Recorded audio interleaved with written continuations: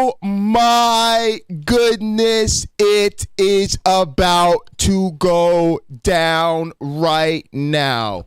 The Koran is stolen. And worst of all, it's not just stolen, it is an absolute theft of Hebrew and Christian myths. This, according to the one and only Christopher Hitchens in chapter 9 of God Is Not Great, the motherfucking champ is here!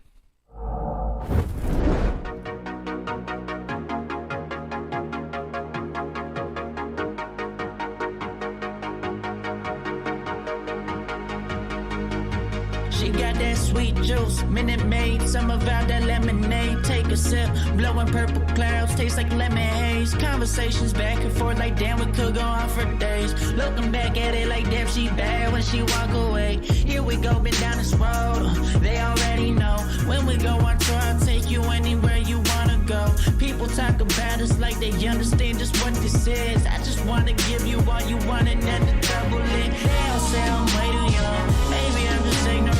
I won't find nobody like you on some real shit. Spend a couple hours on the phone, hey.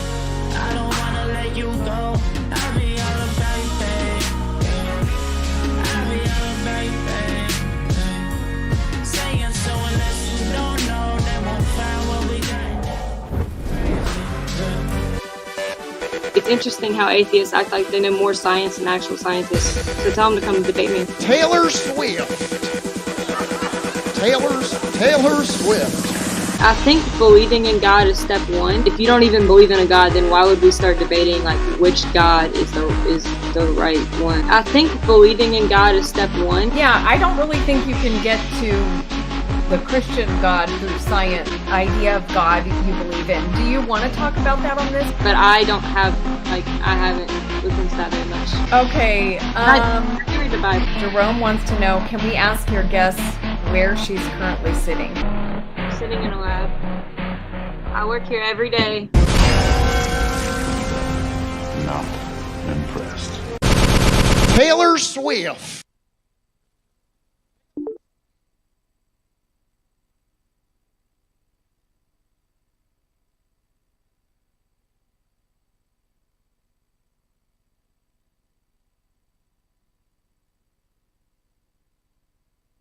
Except that Paul doesn't say any about that in his credentials when he himself gives his own credentials in Philippians 3 and Galatians and Romans. Well, sure he did. As persecuting the church, right? As persecuting. Guys, where are we going with this? Nowhere. Where are you going? Nowhere. This. I don't need two Christians in here arguing, guys. This is I'm just not sure. over this stupid thing. I'm sorry. This is a stupid disagreement. Paul had a revelation from heaven. That's the end of it. I don't want to hear any more about it. Seriously, this is absolutely...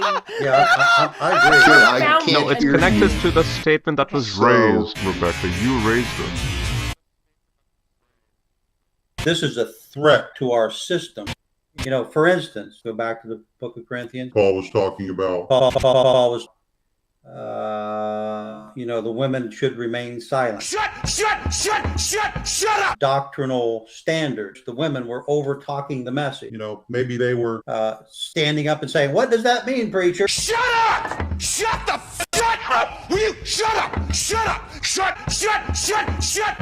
up! And a woman can't teach over me. And so there's an order. Woo! Sparks are coming. Sparks are coming.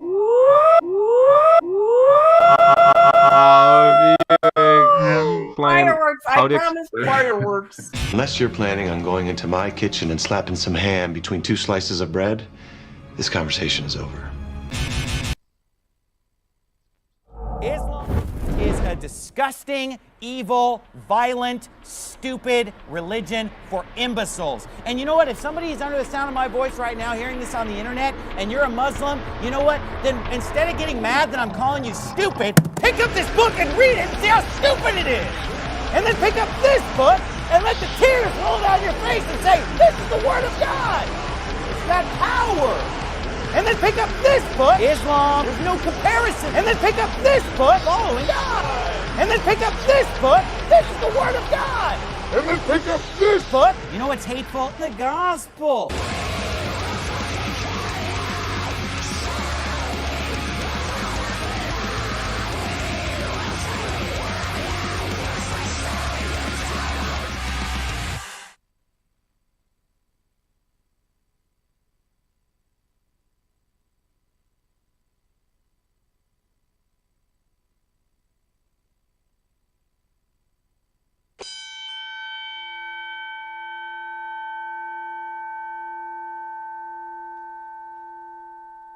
Live from Sacred Death Studios in Los Santos, San Andreas. Are you ready? Counter-Apologetics. And now, please welcome your host. He is the wise man of the Sacred Death Motorcycle Club. As seen on Pocket Locker 86 TV. He is the sexiest man in all of word wrestling entertainment. I'm just a sexy boy. Can't help it. He is the most entertaining man in the history of evolutionary biology. That's a whole lot of history. He is the virtual visionary. Mr. Dual PhD himself. Two of them. Please give it up for the architect of the atheist apocalypse. Oh, yeah. The only man. Let's get it going. Investments blessed by Pine Creek. The most high apostle of the cult of the Let everybody blind know man. you're here, folks. He is none other than the outlaw prince, the one and only Jesus who can save us, Dr. Heartbreak J. Pocket Locker BUNDY. I think I'm cute. I know I'm sexy. I've got the look that drives the girls while I got the moves that really move them. I send chills up and down their spines. I'm just a sexy boy.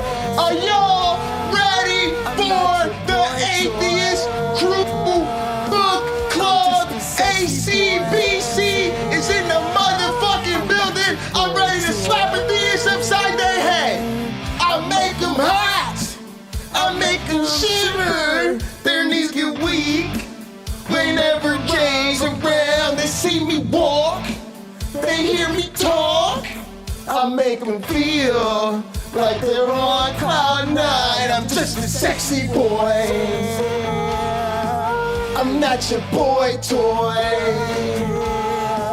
I'm just a sexy boy. I'm not your boy toy. Woo, let's go. Eat your heart out, girls.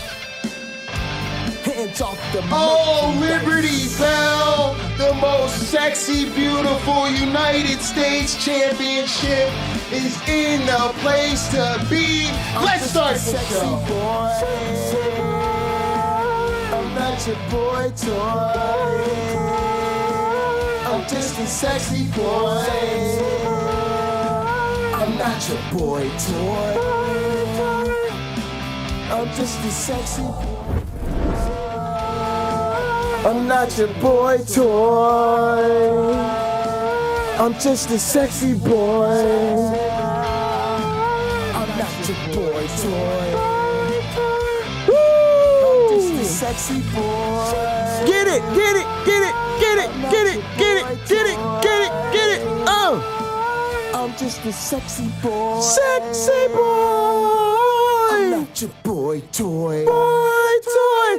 Welcome, welcome, Ooh, welcome everybody to a very, very special episode of the Atheist Crew Book Club. Tonight we will be talking about chapter 9 of Christopher Hitchens, God is Not Great. But folks, of course, before we do, gather around the refiner's fire, gather around in the spirit of fellowship. It is your boy Pocket Locker in the building, and as always, folks, I am in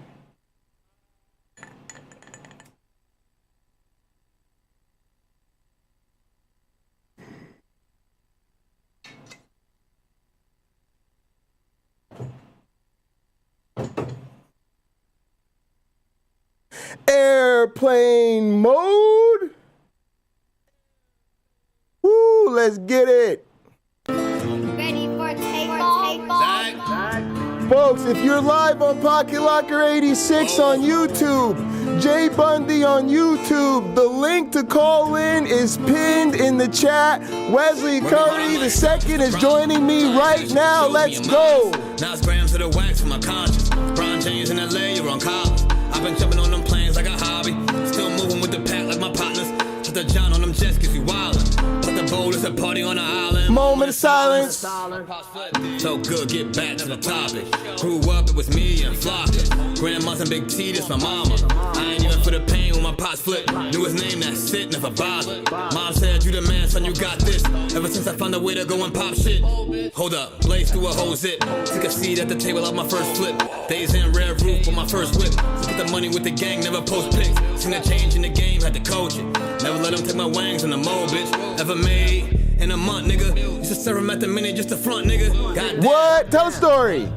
Had to grow up quick. My own rules. Had my first child, got it. Jumping with music. Can't really hang with nobody who lose. Nah. I thought by now that you would go and get it, but I could hardly see niggas this distant. Know you get cropped if you It's not a game, folks. This is my cousin, OG Roddy. Go to itsairplanemode.com right now. From where I started balling now. Chris Paul and Cass got him steady calling for the mode, but I'm on a roll, gotta call him back, and that's all fact. All right, folks. Before we get into the main attraction of the evening, listen, welcome to the cult of the flying man. As the Most High Apostle, I do have priestly duties to take care of. We need to take care of our communion ritual before we get into today's program. So go ahead, folks. Okay, I don't know if you've got something alcoholic or non-alcoholic, some water or some soda. All right, whether you're a heathen or a believing, please raise your glasses and hold on to your asses. Through him, with him, in the unity of the flying man. All glory and honor is yours, who flied for our sins forever and ever. Get your drink on.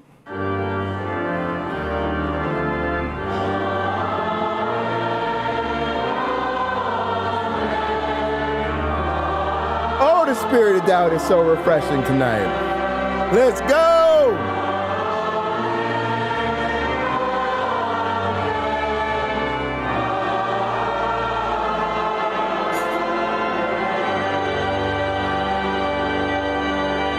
God damn it, y'all. I can't find my bell. Why did I find my bell during sound check? Hashtag unprofessional.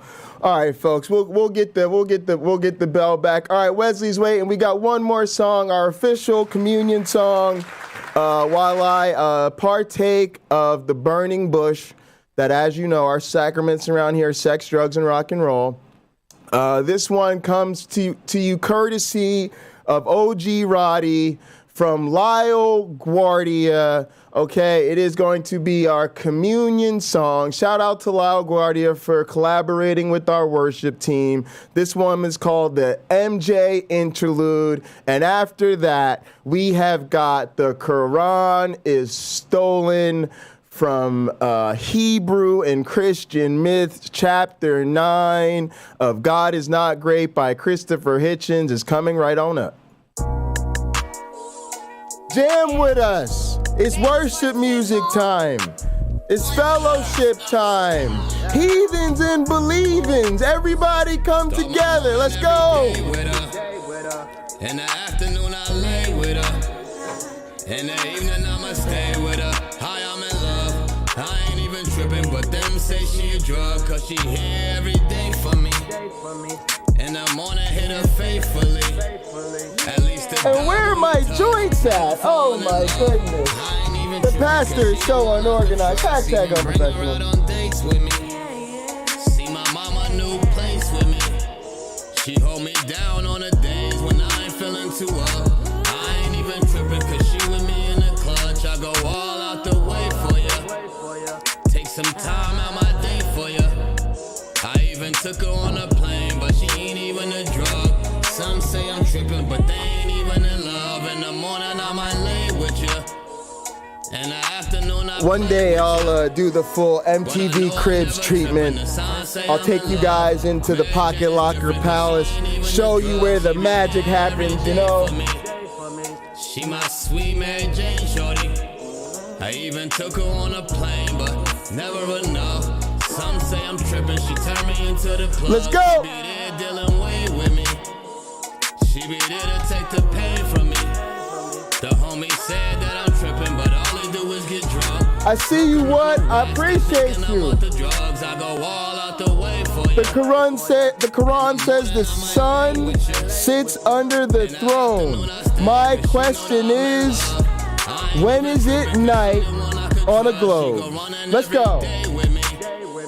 Kia B flat. Oh, somebody's flexing on their pitch. They say I'm tripping, I ain't slipping, cause she ain't even a drug. Niggas sipping lean, ain't worried what's in your cup. In the morning I might play with ya. Take a long walk and stay with ya. He said niggas sipping lean, ain't worried about what's in your cup. Oh! Niggas sipping lean, but me I'm smoking a dub. I go all out the way for ya. I don't know where my bell went. Take some time out my day for ya. I even took her on a plane, but never enough. Some say I'm tripping, but they ain't even in love. In the morning I might lay with ya. I'm gonna have to really go looking for my bell.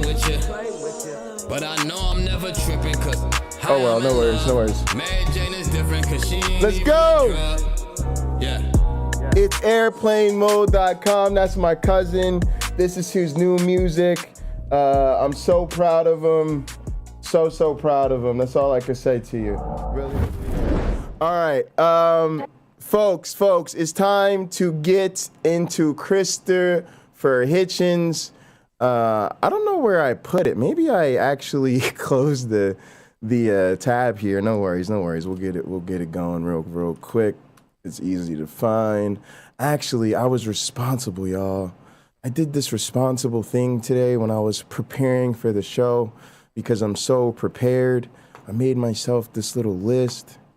Didn't I? I thought I made a.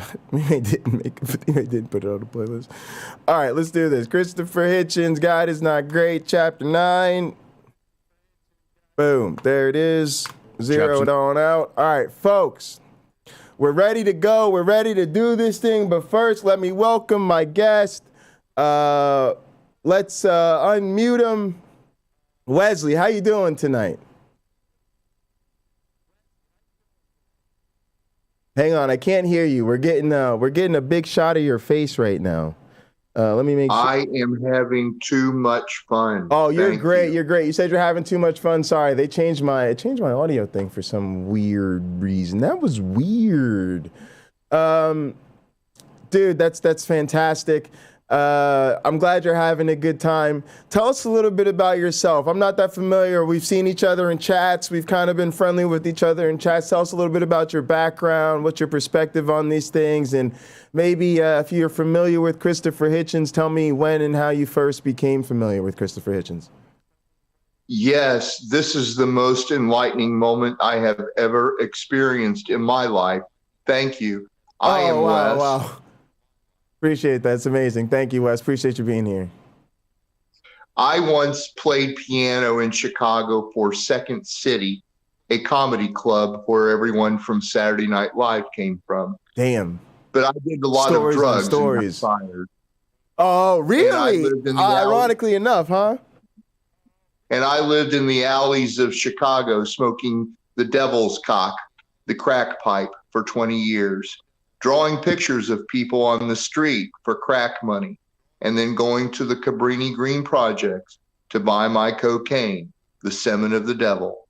And I would suck his dick through the glass pipe in the alleys of Chicago every day for 20 years.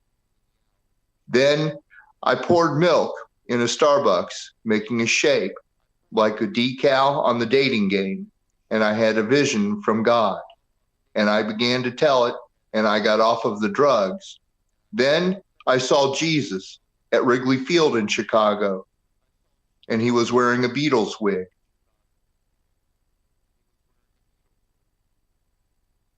Are you here with me on this? Yeah, go ahead. I'm just listening, man. This is unbelievable. It's an unbelievable story. My name is Wesley. It's a true story. Really? Yeah.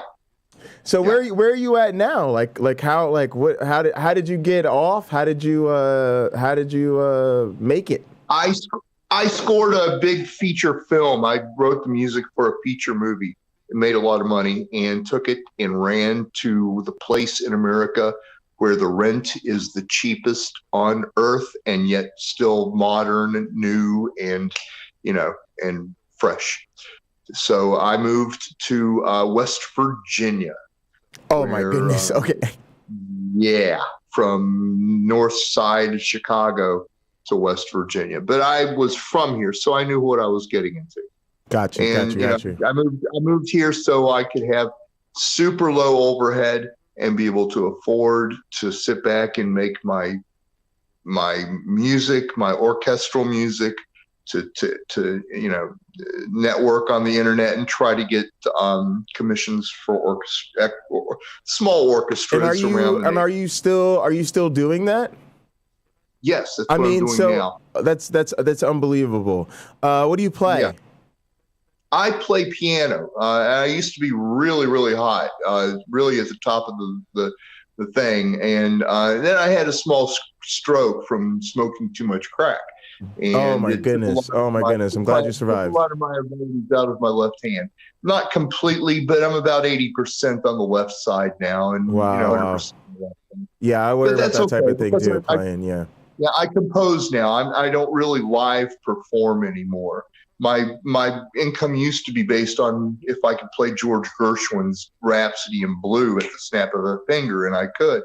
But now it's not that difficult. Wow. I don't live perform. I get a contract to write music for some movie. They pay me 50% up. I write the music. I get it approved. It goes through. I get the other 50%, and then to the next. So that's what I'm doing now. That sounds. To be honest, I follow a lot of people that do that. To be honest, that's one of my ambitions. I've just been doing sound and music my whole life, and I'm trying to do this whole science and multimedia thing. Forgive me, viewers. I'm gonna nerd out for a bit. You'll have to indulge me. But yeah, the older and older I get, I'm into like the grown man's game, right? And to me, like mixing, producing, scoring, composing, those are all things that you just get better at with time and experience, right? So, tell me real quick about your workflow. What kind of tools and software do you use? And before anybody hates me for being this techie, yes, I'm interested. I care. So go fuck yourself. Sure. Apple Mac Pro, 3.33 gigahertz processor speed, 32 gigabytes RAM. Oh, and okay. the samples I use East West. You do? Okay. Hey, big bucks, but always you think it's worth it, right? I mean, they're just known as like the top of the game. Like, you're not messing around. These guys, you get what you pay for, and this is sort of paying for the best. Is that where you're at with it? I researched every one of them. I'm happy with East West. I'd like to go and get Berlin strings with it. But I'm also I paid $1,000 for a hard drive with East West samples on it, and then they came out with the Composer's Cloud for $30 a month. So I joined that too, and then I used. Wow. Okay, go ahead. I used Logic Pro X. That was my next question. Yep, that was my next question.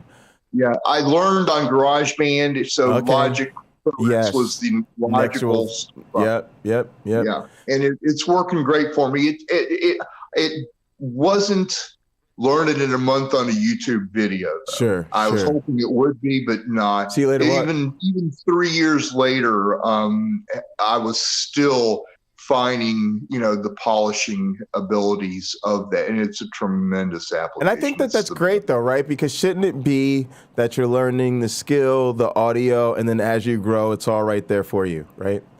Yeah. I used an M Audio Keystation 88 just as a keyboard controller, and then just about 2 weeks ago, I bought a Yamaha P125 weighted action piano. Okay. Right over across the room What'd you pay for that?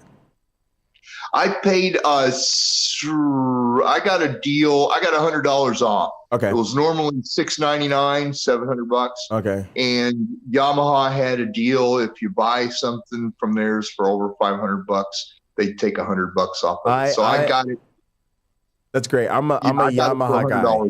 I'm a Yamaha guy. Me too. I got it for $100 off, and I'll use it as a controller. It's 26 pounds. So if I want to do some Christmas gigs or wedding gigs or something like that, I can, easily put it over my shoulder and carry it to a gig and, and be ready to play. You making any content or anything like that?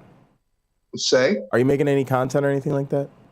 I made some short films that were accepted in one film festival over in London, England. Wow, congrats. That's great. Making films is really time consuming, detail oriented, and I just can't really afford a decent DSLR right now. If I could, I'd be making short films, probably surrealistic. I just picked up a great camera, and honestly, it's so hard to get good gear. To me, it was all praise to the National Science Foundation. We basically got it more through the government by saying, hey, we're going to do some videos with the educational software that I'm on the team for, and my teaching mentor suggested that. What kind of camera do you have? I just picked up, I think it's a Canon EOS R5 maybe. It's supposed to be a really good stills camera, but then also it does 8K. I got that so that we could deliver 4K down the road. I'm mostly going to probably be doing 1080p stuff with it, but I want to be able to move around and zoom in and do a lot of Ken Burns and all that type of nonsense. And I know next to nothing, but and also I have shaky hands. But I'm gonna just jump in and talk to people like you and pick up what I can and see what happens. I'm also trying to learn how to play keys. It's amazing here in Huntington, West Virginia. I found a Black Magic for $200 at a pawn shop, and no kidding, it's $1,500 camera. The pocket Black. The pocket cinema. I was gonna get one. Yeah, I love that camera too. Yesterday, I saw a Sony A7 III, the 3i, for $400 with a 55 millimeter lens for $400. Fantastic. I got to start looking at used gear. I haven't bought it, but I just saw it. There's every now and then things like that kind of creep up in Facebook Marketplace, or maybe you really luck out on an FSU 100 on eBay, which would be a good camera. But but right now I don't have the camera that I want. So I'm staying off of doing the films. Maybe I do a little bit of stop motion, claymation, or animation things with my cell phone until I can afford the best camera I can handle, and then I'll go from there. It just doesn't make any sense to get cheap equipment when it comes to making a film if you want to make content. I don't blame you. I totally think of it. When I see a lot more polished content, I just think you just can't fake good equipment.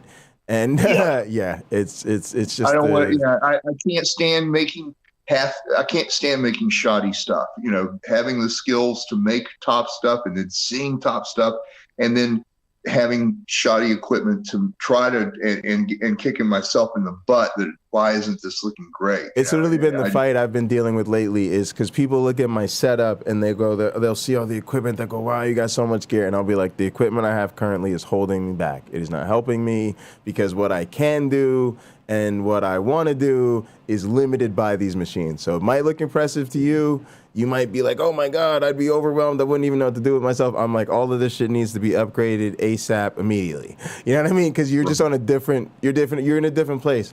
I want to ask you where you're at with your beliefs. I'm sure people want to know you a theist, an atheist, an agnostic, indifferent. How did you end up with us Bible nerds? Well, you know, I was smoking crack in an alley in Chicago about 18 years ago.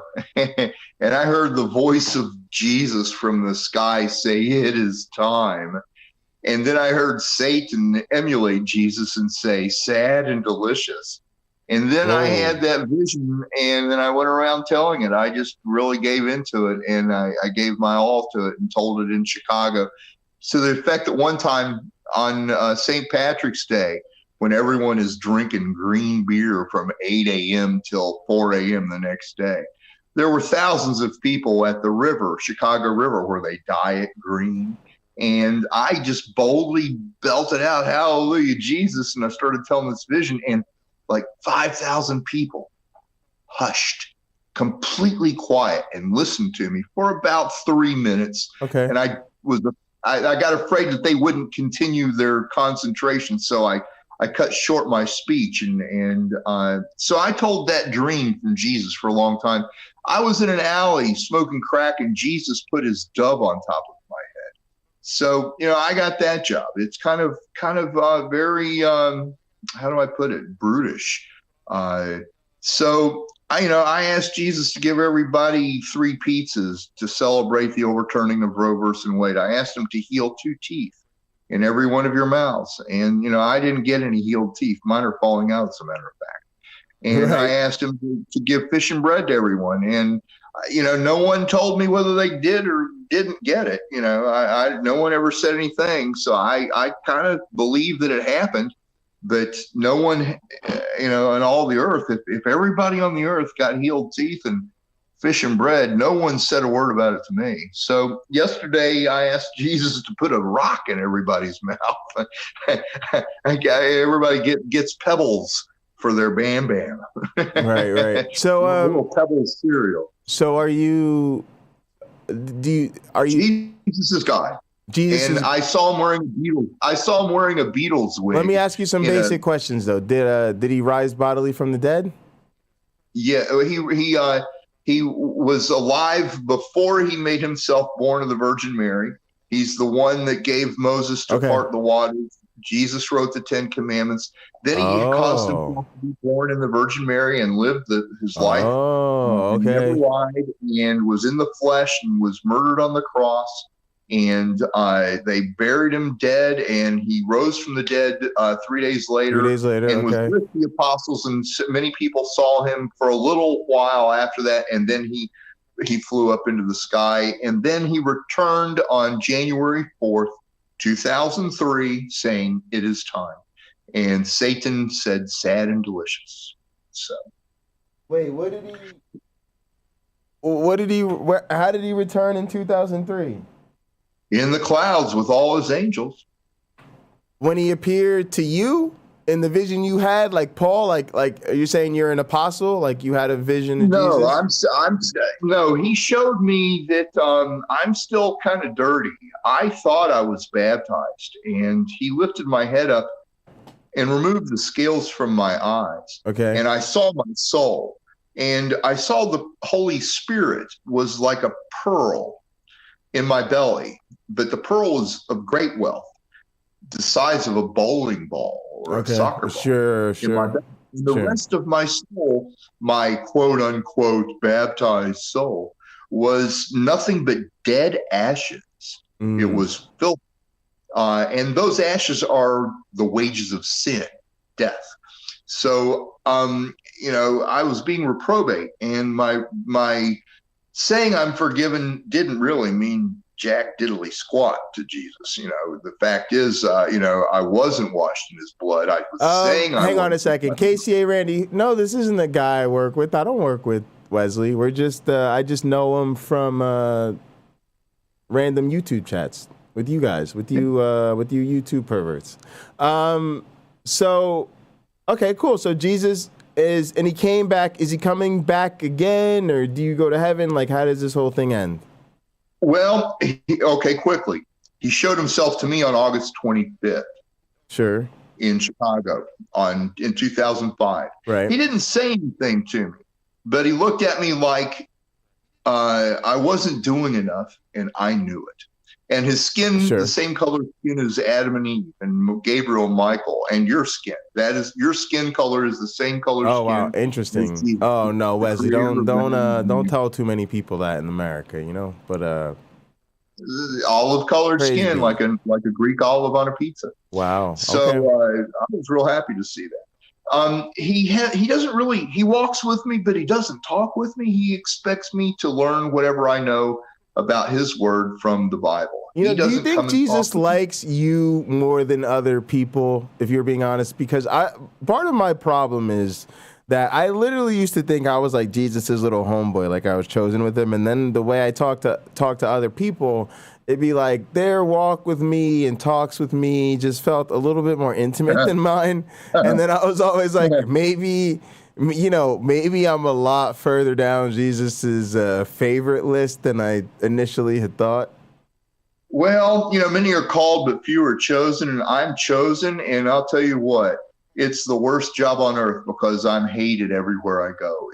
To be loved greatly by Jesus means to be hated greatly by mankind. And it also means to be ground zero for the devil. If you're greatly loved by Jesus, it means Satan is really close and really wants you dead. So what do you think about Christopher Hitchens then? Not a big fan? I don't know that much about him. I do know that what's coming is going to be called the Omni. And that the people that get it are really going to, this QAnon stuff isn't completely whacked out. Most of it is Wait a minute. All right. Look, Wesley, I got to get to Christopher Hitchens, but go ahead. But go ahead. Before I let you go, I want to hear this. Go ahead. Guys, hold on to your butts. Go ahead. Omnibar. Laser print mark. Omnibar or Omnimark or Omni, $32,523 crypto given to everyone that joins the Omni cult. And they will be made to eat the flesh of their sons and daughters. All right. Well, you heard it here first. Wesley, when this happens, I will probably send you a direct message like, God damn it, Wesley, you were right. Thanks so much for calling in. I'm gonna get going with Christopher Hitchens, but appreciate you calling. And that was fun. Feel free to call back in whenever you'd like to chat. Thank you very much. All right, Good man. night. Appreciate you. All right, that was super fun. Guys, we're going to get going with Christopher Hitchens. Although I do want to extend a welcome to anybody else who would like to fill me in on some more QAnon The Koran stuff. is borrowed from both Jewish and Christian myths. The doings and sayings of Moses and Abraham and Jesus, being so ill-founded and so inconsistent, as well as so often immoral, one must proceed in the same spirit of inquiry to what many believe is the last revelation, that of the Prophet Muhammad and his Koran or recitation. Here again, the angel or archangel, Gabriel, is found at work, dictating surahs or verses to a person of little or no learning. Here again are stories of a Noah-like flood and injunctions against idol worship.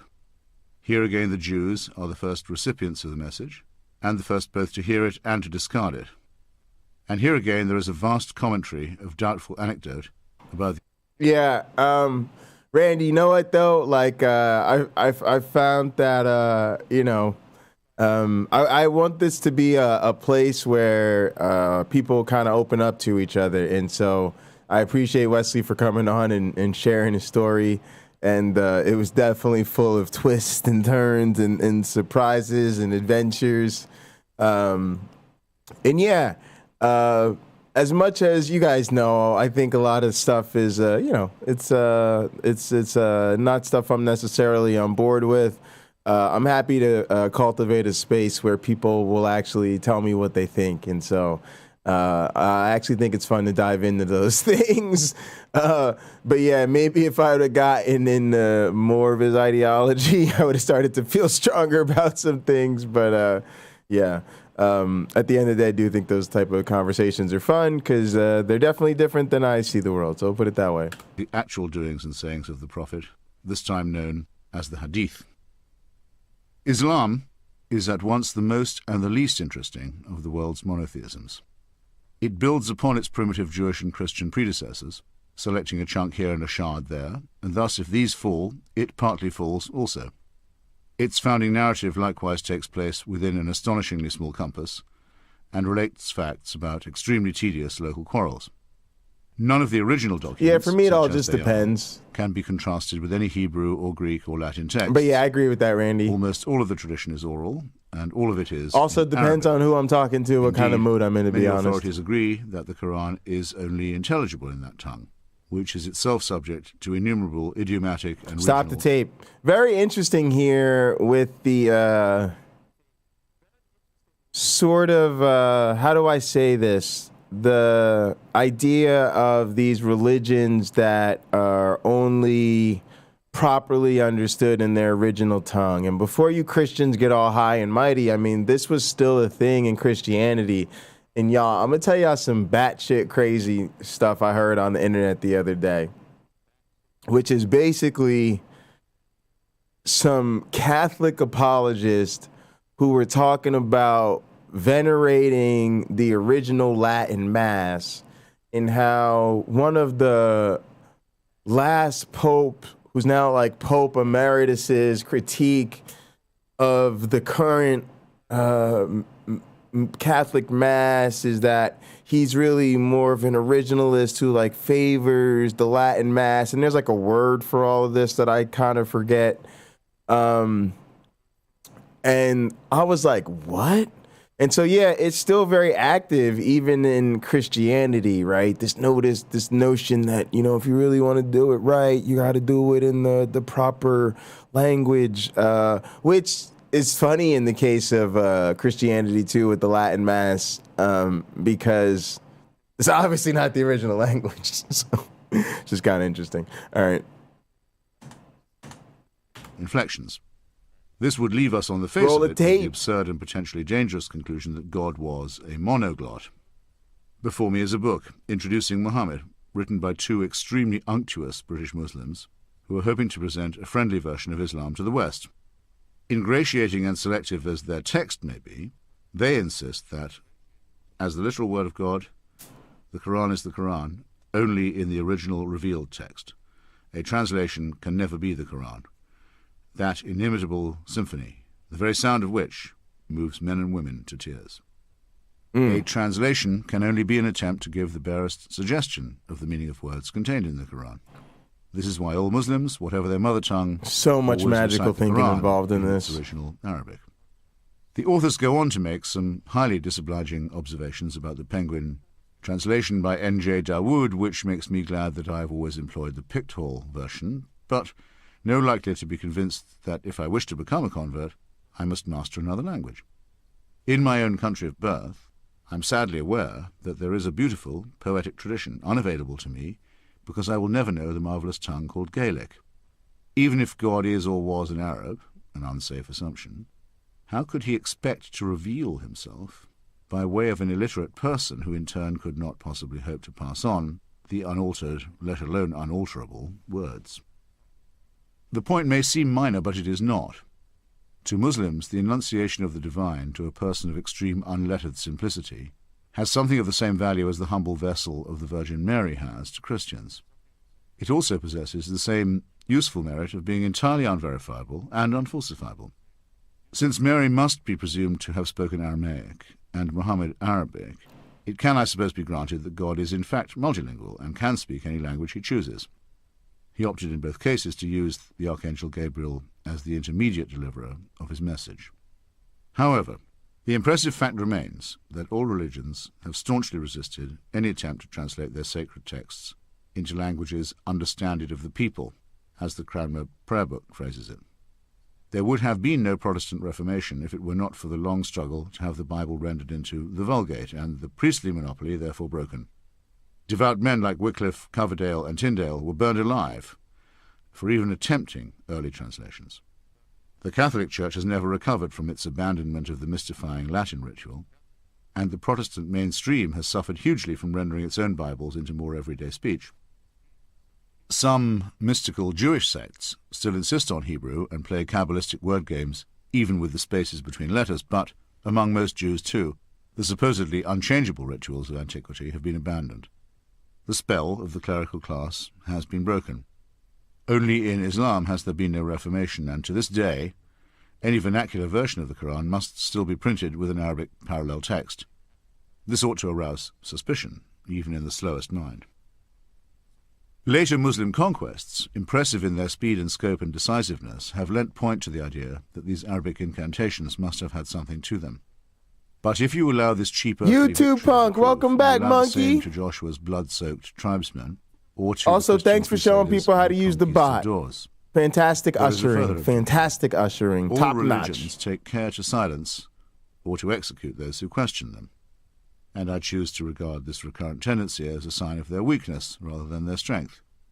It has, however, been some time since Judaism and Christianity resorted openly to torture and censorship. Not only did Islam begin by condemning all doubters to eternal fire, but it still claims the right to do so in almost all of its dominions, and still preaches that these dominions can and must be extended by war. Arouse suspicion in even the slowest mind. In any age to challenge or even investigate the claims Hitchens is so sharp, man. With extremely harsh and swift repression. Provisionally, then, one is entitled to conclude that the apparent unity and confidence of the faith is a mask for a very deep and probably justifiable insecurity. That there are, and always have been, sanguinary feuds between different schools of Islam, resulting in strictly inter-Muslim accusations of heresy and profanity, and in terrible acts of violence, naturally goes without saying. And I also think that so much of this is cultural, too, because it seems like, I think this is what people mean when they talk about the way that, Christian apologetics in some sense seems to be maybe further along or a little bit fleshed out. Well, it's like, think about how much more openly Christian sects criticize each other and can be criticized. Whereas, like, we still live in a world where certain people think if you, like, make a cartoon of, the prophet and it's disparaging, like, you should die and your whole family. So, yeah. Well, that would retard the development of counter-apologetics. Yep, it definitely would. Definitely could see that. I have tried my best with this religion, which is as foreign to me as it is to the many millions who always doubt that God entrusted a non-reader, through an intermediary, with the demanding call to read.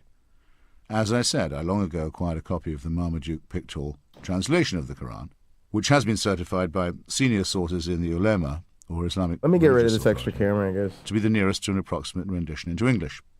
I have been to innumerable gatherings from Friday prayers in never Tehran, mind. The restream thing will show the first message. In Jerusalem and Doha, and then you'll see it later. It's fine. And Washington, D.C. I like that can better. Attest that the recitation in Arabic does indeed have the apparent power to create bliss and also rage among those who hear it.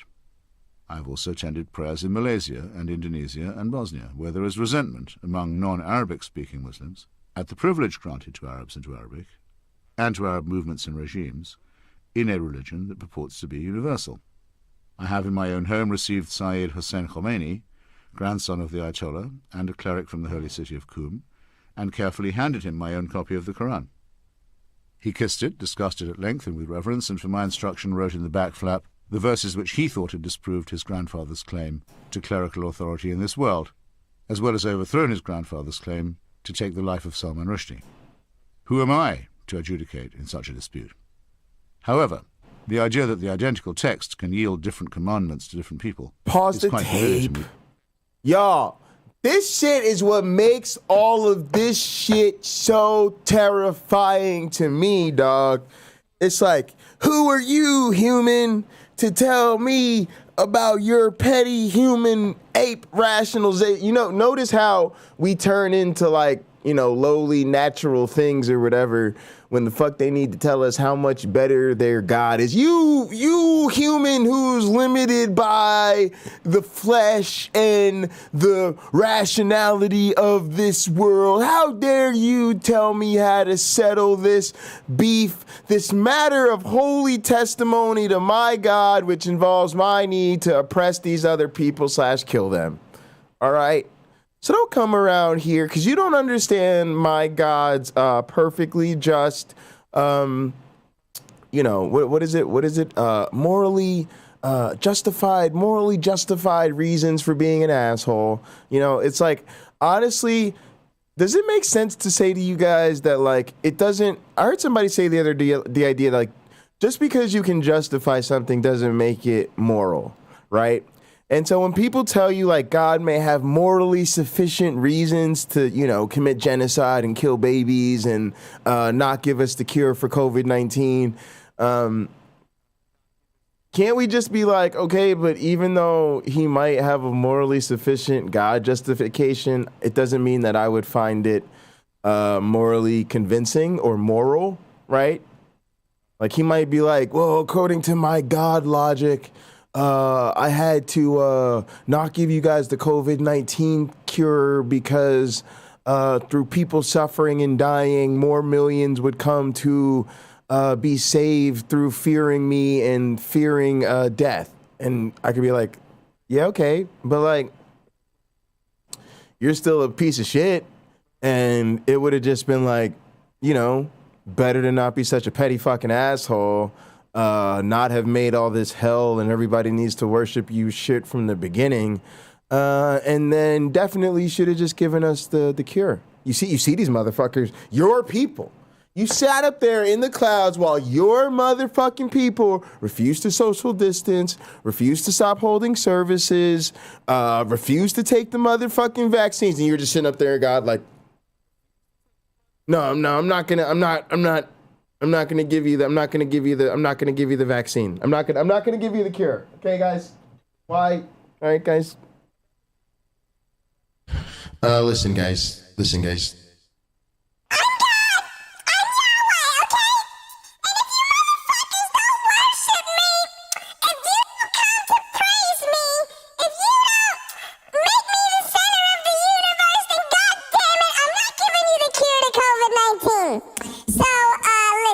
Yeah, here's how this is gonna go down instead. When you die, I'm gonna be like, yeah, I had it. But, humans suck. I gave y'all free will. You didn't use the free will to fucking worship me. How come you weren't using the free will to worship me? So I couldn't give it a cure. Fuck y'all. Peace out, I'm God. For other reasons. There's no need to overstate the difficulty of understanding Islam's alleged profundities. If one comprehends the fallacies of any revealed religion, one comprehends them all. So yeah, fuck that guy. I have only once in 25 years of often heated arguments in Washington, D.C., been threatened with actual violence. This was when I was at dinner with some staffers and supporters. Roll the tape. YouTube punk knows what's up. One of those present, a then well-known Democratic pollster, Gin and truth time up in this questioned me bitch. about my own most recent trip to the Middle East. He wanted my opinion as to why the Muslims were so all-fired goddamn fundamentalists. I ran through my repertoire of explanations, adding that it was often forgotten that Islam was a relatively young faith and still in the heat of its self-confidence. Not for Muslims the crisis of self-doubt that had overtaken Western Christianity. I added that, for example, while there was little or no evidence for the life of Jesus, the figure of the Prophet Muhammad was by contrast a person in ascertainable history. The man changed colour faster than anyone I've ever seen. After shrieking that Jesus Christ had meant more to more people than I could ever imagine, and that I was disgusting beyond words for speaking so casually, Argument from consensus. He drew back his foot and aimed a kick which only his decency, conceivably his Christianity, prevented him from landing on my shin. He then ordered his wife to join him in leaving. I now feel that I owe him an apology. Or Honey, let's go.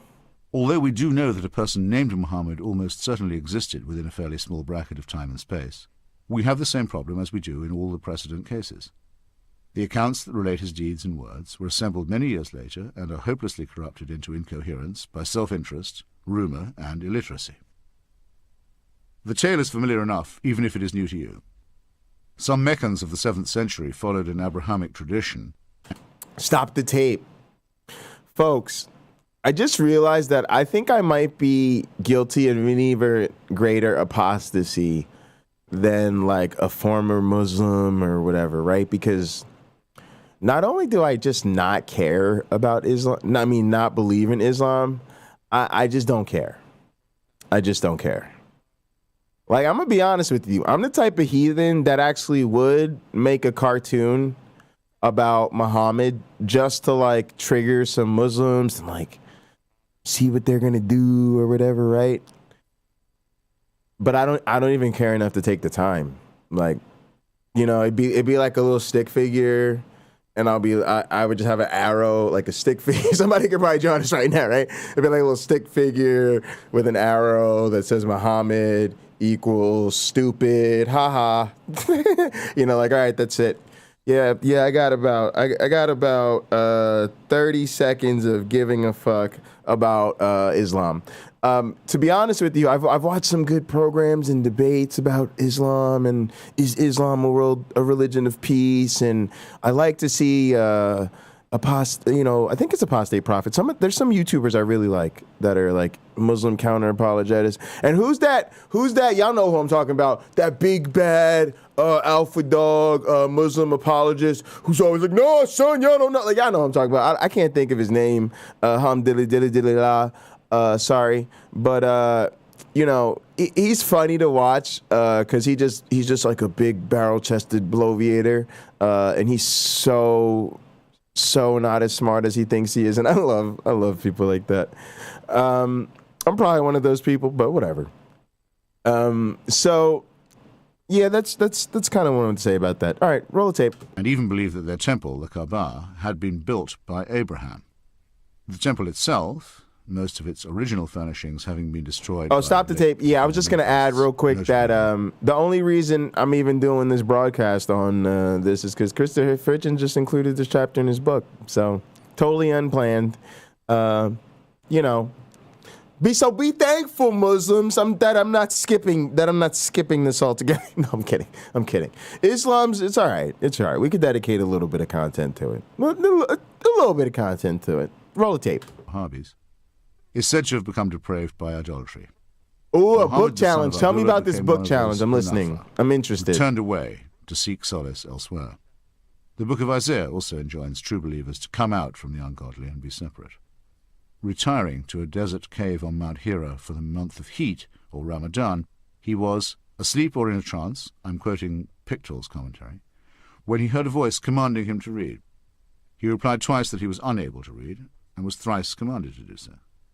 Eventually asking what he should read, he was further commanded in the name of a Lord who created man from a clot of blood. After the angel Gabriel, stop the tape.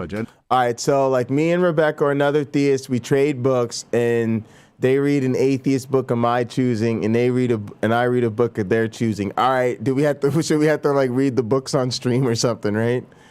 Or at least I think I would, right? Like do some streams around the, chapter by chapter breakdowns or whatever, so that it's digestible, I guess, and then do little panel discussions and let people tell us who's doing a better job at engaging the book genuinely. Because I would want to see what our first. I guess I'd want to field test our first 3 books I got planned. I'd kind of want to see how they do with God is Not Great, or how they deal with the God delusion, or The Origin of Species, but also really Rob's book, Tower of Babel, the book I use in my class, or David Sloan Wilson's This View of Life, which is the other book on sort of cultural evolution that we use in our class.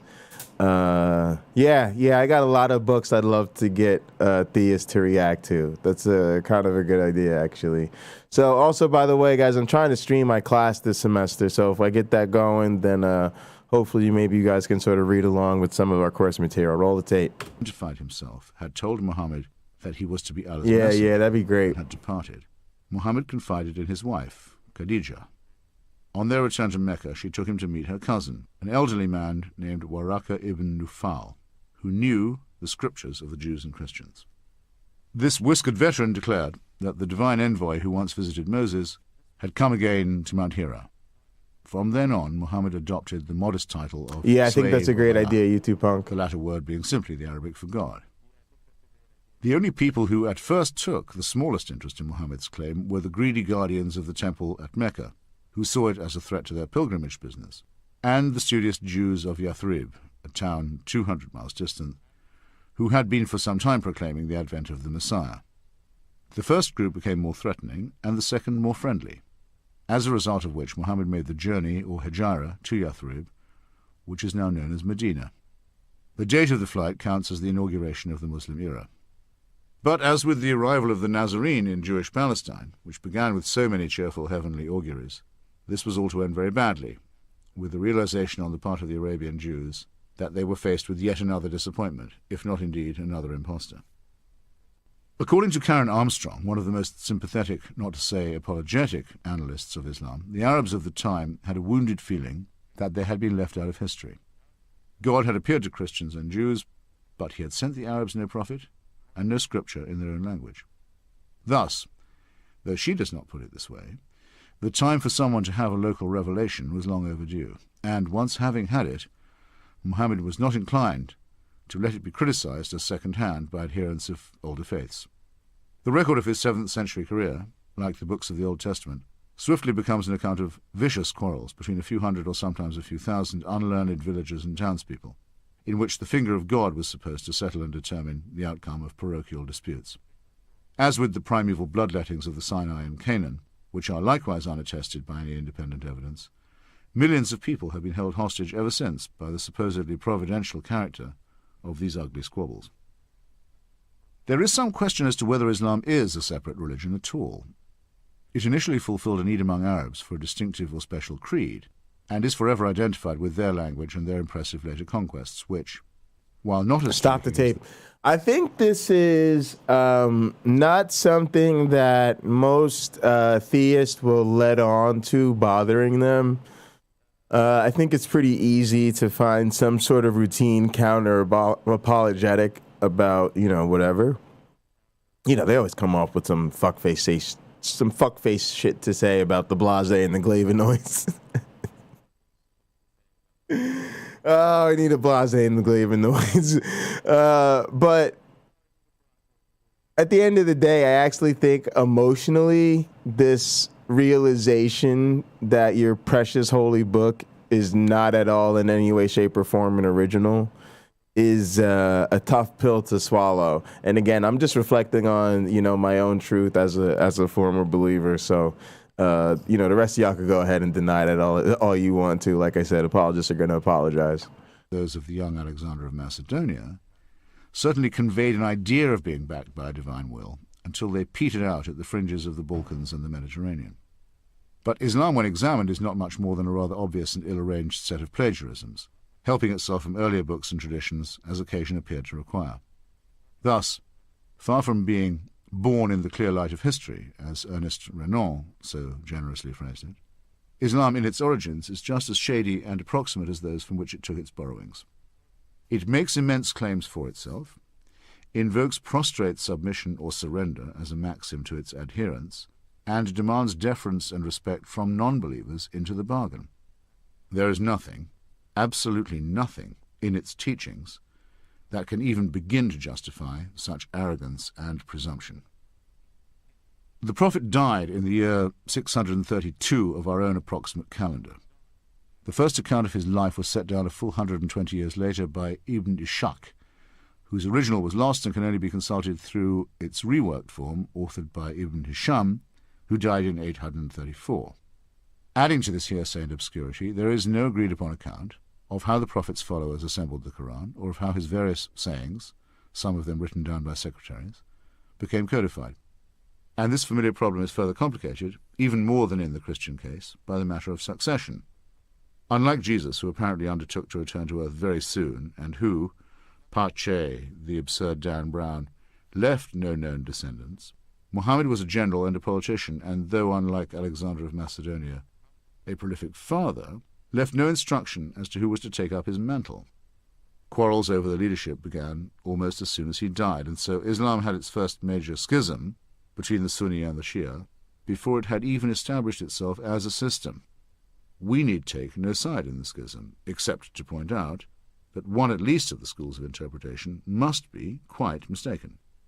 And the initial identification of Islam with an earthly caliphate made up of disputatious contenders for the said mantle marked it from the very beginning as man-made. I still have no idea where my bell went. I did move it at some point. During the first caliphate I can't of Abu Bakr, remember where. immediately after Muhammad's death, concern arose that his orally transmitted words might be This forgotten. is what happens when I put So many things where Muslim they don't soldiers had belong. been killed in battle that the number who had the Quran safely lodged in their memories had become alarmingly small. It was therefore decided to assemble every living witness, together with pieces of paper, stones, palm leaves, shoulder blades, ribs and bits of leather on which sayings had been scribbled, and give them to Zayd ibn Thabit, one of the Prophet's former secretaries, for an authoritative collation. Once this had been done, the believers had something like an authorized version. If true... Stop the tape, But lucky Myron's over here in telepathy mode. Also, did anybody else notice that Doug tried to rehire Myron on the sneak tip? I caught that, Doug. You're not slick, Doug. I see what you're doing. The blase and the glavinoids, folks. And I hate to say this, but with Islam, it literally feels like blase and glavinoids. Because what we see from Islam is so, you know what? It speaks to this idea, right? The idea that I was listening to this TED talk about why, religion is declining and the trend won't reverse itself. The point they made was that actually the thing is that religious practices and rituals and traditions are so weird to you if you don't sort of grow up in a culture that normalizes whatever those particular rituals are, right? And so the case of these guys, it's like, since their religion feels so foreign to me, it's like all of the baggage without any of the familiarity, right? And so then it's just so easy for me, I hate to say, to almost sensationalize it. And I know there might be some Muslim apologists who are going to try to, use this against me or whatever. But I just being honest, to where it's so easy for me to focus on the bad things that I see in the headlines and that I experience politically, or to just see the parallels to toxic forms of Christianity or whatever. And I'm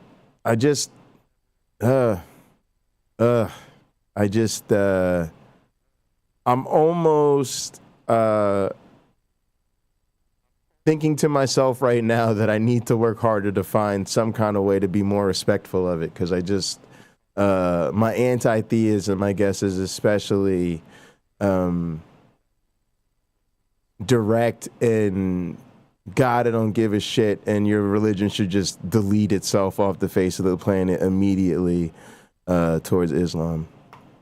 This would date the Quran to a time fairly close to Muhammad's own life, but we swiftly discover that there is no certainty or agreement about the truth of the story. Some say that it was Ali, the fourth and not the first caliph, and the founder of Shi'ism, who had the idea. Many others, the Sunni majority, assert that it was Caliph Uthman, who reigned from 644 to 656, who made the finalized decision. Told by one of the soldiers from different provinces were fighting over discrepant accounts of the Quran, Uthman ordered Zayd ibn Thabit to bring together the various texts, unify them, and have them transcribed into one. When this task was complete, Uthman ordered standard copies to be sent to Kufa, Basra, Damascus, and elsewhere, with a master copy retained in Medina. Uthman thus played the canonical role that had been taken in the standardization and purging and censorship of the Christian Bible by Irenaeus and by Bishop Athanasius of Alexandria. The roll was called, and some texts were declared sacred and inerrant, while others became apocryphal. Outdoing Athanasius, Uthman ordered that all earlier and rival editions be destroyed. Even supposing this version of events to be correct, which would mean that no chance existed for scholars ever to determine or even dispute what really happened in Muhammad's time, Uthman's attempt to abolish disagreement was a vain one. The written Arabic language has two features that make it difficult for an outsider to learn. It uses dots to distinguish consonants like B and T, and in its original form it had no sign or symbol for short vowels, which could be rendered by various dashes or comma-type marks. Vastly different readings, even of Uthman's version, were enabled by these variations. Arabic script itself was not standardized until the later part of the 9th century, and in the meantime, the undotted and oddly voweled Koran was generating wildly different explanations of itself, as it still does. This might not matter in the case of the Iliad, but remember that we are supposed to be talking about the unalterable and final word of God. There is obviously a connection between the sheer feebleness of this claim and the absolutely fanatical certainty with which it is advanced. To take one instance that can hardly be called negligible, the Arabic words written on the outside of the Dome of the Rock in Jerusalem are different from any version that appears in the Koran. The situation is even more shaky and deplorable when we come to the Hadith, or that vast orally generated secondary literature which supposedly conveys the sayings and actions of Muhammad, the tale of the Quran's compilation, and the sayings of the companions of the Prophet. Each hadith, in order to be considered authentic, must be supported in turn by an isnad, or chain, of supposedly reliable witnesses. Many Muslims allow their attitude to everyday life to be determined by these anecdotes. Regarding dogs as unclean, for example, on the sole ground that Muhammad is said to have done so. My own favourite tale goes the other way. The Prophet is said to have cut off the long sleeve of his garment, rather than disturb a cat that was slumbering on it. Cats in Muslim lands have been generally spared the awful treatment visited on them by Christians, who've often regarded them as satanic familiars of witches. As one might expect, the 6 authorized collections of hadith, which pile hearsay upon hearsay through the unwinding of the long spool of isnads, A told B, who had it from C, who learned it from D, were put together centuries after the events they purport to describe. One of the most famous of the 6 compilers, Bukhari, died 238 years after the death of Muhammad. Bukhari is deemed unusually reliable and honest by Muslims, and seems to have deserved his reputation, in that of the 300,000 attestations he accumulated in a lifetime devoted to the project, he ruled that 200,000 of them were entirely valueless and unsupported. Further exclusion of dubious traditions and questionable isnads reduced his grand total to 10,000 hadith. You are free to believe, if you so choose, that out of this formless mass of illiterate and half-remembered witnessing, the pious Bukhari, more than 2 centuries later, managed to select only the pure and undefiled ones that would bear examination. Some of these candidates for authenticity might have been easier to sift out than others. The Hungarian scholar Ignác Goldzia, to quote a recent study by Reza Aslan, was among the first to show that many of the hadith were no more than verses from the Torah and the Gospels, bits of rabbinic sayings, ancient Persian maxims, passages of Greek philosophy, Indian proverbs, and even an almost word-for-word reproduction of the Lord's Prayer. Great chunks of more or less straight biblical quotation can be found in the hadith, including the parable of the workers hired at the last moment and the injunction, "Let not thy left hand know what thy right hand doeth," the last example meaning that this piece of pointless pseudo-profundity has a place in 2 sets of revealed scripture. Aslan notes that by the time of the 9th century, when Muslim legal scholars were attempting to formulate and codify Islamic law through the process known as ijtihad, they were obliged to separate many hadith into the following categories: lies told for material gain and lies told for ideological advantage. Quite rightly, Islam effectively disowns the idea that it is a new faith, let alone a cancellation of the earlier ones, and it uses the prophecies of the Old Testament and the Gospels of the New like a perpetual crutch or fund to be leaned on or drawn upon. In return for this derivative modesty, all it asks is to be accepted as the absolute and final revelation. As might be expected, it contains many internal contradictions. It is often cited as saying that there is no compulsion in religion, and as making reassuring noises about those of other faiths being peoples of the book, or followers of an earlier revelation. The idea of being tolerated by a Muslim is as repulsive to me as the other condescensions, whereby Catholic and Protestant Christians agreed to tolerate one another or extend toleration to Jews. The Christian world was so awful in this respect and for so long that many Jews preferred to live under Ottoman rule and submit to special taxes and other such distinctions. However, the actual Quranic reference to Islam's benign tolerance is qualified because some of these same peoples and followers may be such of them as are bent on evil-doing, and it takes only a short acquaintance with the Quran and the Hadith to discover other imperatives, such as the following. Nobody who dies and finds good from Allah in the hereafter would wish to come back to this world even if he were given the whole world and whatever is in it, except the martyr who, on seeing the superiority of martyrdom, would like to come back to the world and be killed again. Or, God will not forgive those who serve other gods beside him, but he will forgive whom he will for other sins. He that serves other gods besides God is guilty of a heinous sin. I chose the first of these two violent excerpts from a whole thesaurus of unsavoury possible ones, because it so perfectly negates what Socrates is reported to have said in Plato's Apology, to which I am coming. And I chose the second because it is such a patent and abject borrowing from the Ten Commandments. The likelihood that any of this humanly derived rhetoric is inerrant, let alone final, is conclusively disproved, not just by its innumerable contradictions and incoherencies, but by the famous episode of the Quran's alleged satanic verses, out of which Salman Rushdie was later to make a literary project. On this much-discussed occasion, Muhammad was seeking to conciliate some leading Meccan polytheists, and in due course experienced a revelation that allowed them, after all, to continue worshipping some of the older local deities. It struck him later that this could not be right, and that he must have inadvertently been channeled by the devil, who for some reason had briefly chosen to relax his habit of combating monotheists on their own ground. Muhammad believed devoutly not just in the devil himself, but in minor desert devils or jinns as well. It was noticed even by some of his wives that the Prophet was capable of having a revelation that happened to suit his short-term needs, and he was sometimes teased about it. We are further told, on no authority that need be believed, that when he experienced revelation in public, he would sometimes be gripped by pain and experience loud ringing in his ears. Beads of sweat would burst out on him even on the chilliest of days. Some heartless Christian critics have suggested that he was an epileptic, though they fail to notice the same symptoms in the seizure experienced by Paul on the road to Damascus. But there is no need for us to speculate in this way. It is enough to rephrase David Hume's unavoidable question. Which is more likely? That a man should be used as a transmitter by God to deliver some already existing revelations, or that he should utter some already existing revelations and believe himself to be, or claim to be, ordered by God to do so. As for the pains and the noises in the head or the sweat, one can only regret the seeming fact that direct communication with God is not an experience of calm, beauty, and lucidity. The physical existence of Muhammad, however poorly attested by the Hadith, is a source of both strength and weakness for Islam. It appears to put it squarely in the world and provides us with plausible physical descriptions of the man himself, but it also makes the whole story earthy, material, and gross. We may flinch a little at this mammal's betrothal to a 9-year-old girl, and at the keen interest he took in the pleasures of the dining table and the division of the spoils after his many battles and numerous massacres.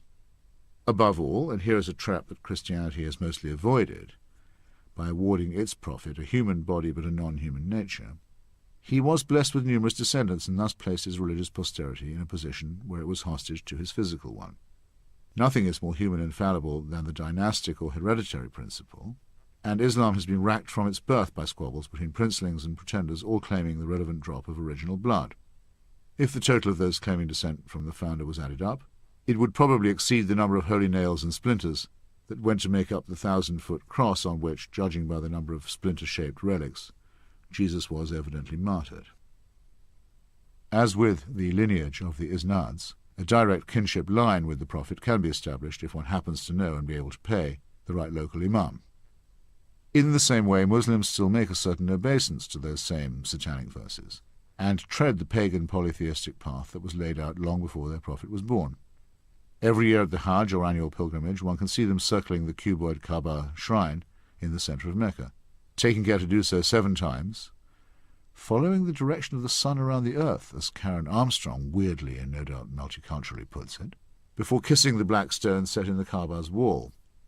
This probable meteorite, which no doubt impressed the yokels when it first fell to earth, the gods must be crazy, no, make that God must be crazy, is a stop on the way to other ancient pre-Islamic propitiations, during which pebbles must be hurled defiantly at a rock that represents the evil one.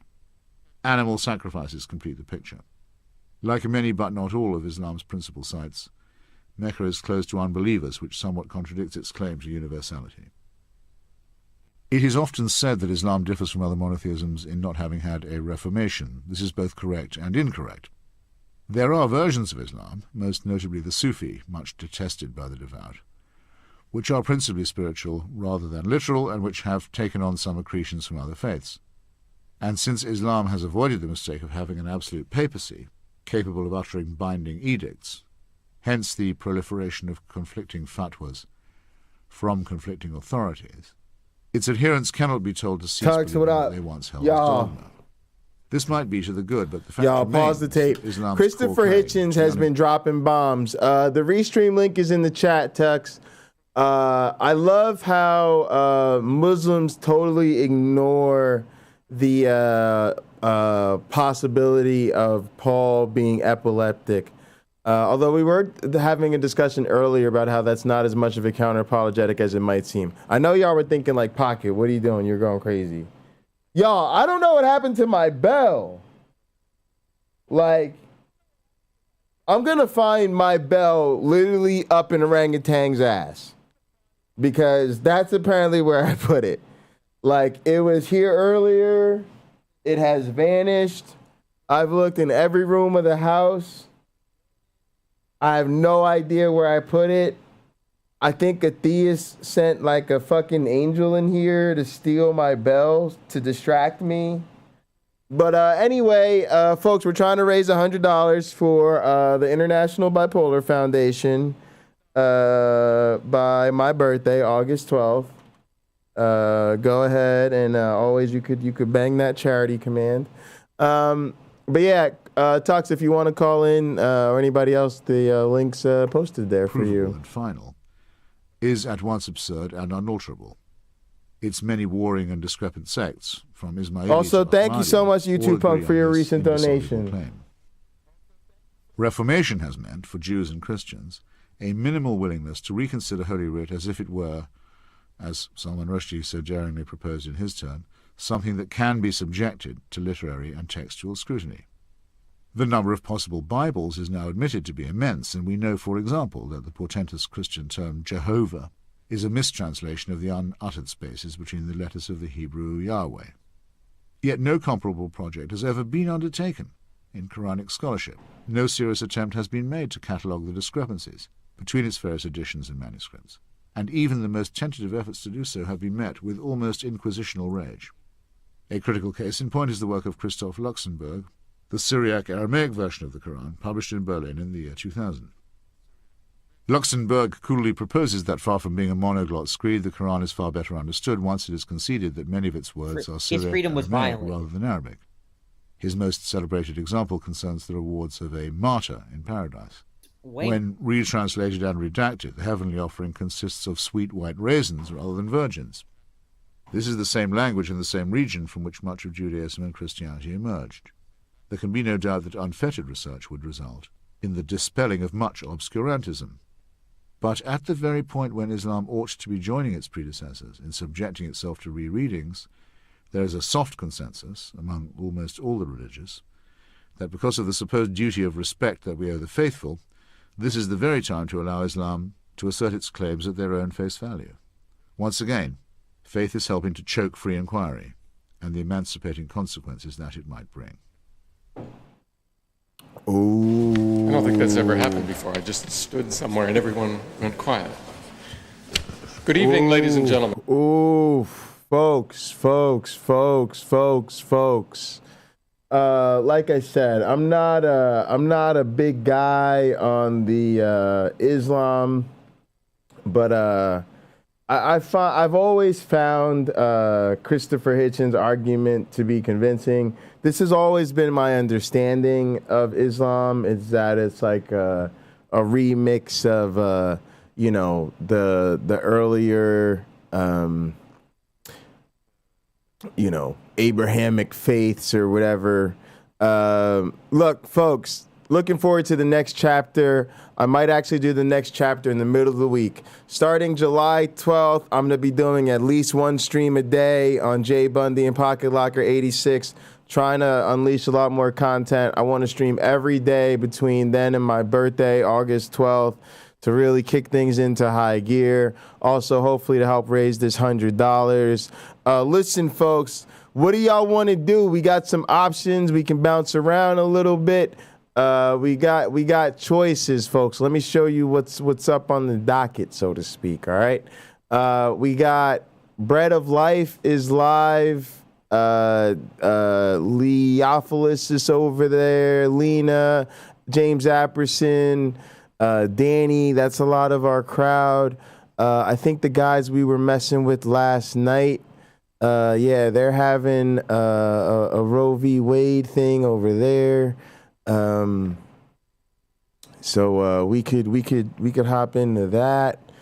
What do y'all think we should do? Nobody's hopped in the restream with me, so I'm totally down to hop in somewhere else.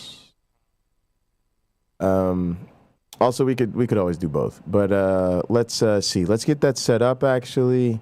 Let's see. All right, so we'll leave that. I think our crew is over here with Bread of Life, so let's jump in there.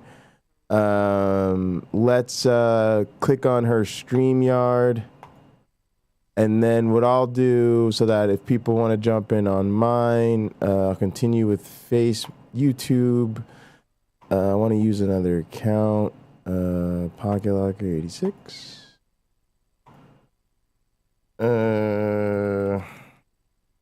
I don't know what my password is. Update that hoe. Continue as some guy.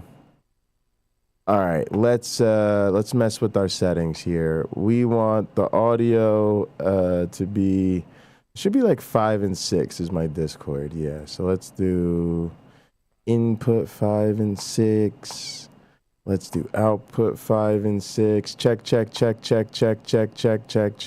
not good, because I think it should be showing me that there's audio on 5 and 6. Check. It's not showing me 3, 4. It might just be muted in the thing. Hang on. Unmute it. Start the camera. Also, let me get rid of my restream camera. Don't need the restream camera. Matter of fact, I'm gonna share this on this screen. So we'll take the restream off of there for now. Actually, I need to leave the. I need to dip on the restream. So, or yeah, at least like I need to liberate this camera. Yeah, so I'm gonna leave the restream right now. I don't want it to give me a new link though. It probably won't, but just in case, I'm gonna join it with another setup. Disable the camera, mute, do that. Poker Yoo-hoo Pocket. Jump out of this. Leave.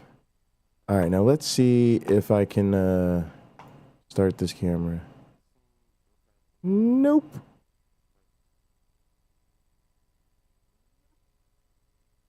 It's no big deal. We'll get it back.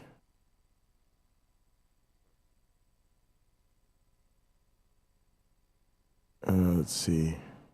Nope, can't. All right, look. So let's just do this for now. I'm gonna leave the restream. Let's just dip on restream. Bye. Close all of them. Yep. Bye. See you later. All right. Do it again. Oop. All right.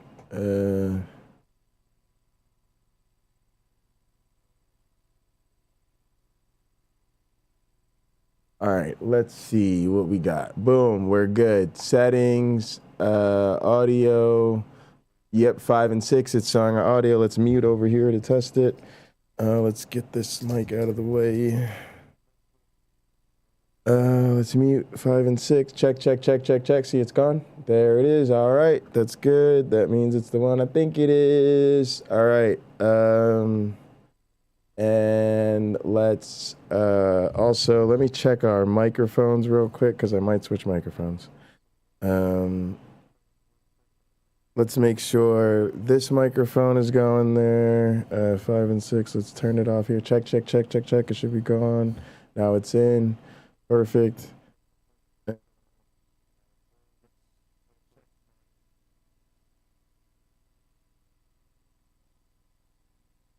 I may want to go with my handheld.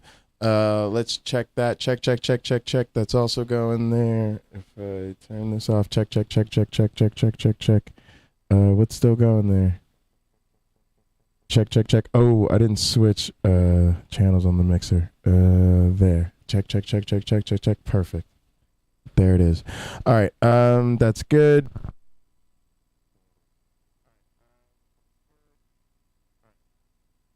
We are ready to rock and roll tonight, folks, because this setup will work.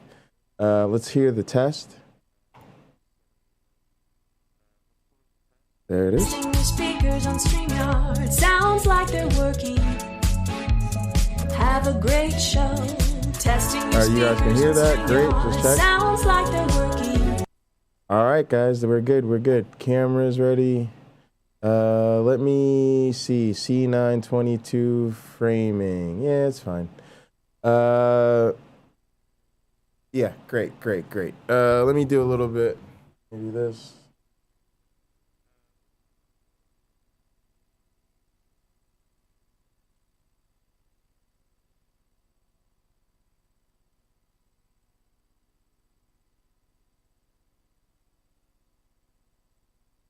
All right. I actually think that's quite a bit better.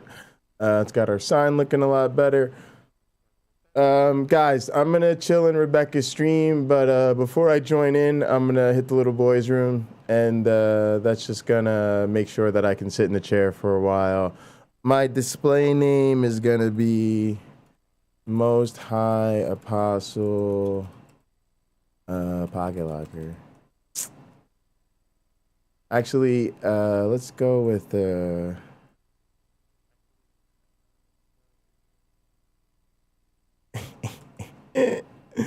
don't even know what that means.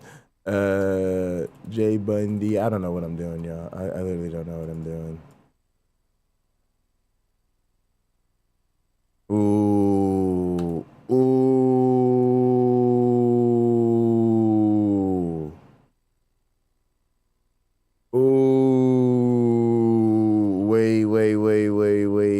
Wait. Ooh. Hang on. No, it's fine.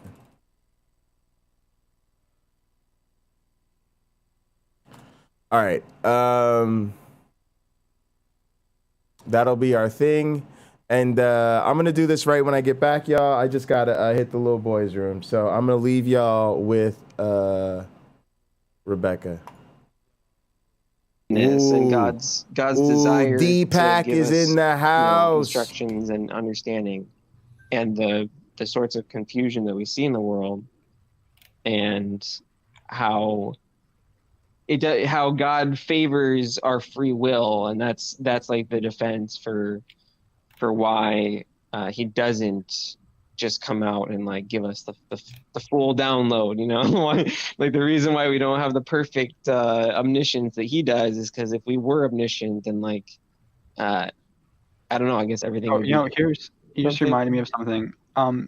In some Jewish, I don't remember which sources, this might not be the Talmud or something, it might be something else, but I know this is from some source.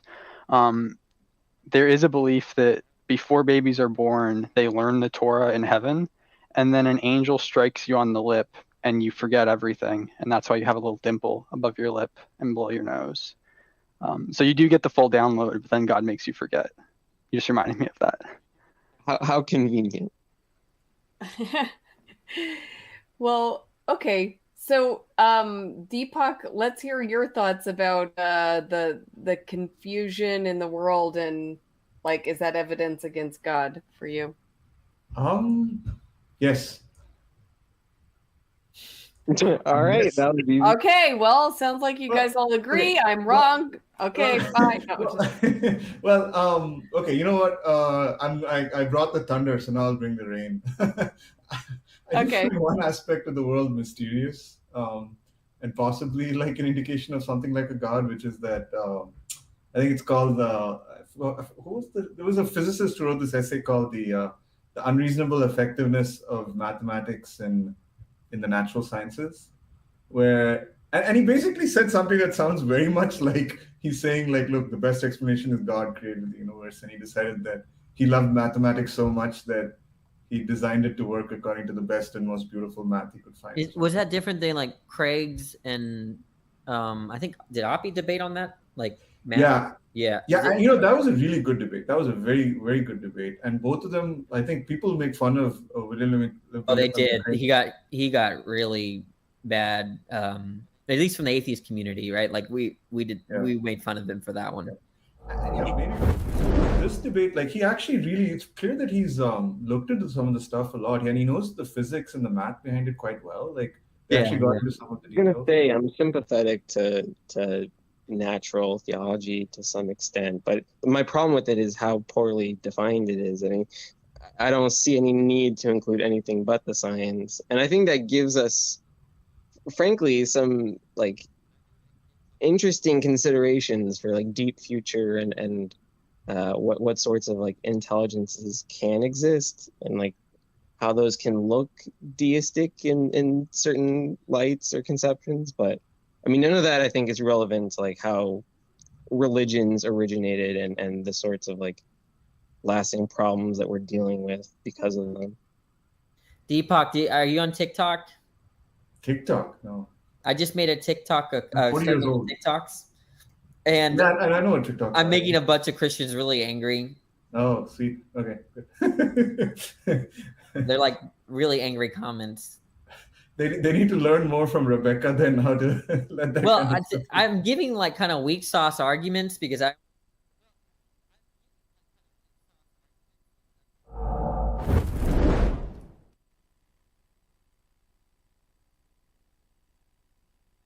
All right, everybody. Let's do some YouTube pervert stuff before we call in.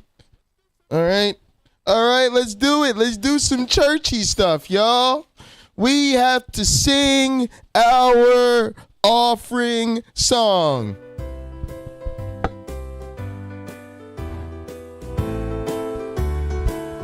Let's go! If you're happy, put your money in the plate. Link in the description. If you're happy, put your money in the plate. Link in the description. If you're happy and you know it and you really want to show it. If you're happy, put your money in the plate. If you're happy, put your money in the plate. If you're happy, put your money in the plate.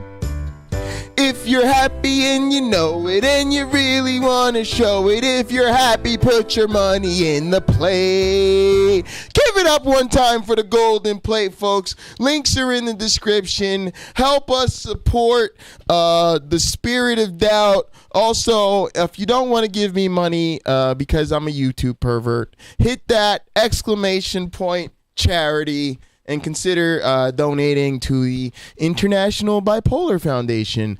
We're trying to raise $100 by August 12th for crazy-ass motherfuckers like me. Amen. Hallelujah.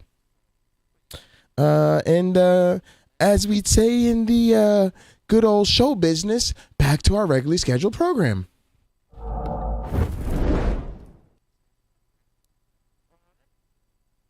All right, folks. We are ready to call in and chill. Call in and chill. That's what we should call this. All right. How do I want to navigate this? We're going to go over here. I'm going to bring this down in front of me so that I can have her stream have a reason. there. If Yeah, everything like- the guy So I can text in the chat. There's me actually logging in. We gotta go with my full title here, or else this is just gonna look kind of weird. Go Most High Apostle. All right. And then yeah, we'll do that. Boom. Terminated. The problem is that people look at this from a naturalistic perspective and think life ends at the grave. But in fact, this was a salvation of these children and would be far better for them than continuing to be raised. And he goes on to talk about this in the context of the Canaanites, but it's making the exact same point of Danny's argument.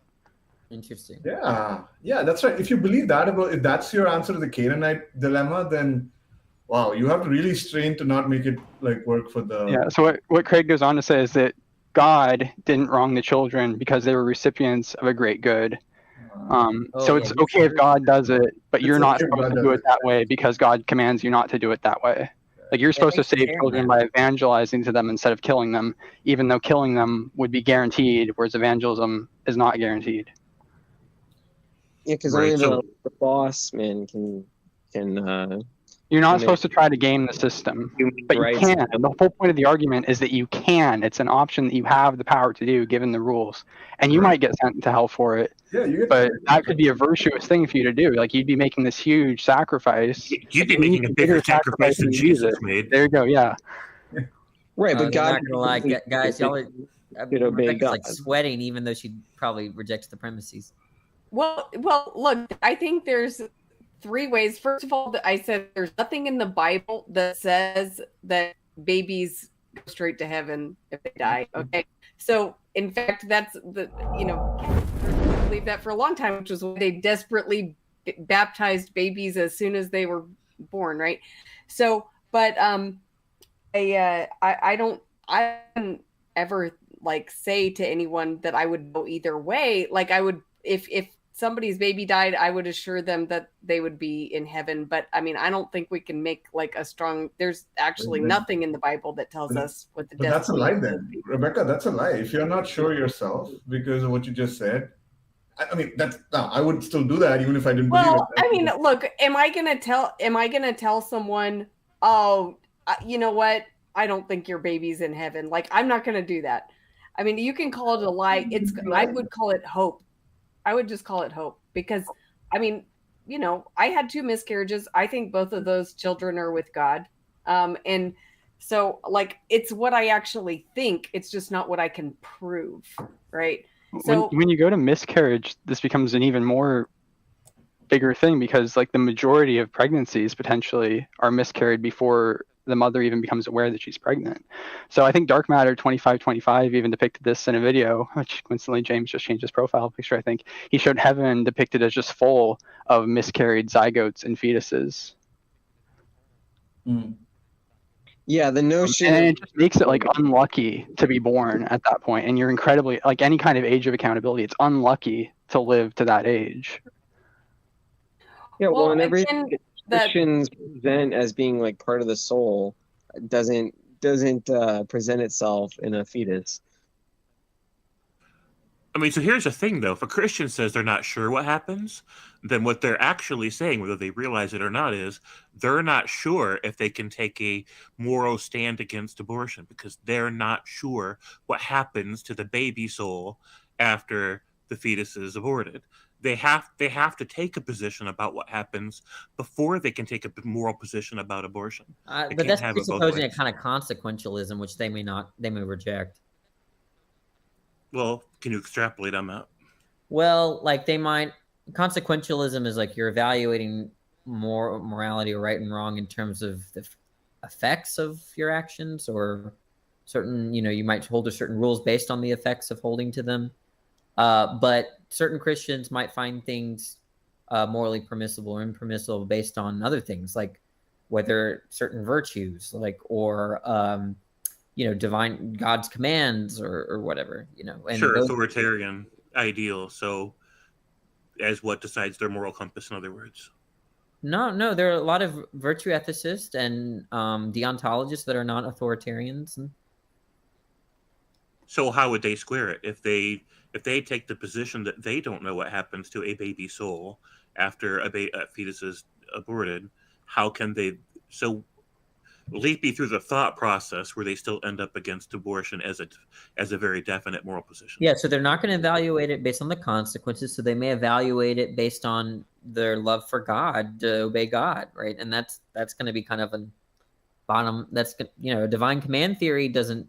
So I mean, that might not be understood in a consequentialist manner. Also, if they might think about a particular set of virtues, they might think it's not loving to kill.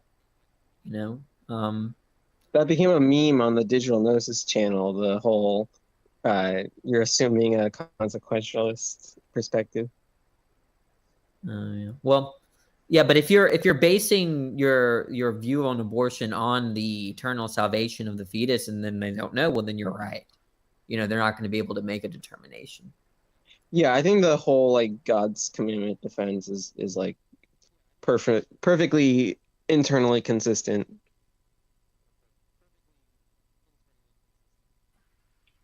Of course, it's wrong, but Yeah, I mean, why couldn't you just say it's because it's a violent act and it's murder, and so it's not supposed to be done? Like, it's because it's not murder and it's vital health care.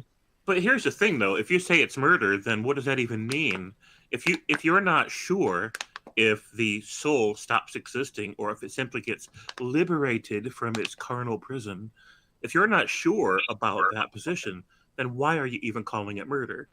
I don't even know if this whole thing about the soul being liberated is. I mean, like, I'm just saying you have to, like, we're talking about a person, right? So, where does the soul reside? I don't know. I mean, like, we're talking about the pregnant person. What's that? Were you referring to the pregnant person or the fetus? No, I'm talking about the baby. Yeah. The innocent human child, Lena.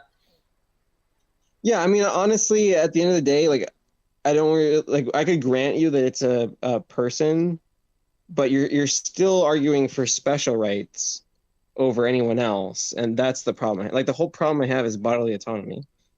Well, that's another. Do we really want to have that? We don't want to start that conversation. Red herring. I don't know if that's actually an interesting argument. In my opinion, I think it's completely irrelevant to like the actual issue, like the reason why, like removing abortion rights is a human rights violation is because of bodily autonomy. Your right to your own person, to your own physical body, trumps another person's right to use your body in a parasitic fashion. Nobody else has the right to use your body to like grow inside your stomach. Okay, that's one argument. It's not even my favorite argument though, but it's an argument. I mean, I think it's a super strong one. I mean, even if it's not my favorite argument, it might ultimately, to me, at least politically, be the most relevant. Would y'all agree with all that? Like minutes before like the delivery? No, I mean, yeah, up to birth. Oh my goodness. I mean, I don't yes and no, right, Danny? So I have. Go ahead, Lena. Do what they want with their body. I think. Then as soon as it comes out the canal, like then it's not your body, and then it has its own. Then we would have to come up with its own legal. Wait, so the fetus 2 minutes before. You mean when you say it's not your body, you're saying it's not in her body. Okay, that's what you mean. Yeah, like if it's inside your body, you have domain over it. It is your body still. Like everything. Well, okay, can you explain that? Like, why is it that if it's in your body that like you can like do whatever you want with it? That's the definition of bodily autonomy. Why would anyone accept that? You can't define a morality into existence, right? You got to. Well, fair enough, but I mean, so now we're. But I think we can, though, right? Isn't that what morality is? Defining morality into existence. Okay, so what you've got to do is you've got to show by appealing to something more primitive that it aligns with your interests. No, you don't. We're all moral anti-realists here, right? Except like Rebecca. But wait, Deepak, if people get to be like, because God said so, why can't I just use a morality of the gaps? Like, I just use my arbitrary opinion to fill in the gaps where I can't find a proper pre-existing condition, and I just presuppose that a person's bodily autonomy means to me, right? I have a personal experience of the inner witness of bodily autonomy that tells me another person can't use your body. And my thing is, I don't feel the same way about it moments before birth, right? But my feeling about it being different because it's, you know, more grown and it's got hair or whatever doesn't necessarily change the fundamental bodily autonomy argument so much as it might change how we feel about it. More tragic and like more fucked up. What is the argument? Is the argument that if it's in your body, you should have complete autonomy over it, right? I think it's different than that. I think it's like, I think when you put it that way, you're putting it backwards. It's not if it's in your body. It's your body, you have the right to decide if something gets to be inside of you voluntarily. Now, while cancer doesn't give a F, and you don't get to choose whether or not cancer stays inside of you always, if you have means to decide you no longer want to be pregnant, the argument is then you should no longer be pregnant.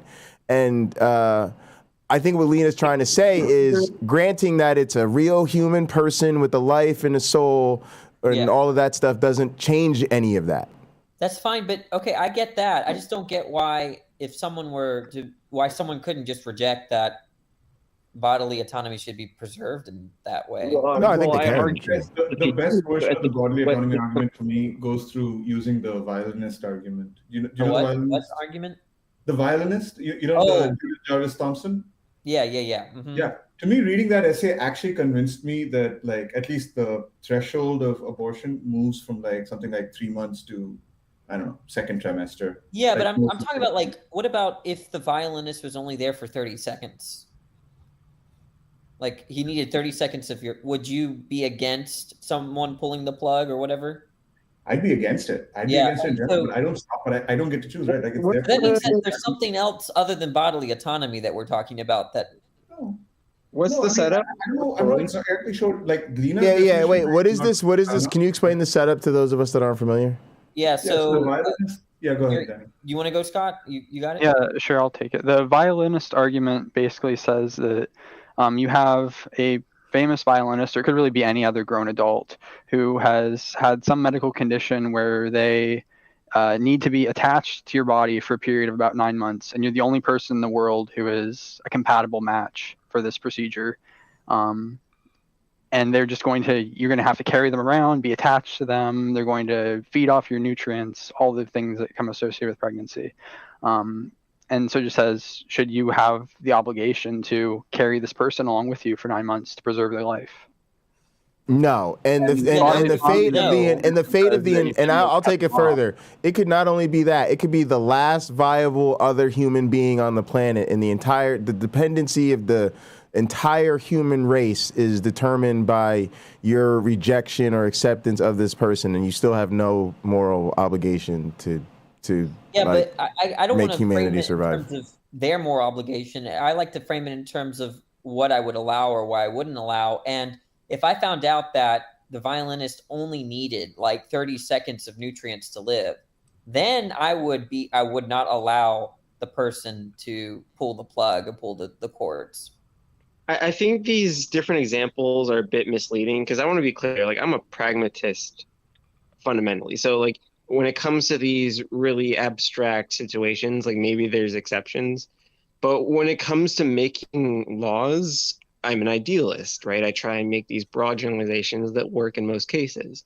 And so when it comes to something like this, I think it's pretty clear what side we should fall on. Yeah, and I actually think I'm actually glad that you brought up the 30-second thing, because maybe my intuition would actually align with you. Like, maybe we should, like, if it's literally 30 seconds and it's not like significant inconvenience, by some, right? Yeah. If you're not in serious pain for that 30 seconds, Yeah.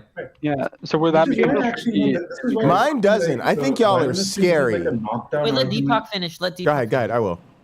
that's why, like, for me, like, violinist isn't like a knockdown argument that says, it applies all the way to birth. It just sort of moves the needle. Like, up to 2 or 3 months, it's just like it's a zygote, right? Yeah. Rebecca, you getting human council Yahweh vibes, right? Like there's this creepy overlord government that sits around and they're like, hey, we have morally sufficient reasons to graft this other human being onto you for 30 seconds. You getting that kind of vibe? Can I get an amen, Rebecca? You guys are creeping me out. Look, what I'm trying to say is that if I'm against the person pulling the plug for 30 seconds and under the condition, suitable conditions, then I don't have a principle about bodily autonomy. I don't. Yeah, but you're a particularist, right? So you should be okay with the way I frame it then, right? Yeah, absolutely. Yeah. You and I are in agreement. But Lena and I are not in agreement. She takes a principle, all right, where that even if it was 1 second, like your principle. No, that's what I'm saying. I was pointing out the fact that I'm a pragmatist, right? So like I have these exceptions. I would recognize that it's still a violation of bodily autonomy. Okay. But if it were like I have limits, like everyone has a bribe limit. And so when it comes to like if the whole fate of the world were dependent on it in Jay's example, you know what? You might not allow them to pull the plug. Pragmatism, yeah, I might violate their bodily autonomy in that circumstance. And I would understand a government's decision to do so. I'm just with Lena. I would recognize it, and from the person's perspective, I would recognize that person's choice means, in principle, it should be that person's choice. And that's the same way I feel about the pregnancy thing. Like, matter of fact, I sometimes, not that people mean to be disingenuous, but I sometimes feel like it's a little bit of a weirdo way to approach this, to go, oh, well, then how do you feel about the two moments before birth?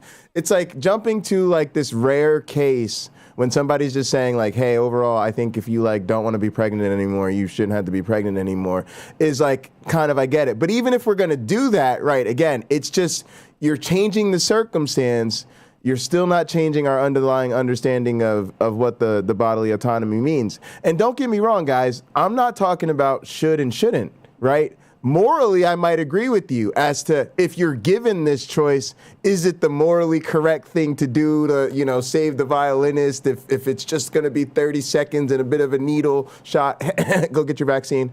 But, I'm just saying, I see where Lena's coming from and sort of the strength of the philosophical position, even if it presents difficult cases. Well, I'm really critical of the bodily autonomy argument because it's not really revealing about your position, right? Because what it is that there's going to be a point where everyone is going to be like, yeah, I'm going to force your body to do stuff, right? And so it's not.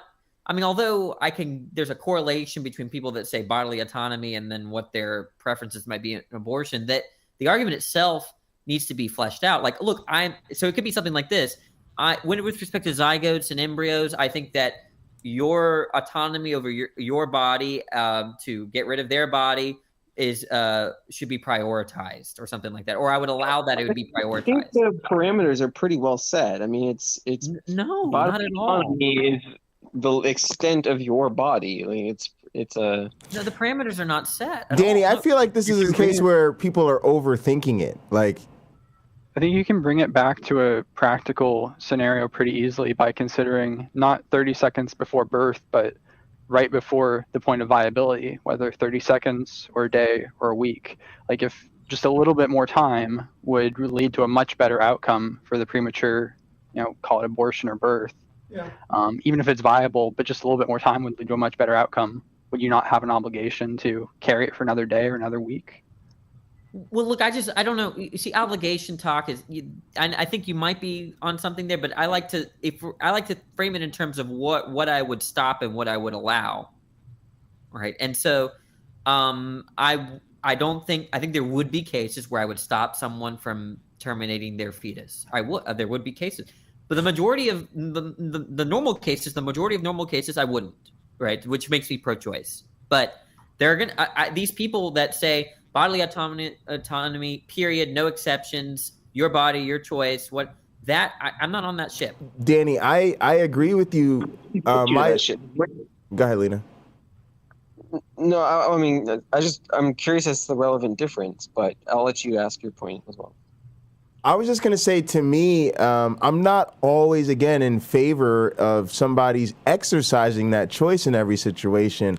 I just, one, don't think I should be making that choice. Two, I don't even think that's something the government needs to regulate. Like, I just think in a world where the government doesn't have a policy on that, it's left to people and their doctors and their friends and their families and whatever.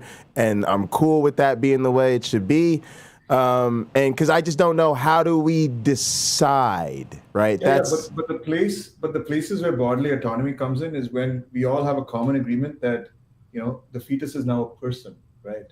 And the government has the right and the obligation to watch out for the welfare of a person, right? When it's a zygote, obviously Rebecca would disagree, but I think it's just a bunch of cells, do whatever you want with it. Right? We already ceded that point, Deepak. We're already for the sake of the argument. I mean, I honestly wouldn't. I would say biologically, if you're gonna, if that's your stance, I would say it's got a soul and all of that. Even I'd push it back even prior to conception.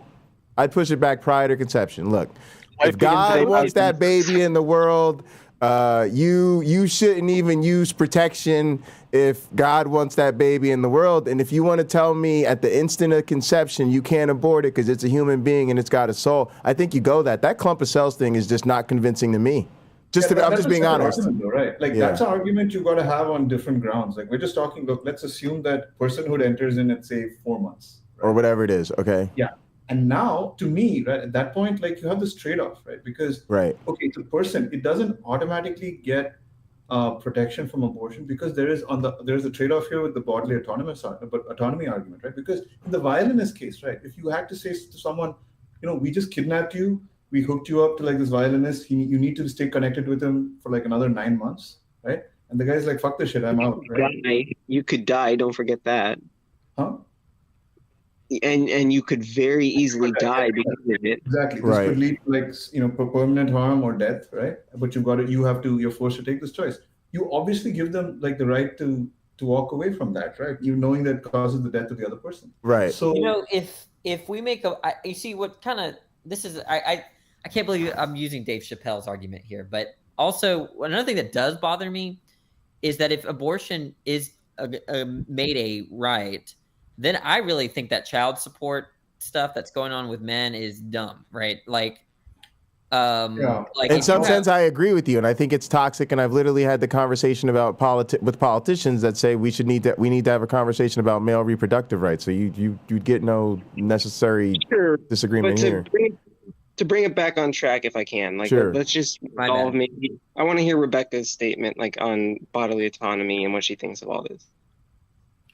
Well, I like what Deepak was saying just then, which is if this is a person, right, then the bodily autonomy, the government should be caring about the rights of persons, right? And even I believe in ubiquitous bodily autonomy, right? I believe in equal bodily autonomy for the person of the pregnant person and of the person, since we're granting that, of the fetus at whatever point or stage it's at. Right, okay? But both have the right to bodily autonomy. You're arguing for special rights for the one to use the other. What justifies that? Why do fetuses get special? I'll tell you, because unless it's a case of rape, the person is engaging in an activity that they know can bring about another person. Okay, great. I'm glad you brought bodily autonomy. I'm really glad you brought that. I think that's nonsense. I think asking for abstinence for people just is a total dismissal of the human sex drive. But I grant you philosophically it's a valid position. I'm not asking for anything. I'm just saying if you make a choice that brings it just doesn't work in places that don't have access to education, don't have access to family planning, don't have access to contraception. I get it. I'm just saying it doesn't work for me. Well, again, when you don't have the relevant choices. Rebecca, it's a really good point you brought up. That's actually the first objection people have when they hear the violinist argument. They're like, the relevant difference is choice, right? You chose to have sex. So then you proceed to the next step of Judith, whatever Jarvis Thompson's argument, which is, okay, imagine a difference. This is the what is it called? The pregnancy seeds argument, where like the idea is that imagine that, the human race, like imagine an alien race, right? Where instead of actually having like this very active like role in this choice that you have to make to have sex, what happens is like women, like when they walk around, in their daily life, right? There's like pregnancy seeds floating around in the air, like pollen, right? Is that how that happens? Huh? Nobody ever gave me the talk. I wasn't sure how the whole pregnancy thing works. Thank you for explaining it. Yeah, I mean, someone needs to have the talk with you, right? Imagine that's how it happened, right? And you'd have to and anytime you stepped out of your house, you had a non-trivial chance of getting pregnant, right? Where did this go? So then, right, so you say, so now in this world, right, like the only way you could actually prevent yourself from getting pregnant was to stay at home with the windows locked all the time, right? Sure. Now most people when presented with that, right, I don't know, now the point of that is to say that in that situation, right, like it's unreasonable to assume that someone, if they want to not get pregnant, would have to lock themselves up in their home all day. Okay, but okay, what about this, Deepak? What if I seduce you? What if you seduce me? Yeah. Well, if you seduce me, nothing happens because you're a guy and I'm a guy. No, but literally though, you get what I'm saying though? What if I seduce you? And so in principle, like I kind of overcome and suspend your, willingness to not have sex. And I just get you so turned on, right?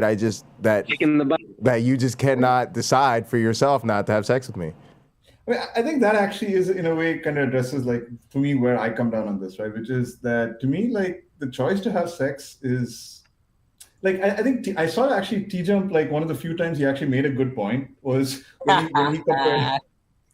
when he compared it to the situation where, what was it? There's a city somewhere where, there's a guy who, kidnaps and rapes anyone who's eating burgers, right? You go out, you eat a burger, and there's a small chance that someone's going to that this one guy's going to kidnap you and this thing.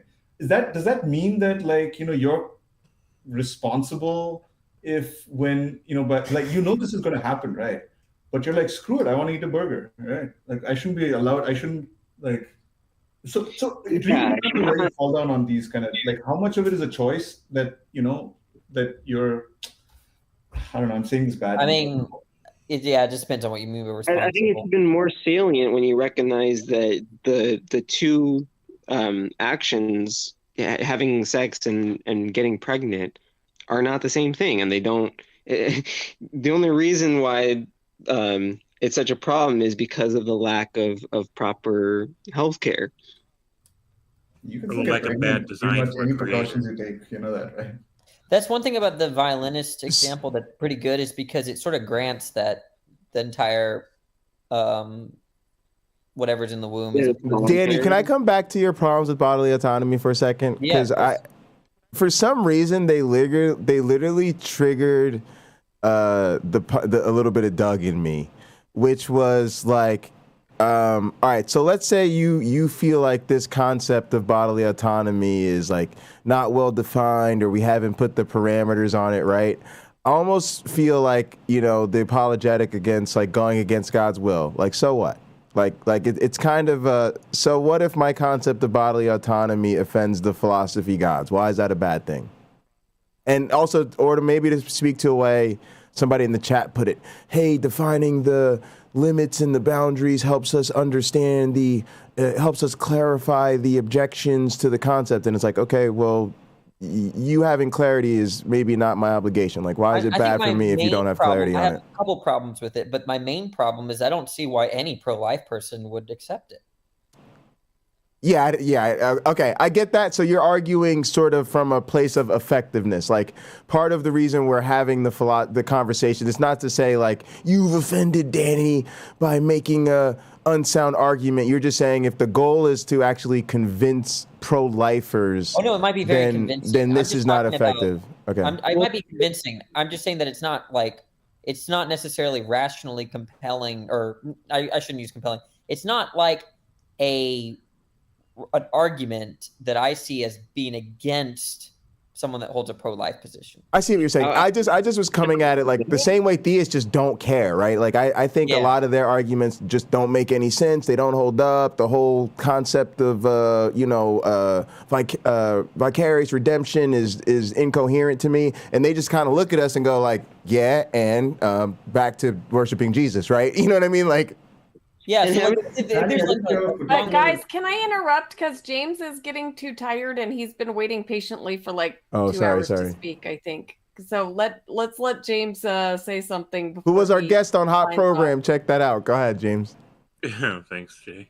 So real quick, the most effective argument that I've ever heard that could actually work with Christians if we bring this to them is the free will argument. Oh, I was wondering if that was going to be it. Go ahead. They believe in a God whose core moral principle, the reason he allows suffering and evil to even exist, is because he will not interfere with free will. Now, with that being the case, they are absolutely self-banned from acting on his behalf in order to interfere with free will. They cannot weaponize the government by passing laws to ban abortion, which the government would do with guns drawn if they have to. If you keep doing a thing, they'll throw you in a prison cell, execute you, however far this goes.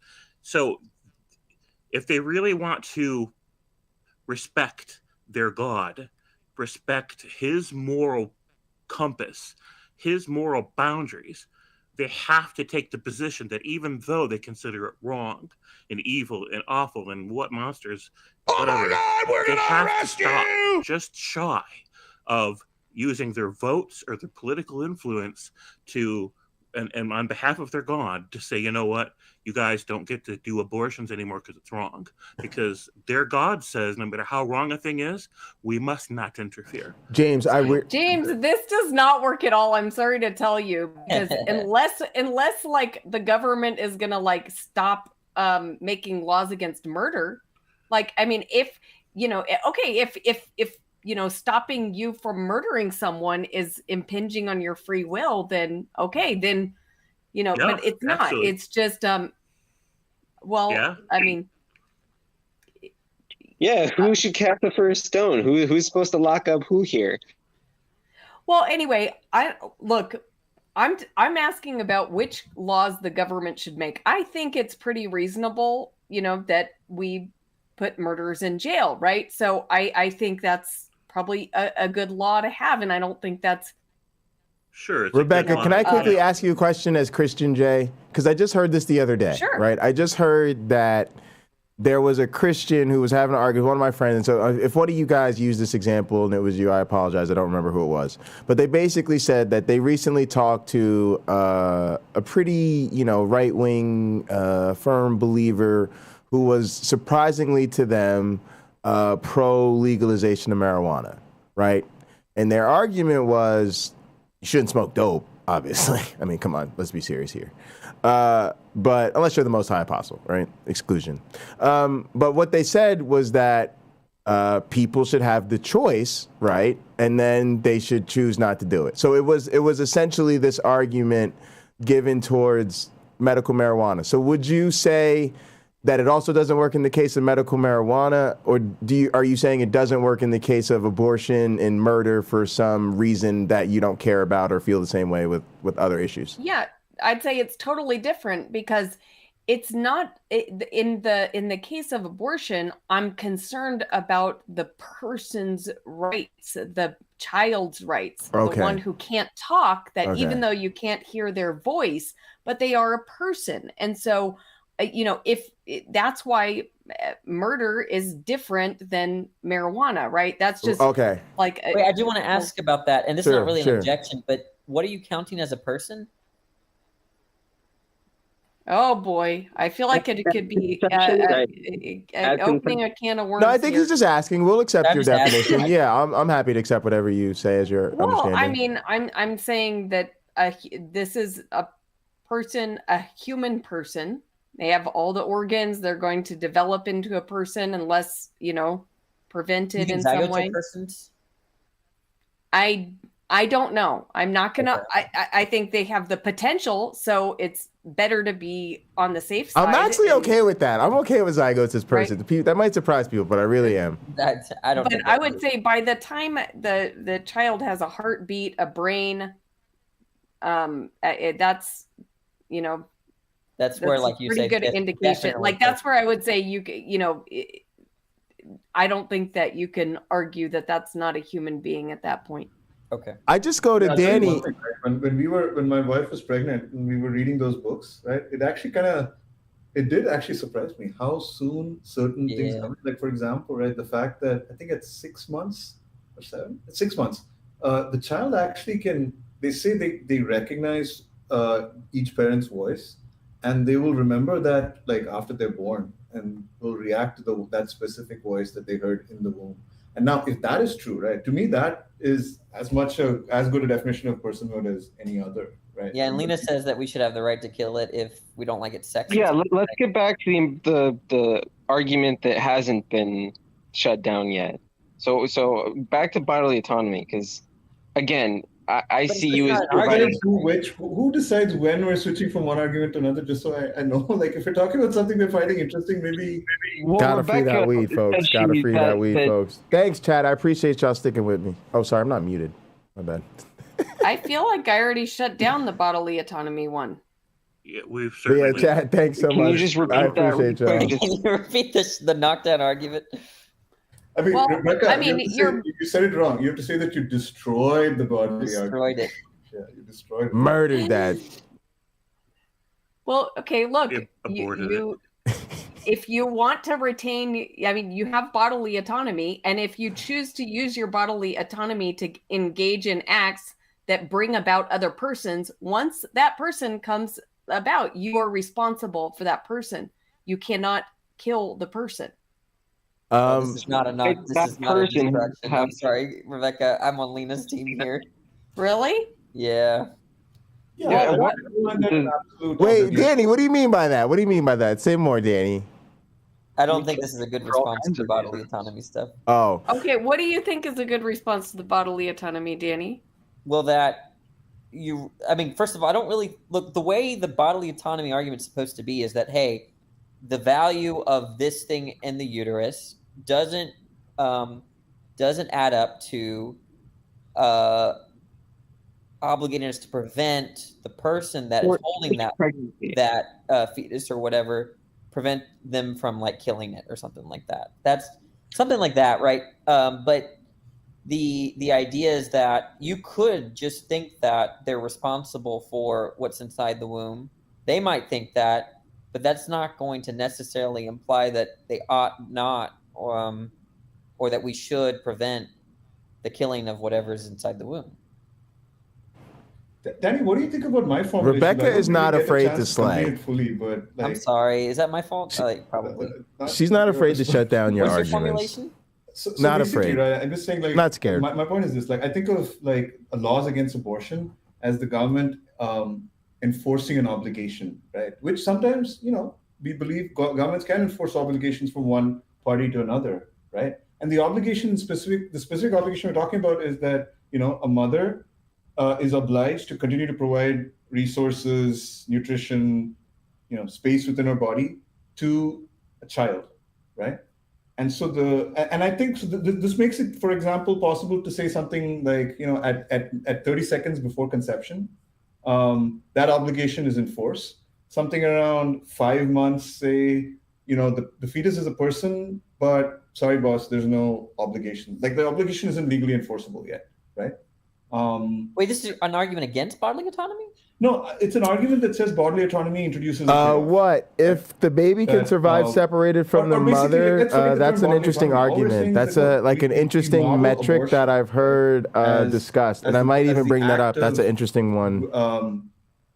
I gotta run to the little boys' room real quick. I'll be right back. As basically right back. Obligations, right? The state is enforcing obligations, right? Okay. Because all the abortion is withdrawal of resources, right? Like, and there are laws against me arbitrarily one day withdrawing resources from my 2-year-old, right? Like, I can't just one day decide, you know what, I'm not going to take care of my 2-year-old anymore. You're off on the street, right? I'm not going to like find an orphanage. I'm not going to do anything. I'm just going to literally shove you off. Wait, do you take the bodily autonomy argument to be any more than this? That that the value of whatever's in the womb is not valuable enough to stop the mother from terminating whatever its life. That's all bodily autonomy is to me. I'm saying the fetus does not get special rights. I don't right? see. I don't know what that means. All parties involved have equal rights with respect to bodily autonomy. That everybody has dominion over their own person. Yeah, but there are going to be cases where we don't give a flip about that. Yeah.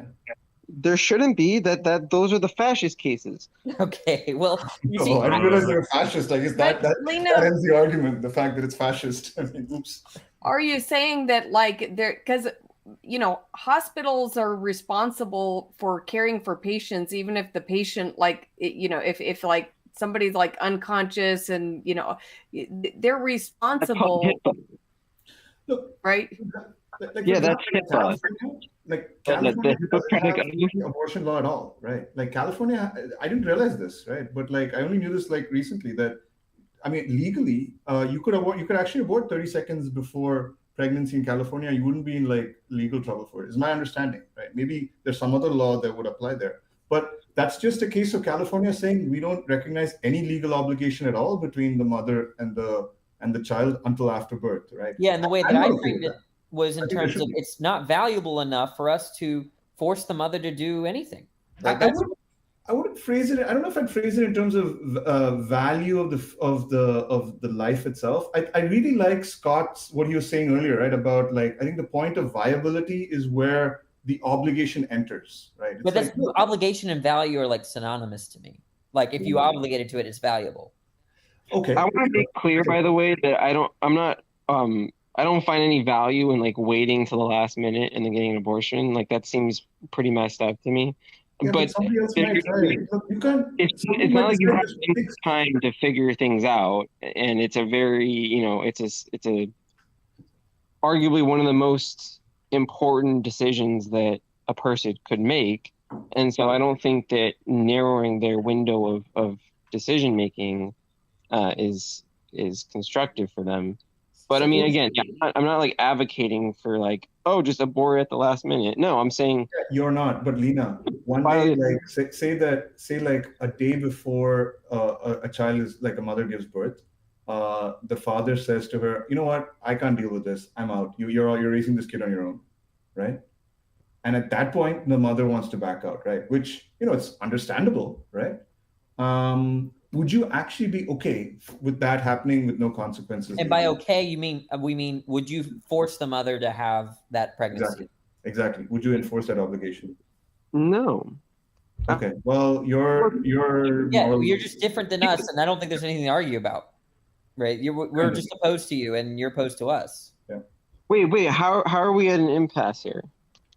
What's there to argue about? We have different values. I don't think it reduces any more to like any kind of argument. Like, maybe I'm being a little pessimistic, but I'm betting that it's that because I don't have any reason other than the thing looks like me.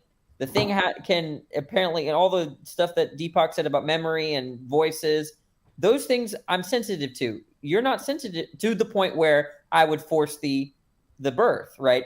They're not sensitive to you. So there's nothing that I can say that I think I could rationally compel you. You can show them a sonogram, right? You can actually show them a sonogram and a heart beating. That sometimes works. Well, that's not a rational reason. That's just Danny. Can I ask you a question? Can I interject a hypothetical? Right? You don't believe that necessarily has to be independent from particularism. Look, let me explain. Okay. Sorry, that was me. Like feedback. The coffee. Do you like coffee? Yeah. Okay. Do you like coffee? Okay. Suppose there's a cup of coffee. I say you want to drink it. You value drinking it. I say no, you shouldn't drink it. Okay. Mm-hmm. And so the idea is that you're going to be like, why? I'm going to drop I'm some opposed to that, right? Well, and then I tell you it's currency on the Pocket Locker chat. Right. Yeah. And then it changes your values, right? It makes it such that you believe you ought not. all I can do Dropping is a like million, you said, stacks on give the stacks on descriptive facts. stacks. But there's going to be a point where I can't give any more descriptive facts, right? Yeah, I'm just saying, give him more descriptive facts, right? I'm Yeah, saying, yeah. give him But more I don't think there's anything. Well, in terms of arguing here, right? I think you're Oh, right. I sorry. could do a video of a thing before a day. It's I could do stuff like Strike that. But, and strike in terms of like the and morality strike and like giving and an strike ethical and analysis of what's strike going on, until there's you have nothing more to victory. do. Yeah. Well, so what exactly is your argument?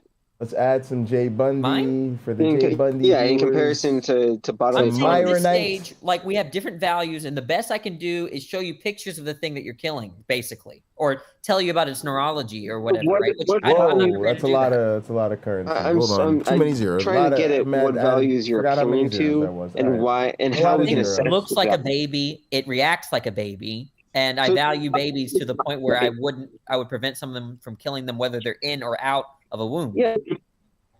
So the value is the sanctity of life, right? And the trade-off, the assessment we have to make is determining which value is more important, bodily autonomy or the sanctity of life.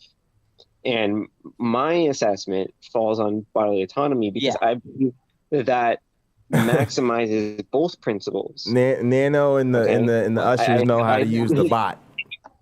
Because they know how to use the overlay. They know how to make the emojis make it rain. I don't know if it's most. Is it most? Most pregnancies throughout history have ended in the death of the mother. Is that right? Most pregnancies, what? Not like the death. The mother mortality rate is like historically been pretty high. It is high, as is the infant mortality rate. Yeah, look, if a mother was concerned about that, then I would actually be fine with killing even an infant for that reason. So Danny, I got a question. What do you guys think? Because somebody asked me about this, right? So we're talking about this, and I know a lot of us are just anti-abortion, period. But for some of us, there is this more like, if we were even going to bring back the right to abortion and try to have a progressive conversation, we might even move it, right? Like, let's bring back Roe v. Wade and get it right this time. All right. So what do you guys think of this idea of like sort of a test being if the baby was viable on its own, if removed from the mother, as a standard for like a test for when, you know, it might start to have more legal rights? Again, I don't really know. It's just something I was mentioning in my chat and I wanted to bring it to the panel. Sorry, ask the last part of yeah, my it's just like you use as a test for like if it would be a viable life on its own outside the mother as some sort of, you know, benchmark or something. Like as a moral landmark? Yeah, or some sort of. Yeah, look, I just don't think there's a fact of the matter about it. Me either. That's what I was asking. Yeah. I think that if someone values that kind of landmark, then and someone else doesn't, and they know all the descriptive facts, I don't think there's anything to talk about. What do you mean by that? Yeah, I mean, the viability doesn't really play in, I don't think, to Rebecca's considerations because she recognizes that it's going to become a person. And so that potentiality already gives it the same value with respect to like the sanctity of life. Yeah, believe it or not, I'm kind of with both you guys, and I don't mean to talk out of both sides of my mouth. It's just that I'm sort of with Lena on the bodily autonomy, and bodily autonomy just means you can't use my body, period, right? But I'm also with Rebecca in the sense of period. I don't want the period. The period is what I contest. The period is what you contest. Okay, but I at least get that that's the principle, and I'm kind of with it. Like you got to have a, let's say, a super compelling reason, right, to violate somebody's bodily autonomy. If you want to call it a general principle, then fine. Right? Yeah, but right, that's kind of where I'm at. But just also to clarify, where I say I'm talking out of both sides of my mouth, I'm also with Rebecca in the sense that when it's human, it's human. And for me, from a, you know, I think about these things, again, I don't know what the right answer socially, politically, or philosophically is.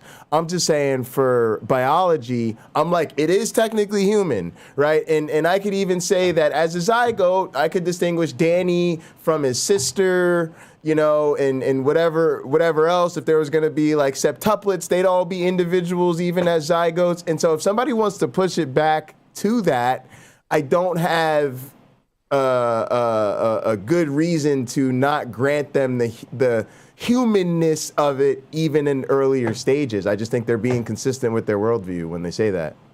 Yeah, I think consistency. Well, this is me being a particularist, but consistency is like some like immoral. Like, but I agree that like a lot of these people are super consistent, and that's the problem to me is that they're being too consistent. Yeah. So, go ahead. Yeah. I mean, I'll say this, right? Like, if the transition from zygote to personhood doesn't automatically enforce the anti-abortion kind of obligation, right? It's hard to know what, like, and if it doesn't because of like, you know, like I said, because of bodily autonomy kicking in, it's hard to know what other point is the natural point at which you can say, okay, well, at this point, the obligation kicks in. Except for the viability. The viability I think there is one. I think it's pain go ahead, behavior. Danny. Go ahead. What is it?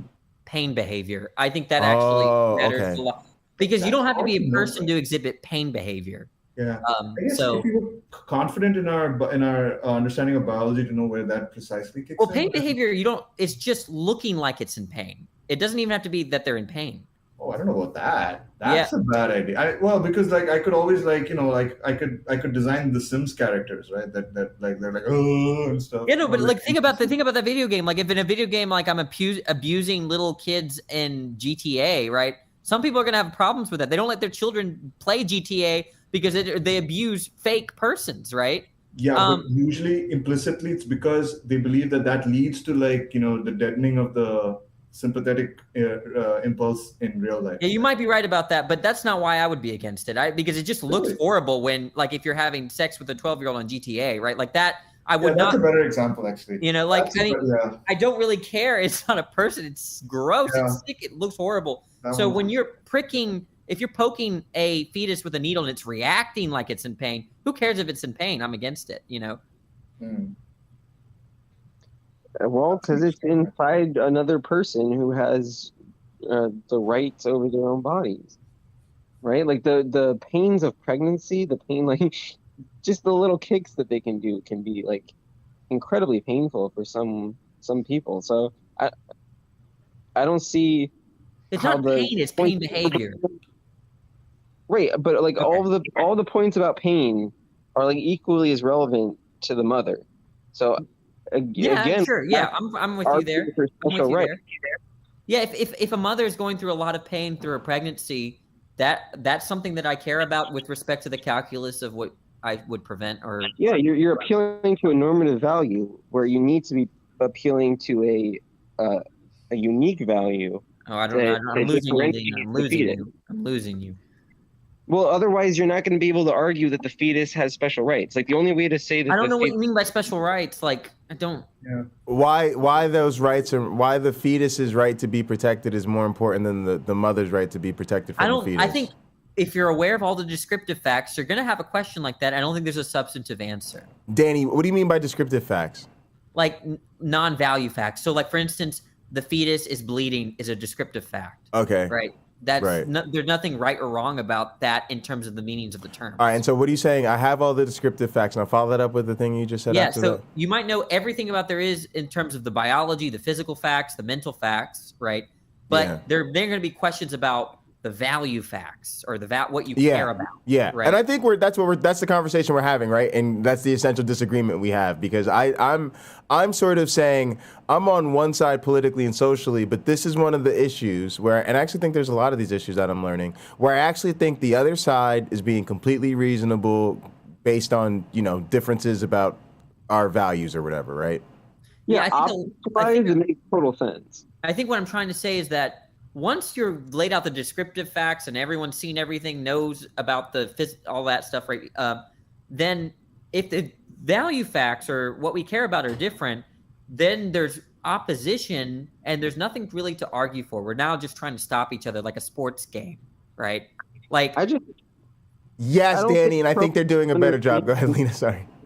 I was just gonna say I don't think the pro-life side really like appreciates the whole like issue of consent and you know, well again like bodily autonomy. Like I don't think that they hold that in a value.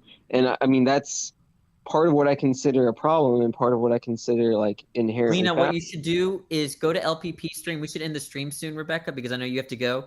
And I want Lena to argue with logical, plausible, probable. Well, please. I'm down to roll over there.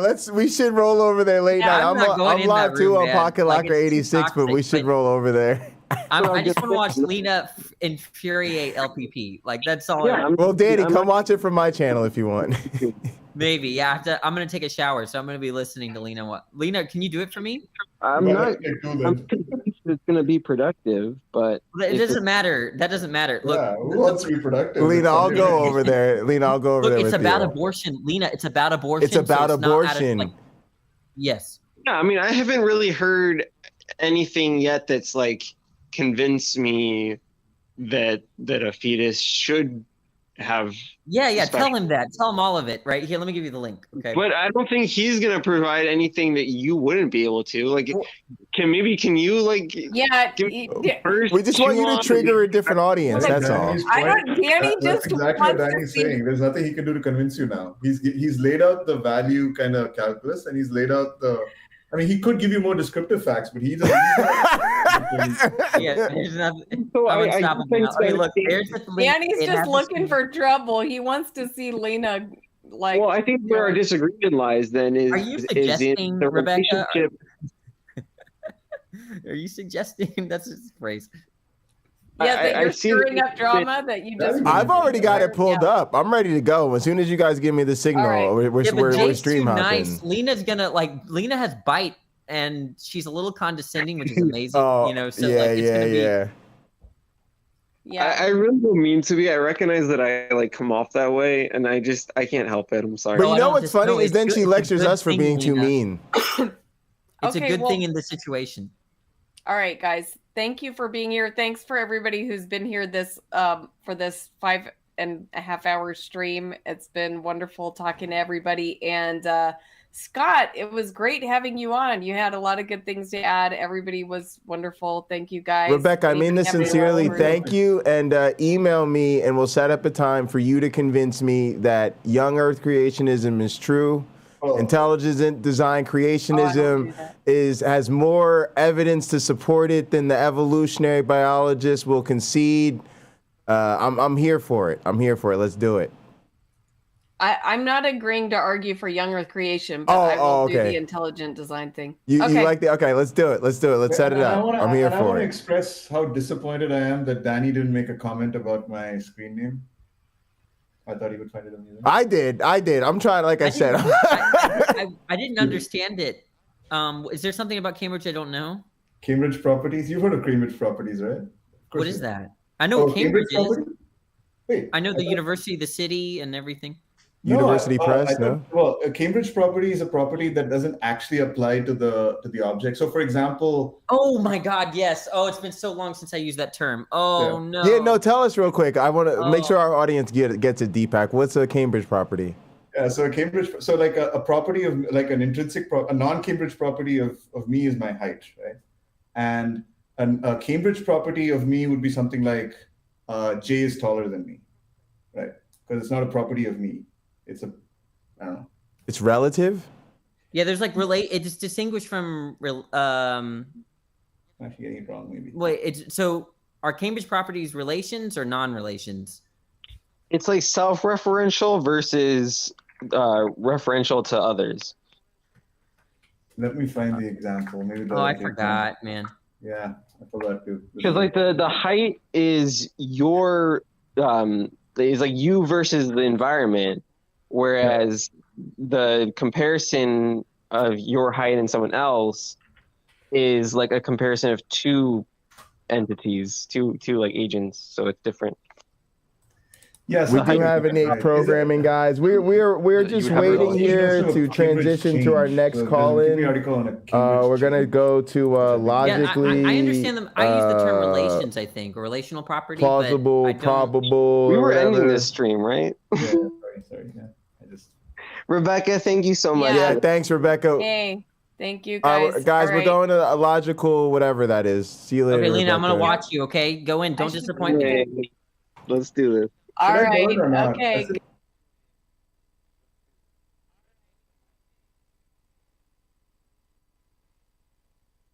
All right, let me use the little boys' room again. I don't know why. I think all this wine and water. It's all the wine and water, folks. And then we're gonna hop into the stream. Let's get it set up actually so that it's ready to go. We're gonna call in. We're gonna pull up the stream behind here so we can be in their chat as well. We're gonna get ready. Let's make sure our settings are good. 5656. Ooh, no echo cancellation, stereo audio. There it is. All right. Camera's ready to go. Name is good. All right, we're going right in. Hang on.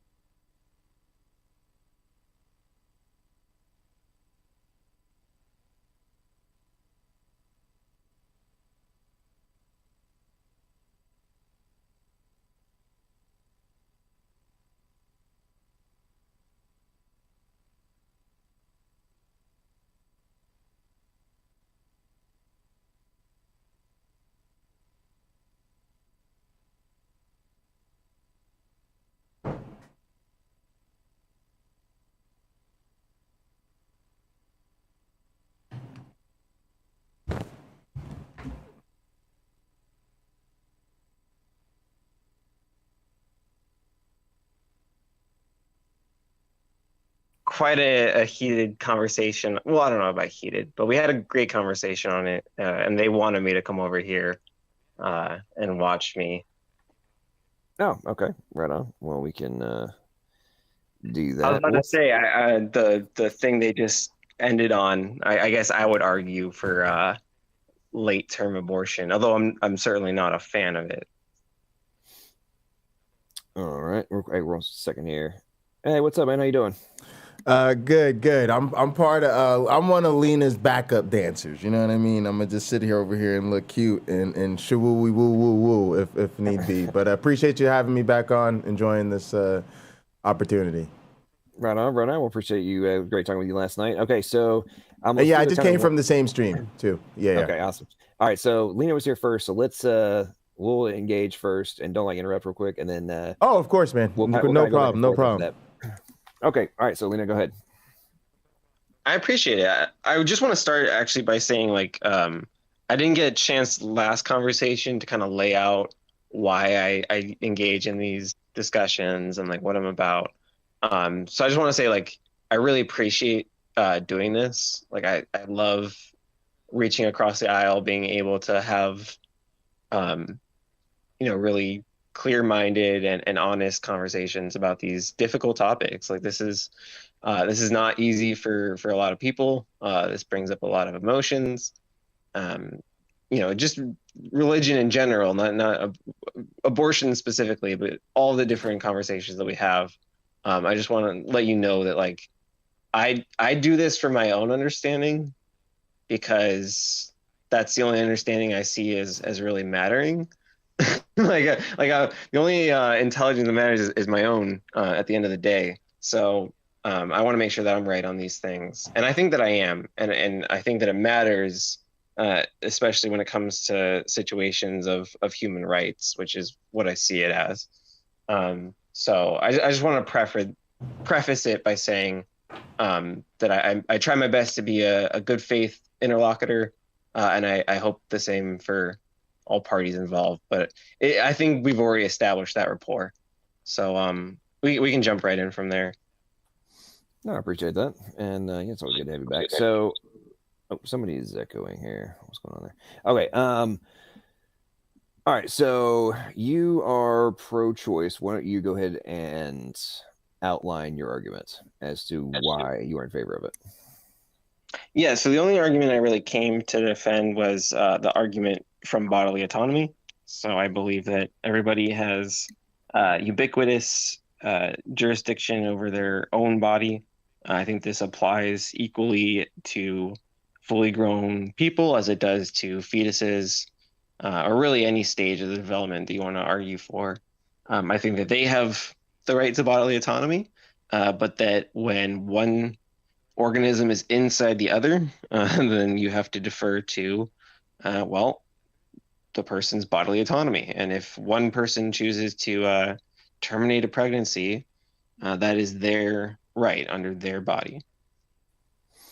When your penis is inside the woman to impregnate her, do you have full autonomy inside of her?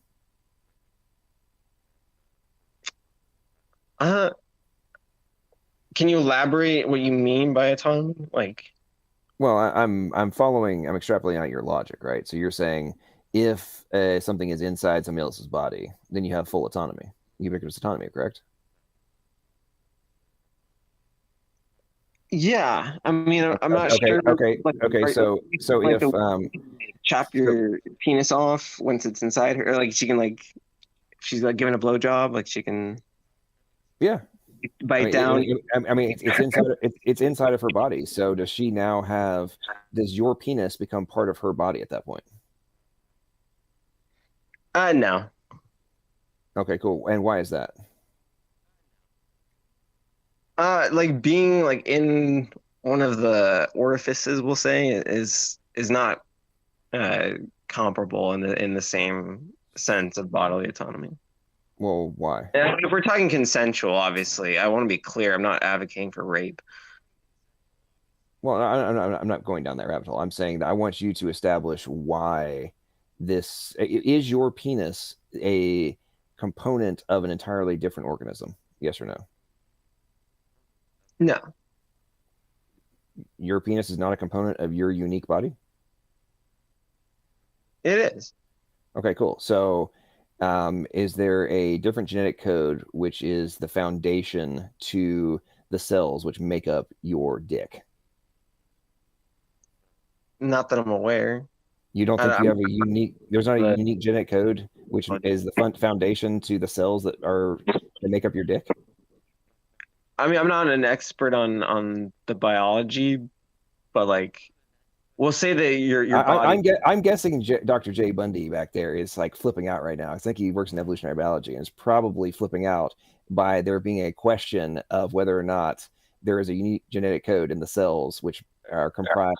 I mean, I would say there is, but I'm just listening to hear where this goes. Yeah, I'm letting you guys go. I wasn't quite tracking, but I think I get what you're saying, and yes. Okay, so the point. I'll break it down. Okay, so the zygote, embryo, fetus, etc., that is inside the woman, does it have a unique genetic code from the moment of conception? Yes or no, or recombination? I guess. Yes or no?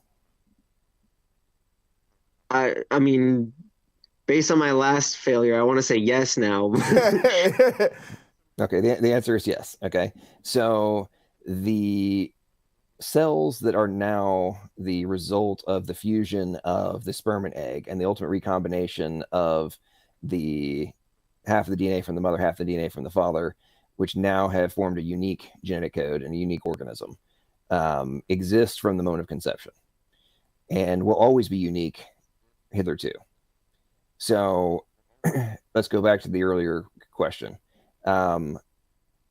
Do the cells that make up your dick, when they are inside a woman, are they now under her complete control, or do you maintain the rights to them and her to not be able to do whatever she wishes? Yeah, I think you would maintain your rights because there's a significant difference between being inside someone's womb and being in their mouth, for instance, right? Like the pull out, the ease of pull out, I think is a relevant factor. Well, right, because you have the capacity to do so, right? And assuming you don't bleed to death, even if for some reason your penis was removed from your body by one of these an action she takes, you probably wouldn't die, right? Well, that would not be okay. That would be. Well, no. Whether or not it's okay or not okay is not the question. The question is,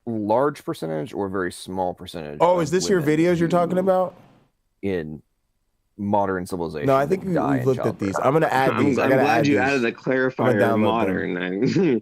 It would have been quite a slip up. Dude, we're talking about right now, bro. So if you can be coherent, please, and stay focused Oh, on YouTube the here and now, what's okay. actually happening now, not hypotheticals. We're talking Yeah, about the real world. Okay. So right now, are there copious amounts of women who are dying in childbirth? Yeah, it's irrelevant. All right. It's irrelevant.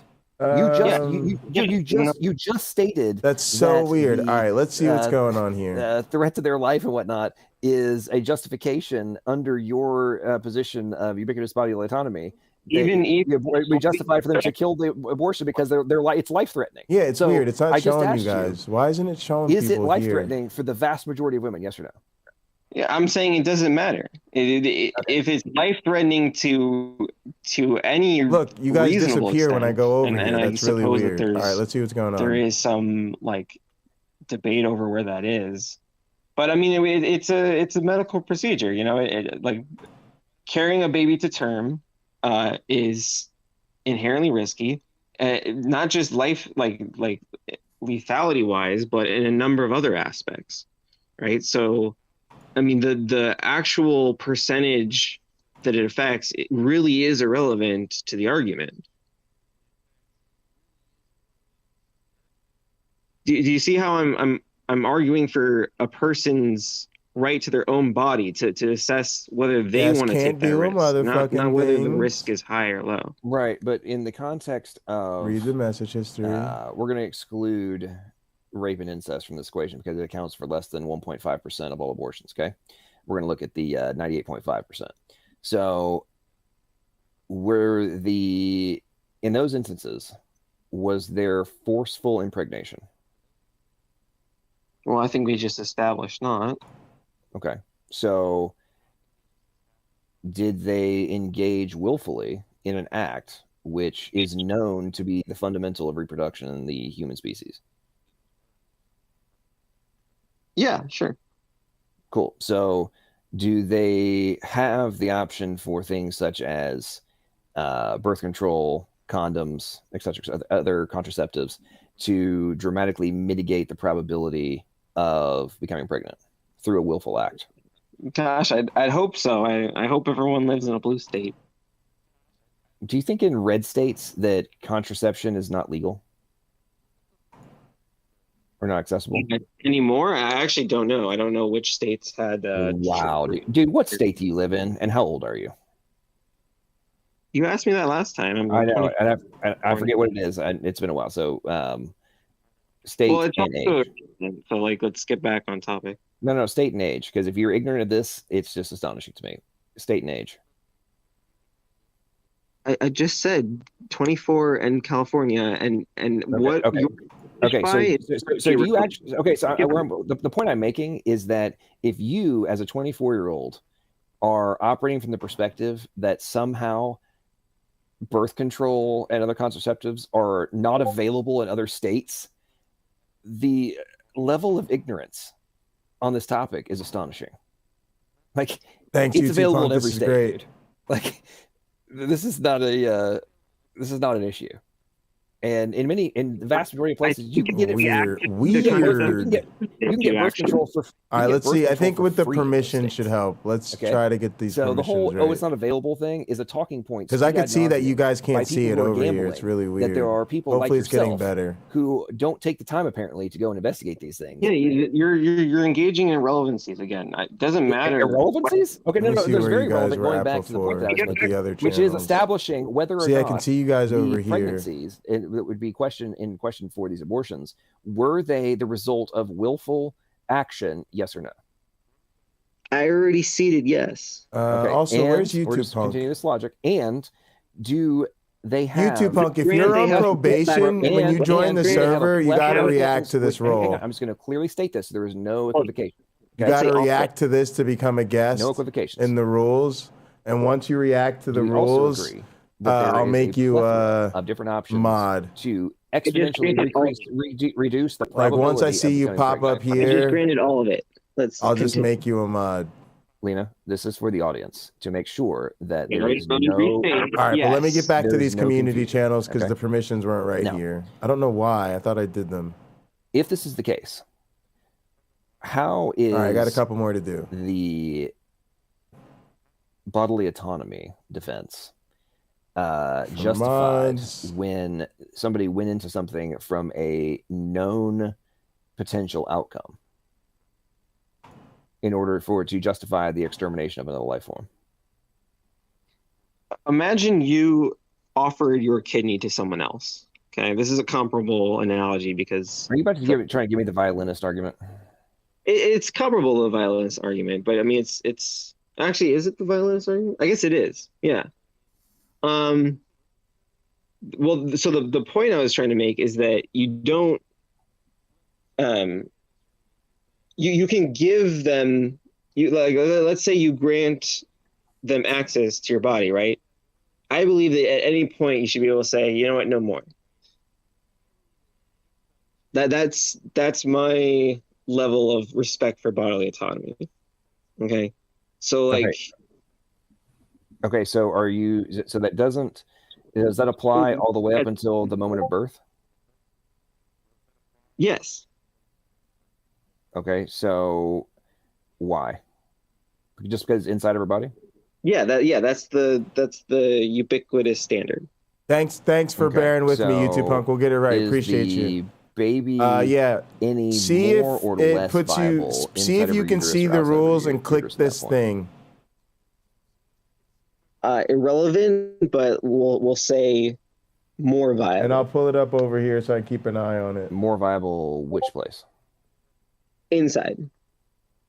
Invalid invite? Is that right?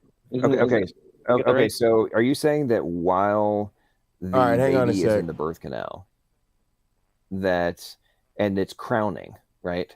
Are you saying that until the entire body is out of there, it can be killed? Well, so now the This thing is trying to blowjob principle might apply. really block me and I YouTube think that's Punk a from relevant connecting on YouTube. application to the earlier point you were making. It's not going to work. YouTube Punk's going which to be is one that, of our like, mods. I'm coming full circle here. It's our best usher. I'm now coming full circle. So if you so again, let's establish this. So while it's in the birth I canal, need YouTube Punk and it's coming out Cameron. and getting ready to crown. Nano. Can it be killed then?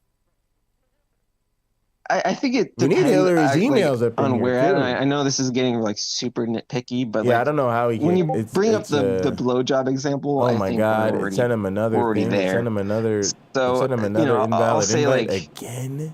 There's a significant difference between That's so giving weird. birth and a blowjob. Still, like when it comes to the stretching of the orifice to get a bit graphic. Not if you're Create going an to claim invite. bodily autonomy for things that Try are this inside the way. body. The foundation to your premise is the Right. things that are Oh, inside the this body. isn't are under the. the All right, control here. of Send. the body that Let's they're copy inside. the link. That is the foundation to your position. Yeah, and that's what I'm being consistent with. I'm saying like But because you're dismissing the penis. Oh, But you're dismissing looks the like penis. that one's good. right because of the difference All in right, circumstances now- that I just laid out. Oh, so it's completely subjective, and there is no. Yeah, Okay, this so is it's all all based so. on It's so your weird. It's a very definition interesting of- conversation, but or it's gone your directions I didn't personal expect it to decision go. about whether or not the No, bodily it's- autonomy should apply. All right. Well, no, yes, Yeah, Cameron, go ahead. it's Switch to my Pocket opinion Locker. that bodily Pocket autonomy Locker is should going to be apply. my primary Now we channel. can argue whether Okay, why- Because everything's going to be there. So let's Only establish this shows now. will be Okay, on so Jay you Bundy. now Definitely have switch to Pocket the Locker if you baby can. is in the birth canal. But yeah, and try literally to. about You should come just out of the click vagina. this reaction, Okay. and it's to switch you to a guest, YouTube Punk. How is and Yeah. we have also established that you're Go ahead, give it a it's shot. inside the body. Therefore, the woman has control. She can make that decision. So if you have your penis, Also, guys, in hit me the up on exact FetLife. same position, is she Y'all know what allowed to time chop it off is. if she wants to? Yes or no? I already said no to the blowjob analogy. Well, we're talking about vagina, right? We're talking about some real. We're talking about vaginas right so, now. So why? So now defend why when you have your unique. All right, cells it says YouTube Punk join, grounded in a unique genetic but code, it's the you got to exact same react thing to this. as the You baby. got to click this. And is the foundation to what is a React unique with the life black form. nib. I want you to tell me, defend. Yeah, their why convo it is is not on. acceptable for her to chop her dick off. We're in the And it broadcast. is acceptable to kill the child. I just have myself muted so that he can have this conversation with Lena. I mean, so the thing with the, how is she gonna Hang on chop a her dick? second, Lena. You guys got a bunch of people that want to be let in, and I know Hillary's emails, who we know is back there. But go ahead. I just wanted to let you know in case you weren't seeing it. They dropped off. If they come back in, we can let them in. But go ahead. I get this is like a hypothetical, so I'm trying to be charitable, but like the reason I was like, there's no teeth down there, but like, okay, I'll go with a thought experiment. Okay, well, in ancient times, Here, I'm gonna prostitutes put in it for you Asia guys in used the to have stream chat. razor blades that they would hold inside their vagina, and once you stuck your dick One in, other. they would Who's one flex in a certain other? way to hold your dick Yes. with razor blades. We have a until you paid. YouTube punk. Now look, when And you then go to they the would, like, guest hold your room, dick look, prisoner look, until you paid. YouTube punk. So this is a completely And that's not the most I'm gonna go ethical, to the thing to be doing, I'd say. Hey, did you say it's not the most ethical thing to be doing? Watch Yeah, me. I mean, go to so- watch So it me, wouldn't and be then you ethical go for her to the stream to chat. blackmail you via your penis. Here's their show, for guys. money. Roe v. But it Wade. would be ethical open mic. to kill a defenseless child. All right, I go to who the does guest not have the room. ability to defend I itself. click Is that on correct? YouTube punk. You're no longer, mean, yes, no longer You're on labeling it with the probation. whole You innocent thing. I mean, are a yeah, sure. mod. Why not? Again, I'm defending bodily autonomy here. and Actually, so, no longer a mod. Yeah, right, and yeah. I'm extrapolating out your logic. Welcome to the About bodily administration. autonomy. Okay. I skipped And over mod. Is for my sweet your YouTube penis punk, I go straight to inside the admin, woman straight when to you're having sex with her? administration. Yeah. So why is your dick not now under the complete control of the woman? It's just not. She's not allowed to cut your dick out with razor blades. That's just not. That's not part of consensual sex. All right, guys, that was great. We got YouTube punk in. Okay. Well, if okay, so it's not part of consensual sex. So is the babies that exist the result in this context we're talking about? Are they the result of consensual sex? Yes or no? Yeah, it's a rough. I mean, in the argument, guys. hypothetical you laid out, yeah. No, I mean, in like 98.5% of all pregnancies are the result of consensual sex. I'm not. I don't like to grant statistics, but for the sake of the argument, sure. Okay, is the Oh, it's because organism it was now set to exists, private is it category, guys. comprised or That was an generated accident. via That's what happened. half of your DNA? Boom. That's what happened. I just say I don't like We figured granting it without out. fact checking, but We figured it out. Hey, That was an so- accident. Sorry hey, about Jay, that, guys. Jay, can you confirm or deny that 50% of the DNA comes from the father and 50% comes from the mother as a PhD? I mean, I just think that's kind of I think it's off. Like there's probably some asymmetry that I'm not quite remembering, but I mean, I don't. Yeah, what's we'll go with it, sure. What'd you say, Okay. Lena? For the sake of the argument, we can keep going, sure. Yeah, but I still think I just don't see it. Sorry, maybe I lost track of where you guys were going. Was there? Why did this come up? Why are we going to this? Well, we're extrapolating this out into the logic of is compare the result of consensual sex? Yes or no? In this context we're talking about, right? Yes. Okay. If yes, well, actually, it doesn't matter which kind, whether it's yes or no. But are all fetuses, well, embryos, ultimately generated and zygotes ultimately generated via the DNA? Right. And is in the this sperm and DNA in the okay? egg? Okay, yeah. I think we're all with that. All right, go ahead. Sorry. Okay, so and Lena is unaware of a lot of things on biology, so I was just asking you as a PhD in. Oh yeah, I mean, I'm a digital biologist, but like, yeah. As far as I know, that's where we're at. Like I said, there's always some it's a weirdness because of mitochondria and whatever else. But and like I said, weird stuff happens. There can be minor. Well, and there's stuff with like epigenetic tagging and all that kind of stuff. It happens in right, and then like imprinting, so stuff gets weird. But yeah. But for the most part, there's I'm with you. variations, but there's half from the mother, half from the father. There's slight modifications. I mean, good grief, nobody's actually counting like, oh well, there was 3.x million or a billion nucleotides that were from the mother. Oh wait, in this context of recombination, that was only 200 million from the father. I mean, that's not, nobody's arguing over that, right? It's like, it's pretty close to that. So we're good. Yeah, it's 50% from each parent, and that's that. Yeah. Let's be clear. We're also not really often arguing about late-term abortion. Like, I said I would defend it, but it's not the normative case if you're going to appeal to normative situations. Right, you do, Puck. I think that's the bigger thing. Yeah, I also just think that go ahead. I also just think there's a difference between consenting to sex and consenting to pregnancy, right? Oh, absolutely, but we hadn't gotten there. Sure, okay. Well, no, actually, because they try and set that up. No, actually, I know that you might disagree with that, right? Yeah. No. I already established I obliterated that point. I don't know if you were paying attention already. I already established earlier in this conversation that the via access to contraceptives. No, that does not equate. Kind of things. Hang on, I'm not finished with we're extrapolating logic as adults. You're going, but it doesn't work. I mean, I understand that you have the mental maturity of somebody who's not 24 years old, but that doesn't change the reality that as adults, we have to take responsibility for your actions, and you have to take responsibility for your actions in pretty much any other context, except one that like this, which is actually one of the most important ones and the greatest responsibility you can take in life. And then somehow we want to tell people that you can, in spite of all the different ways to account for this, don't worry about it. You can just kill it and think that somehow is not relevant to this whole piece. Or from the macro view, if you want to not engage, you don't have to worry about it at all.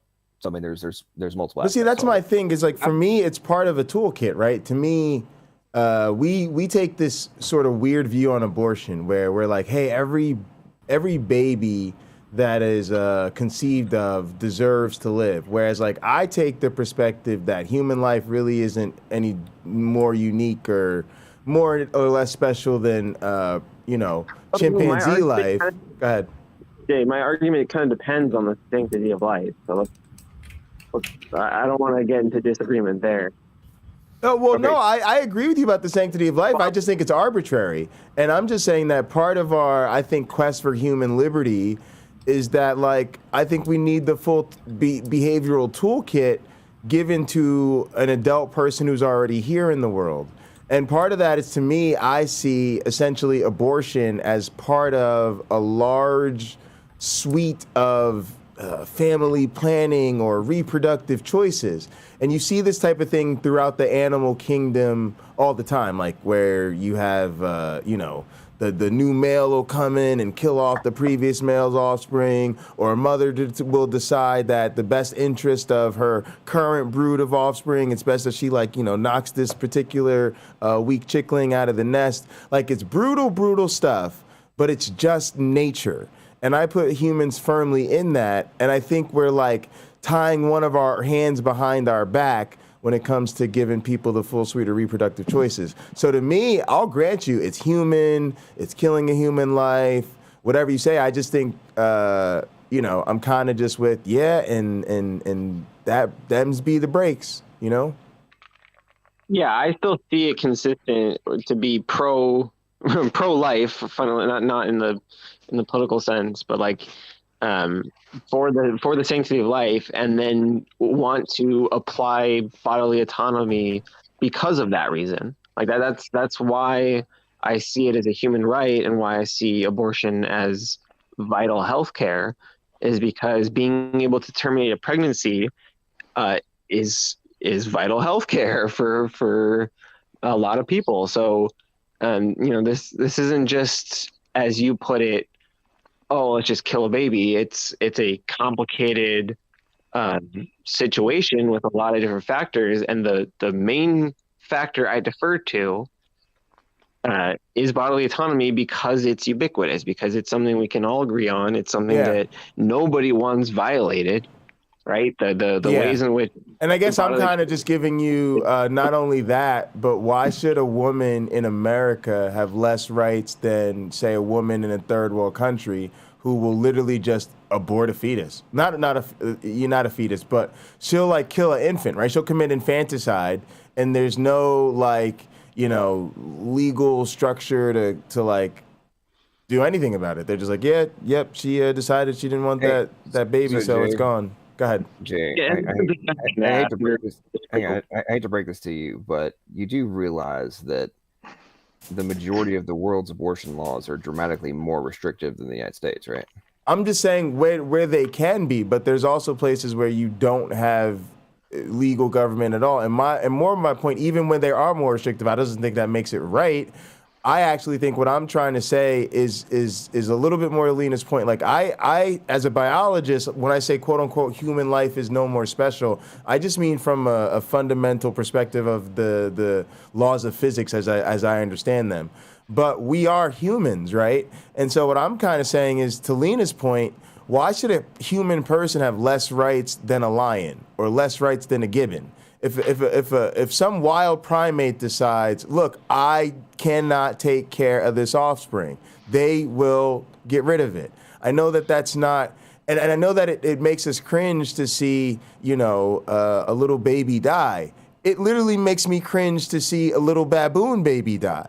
It isn't pleasant, but neither is COVID-19. It to me, it doesn't override the fact that just has to be what people have the autonomy to do in a system where we evolved with that as part of our reproductive toolkit. And I know that Christians are trying to create a world where that isn't possible or doesn't happen, but to me, that is not the natural state of things, and we are fundamentally fighting against our own nature. Jay, can I don't want to turn into an appeal to nature. But Maybe just you to don't, but that's just my opinion. Yeah, go ahead. Well, just to piggyback off that real quick. I mean, the threat, like the forced impregnation, or sorry, not impregnate, the forced pregnancy, right? Of what that's what we're talking about, right? Like that is such an egregious violation of bodily autonomy, right? And it can kill you.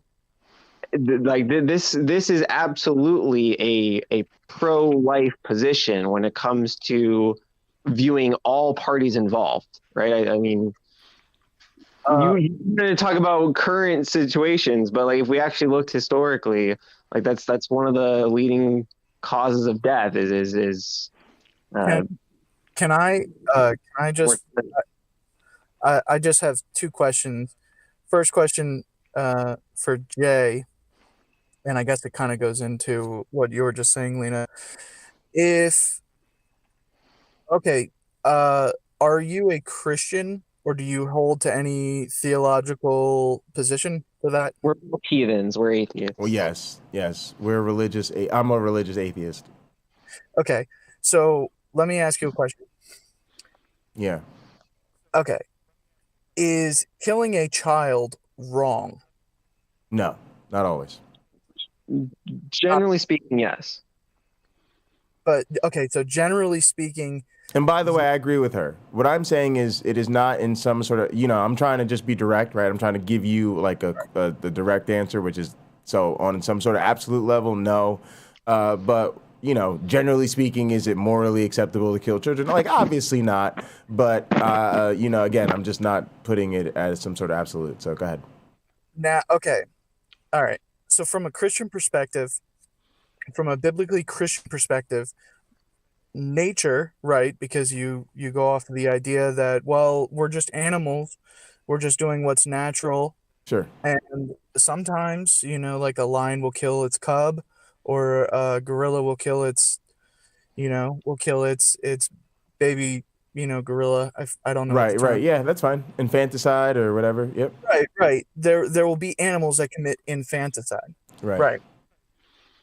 But we're not animals. But that fundamentally think you're wrong about that. No, Bible says we're animals. No. the Bible says that we are specific. Ecclesiastes. Oh, I mean, are you coming with that from a theological perspective? Like you're theologically committed to the idea that we're not animals? Because I'll grant you that. Because I'm a biologist. I mean, you're not going to convince me we're not animals. But if that's your theistic position, I'm happy to grant it to you. I mean, I understand that. Yeah. Jay, can Sure. I ask a question? Yeah. Go ahead. What is the you're a biologist? What is the evidence that we are animals? What's the evidence that we're animals? I mean, Yes. I mean, I know people have made up some. your charts, body. I mean, look in the taxonomy. mirror, right? You've got nipples, like mammals, stop. No, hair. wait a minute. No, I don't mean that. Okay. You have a Forget the charts. Forget the evidence. The Okay, go evolutionist ahead. charts, the taxonomies. You know what the definition of an animal is? What?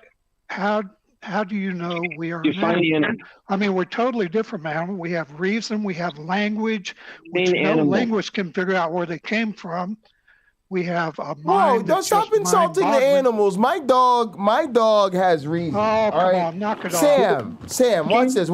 Sam, do you want this? Do you want this treat? Watch this, Sam. Look at this He's treat. hopeless. Do you want this Is treat? it Watch. Bible reading Watch. tools? Watch. Hang on, guys. It's a serious demonstration. Sam, do you want the treat? Look at him. Look, my dog was sleeping, napping comfortably. I literally woke him up. He got up. He hopped off the chair. Why? Because I put a treat on the floor. Reasons. That's all I'm saying. Animals have reasons. It's called cognition. Yeah, they have reason, but so do people. But reason is not. Reason is not science. Okay, reason is not science. I don't care what Darwin says or the Enlightenment. Darwin wouldn't say reason is science. He'd say science is science and reason is reason. I don't understand. Well, Darwin was not a scientist. He was a theologian. Look, you've completely distracted from the conversation and haven't added anything useful, and you haven't defined animal as I asked. So let's move back onto the abortion. Well, that demonstration was totally BS anyway, because that dog. What do you and mean? you're sitting there. Yeah. Okay. Yeah. The dog will come to you just like Pavlov rang the bell, right? All I'm saying is they do that for a reason. There's a reason. If you ask me for a treat, I would say no. I don't want your treat. The dog doesn't have that offer, though, but here's my question. Because you're the master. Why would you reject the treat offer if I made it? Because you're not my master. Okay. You see the fact that you did it because I'm not your master, and the fact that my dog did I'm it my because own master, okay, right. And right? my dog did That's it how you because look I at it. am his master. My point is you both 'Cause have he's an a animal. reason. Yes. Yeah, but he doesn't reason through it. He just shows up for the treat.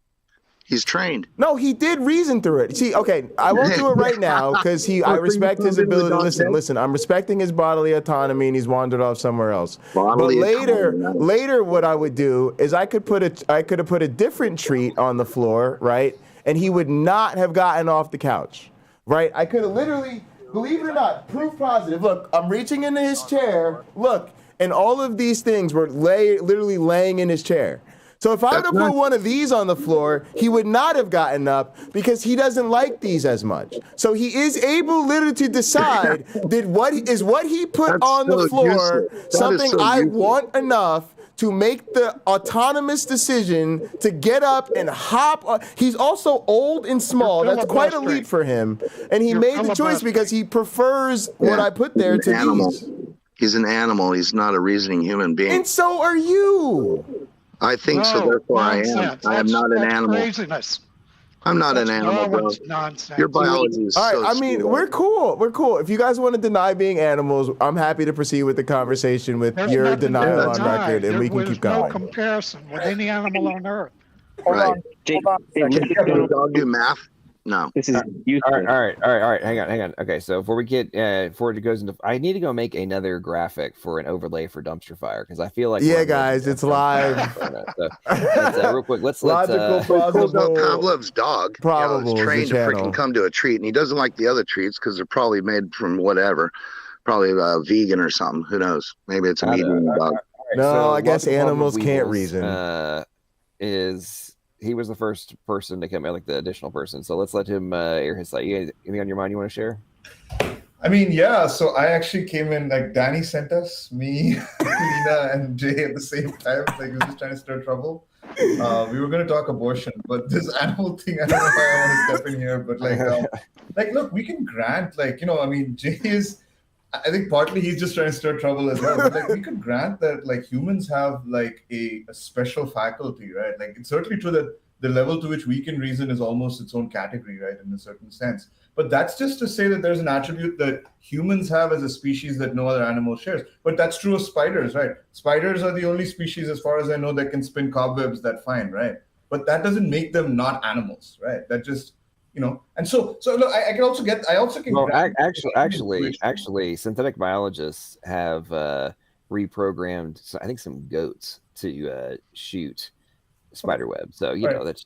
All right, fine. And I evolved computer programs that reason. My point was somebody said we're different, we're not animals because we reason. And I'm like, okay, all I'm saying is that is not a sufficient argument to prove that you're not an animal when animals reason. Now, if you want to say that I'm wrong or whatever, but it was a sufficient demonstration that an animal can use reasoning to make a choice. You're filibustering.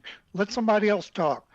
What I said was we have language which no animal has other than a bark, or and only can talk, or they can. That's mimic. also not true. No, you're interrupting. We have language. Trying to stop you from embarrassing yourself. No linguist yourself. on the earth, no scientist on the earth knows where it came from, because it is so unique. It is so unbelievable. They're mind boggled about it, but yet most of them are atheists anyway, or evolutionists.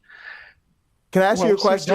The evolutionists have tried to convince people that we descended from an ape, yet you got more anthropologists or anthropaleontologists, I guess, than you do have specimens that they can piece together and wax together and try to make it appear that man came from. So I highly recommend that when you talk to, go ahead. I was just going to say, I highly recommend that when you talk to biological anthropologists and evolutionary biologists like myself, especially people who do it for a living, I suggest that you tell us what we think and believe instead of asking us.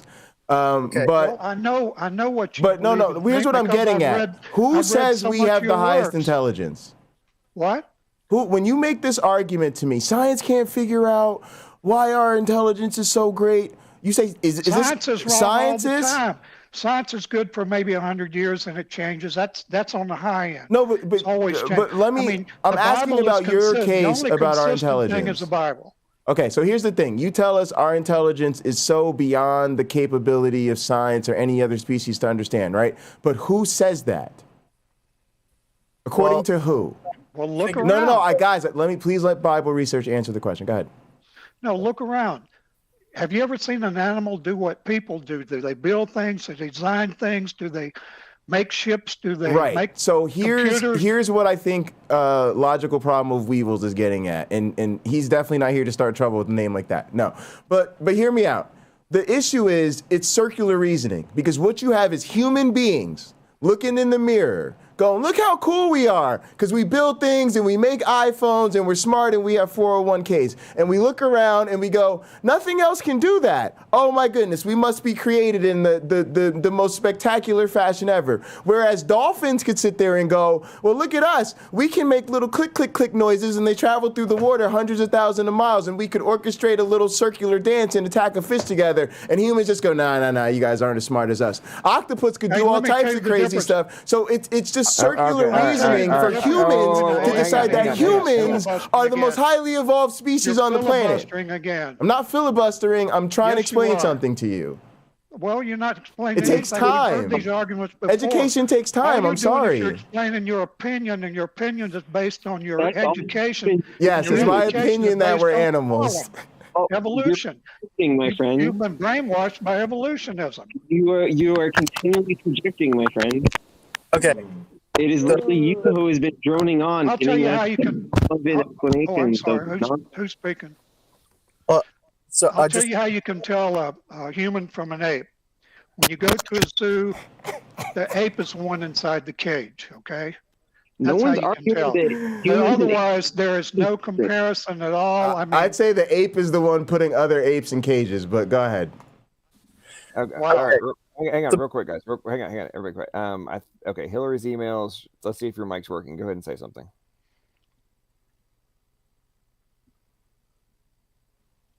If you're trying to say something, we are not hearing you. Anybody hearing anything? She's consulting with Joe Biden's laptop. Ooh. I can't hear anything. Okay, go ahead, James. We can hear you. Okay. My whole point about asking, like, oh, if we're animals, all right, is rape wrong? Do you want me to answer this? Am I gonna get a chance to like get back on the topic, or? Yeah, and this will get back onto the topic. Okay. Yes, rape is wrong. Jay, Weevils. Yeah, I'm with you. Rape is wrong. I mean, Yep. but I'd probably mean something different from wrong than you do, right? But yeah. Okay, so we all agree that raping another individual is wrong, but in the animal kingdom, right? In the animal kingdom, there's another part of the life. Not true. Not according to me. Yeah, that's why I wasn't making an appeal to nature. But I mean, that's irrelevant to the fact that we're animals. The fact that we're animals is irrelevant to the fact that humans are different from other animals, or that we're intelligent, or that we have language or civilization or what have you. And all of this is irrelevant to bodily autonomy. But what she said. I concur. Oh, I didn't hear that last part. The point that I'm making is that from a biblical perspective, right? God created all the animals, created the fish, the fowl of the air, the beasts, all of it. Then he specifically created man to be in his own image. He breathed into the nostrils of Adam. Hunter Biden's laptop is Hillary's email's significant other. A spirit. We have a spirit and a free will to choose whether or not we want to do things. See, animals, they don't have free will to do what. Can I ask you a question? Do I have the free will to not have free will? No, let's not go there. Okay, all right. Go ahead, James. Okay, because I really don't give two licks and a popsicle what the Bible. Let me be perfectly clear about that. Okay, whatever the Bible says, I'm for the opposite of that. Okay. I figured that. Hold on. So for the opposite of loving your enemy and praying to them. I'm opposed to the fascist parts of the Bible. There's some good parts, all right? Like the one part where no fascist part of the Bible. The Bible literally says Jesus Christ, God manifest in the flesh, lived a perfect sinless life, and died on your behalf. I literally said this is not relevant to the conversation. I do not care what the Bible says. Do you understand? I understand that, but what you're doing is you're coming into a chat of people who believe the Bible to some extent, and you're trying to reason with them using way. All right, so let's grant you the breath of life, nature of God thing, and let's see what comes after that. What comes after we're not the Bible? Then life starts after birth, when they take the first breath of life. So we're not going to go off what the Bible says, right? Because the Bible advocates for all sorts of weird abortion. So let's go with that. Let's go with actual respect for human rights, which would be respect for bodily autonomy. Now, do you have anything that's like an argument in relation to that value? Because I believe we share that value of like the sanctity of human life. No. And that we shouldn't be raping people. We shouldn't be torturing people. We shouldn't be forcing people to have babies against their will. Why? Right? Why not? Because it violates your bodily autonomy. What? I don't care. Bodily it's nonsense to me.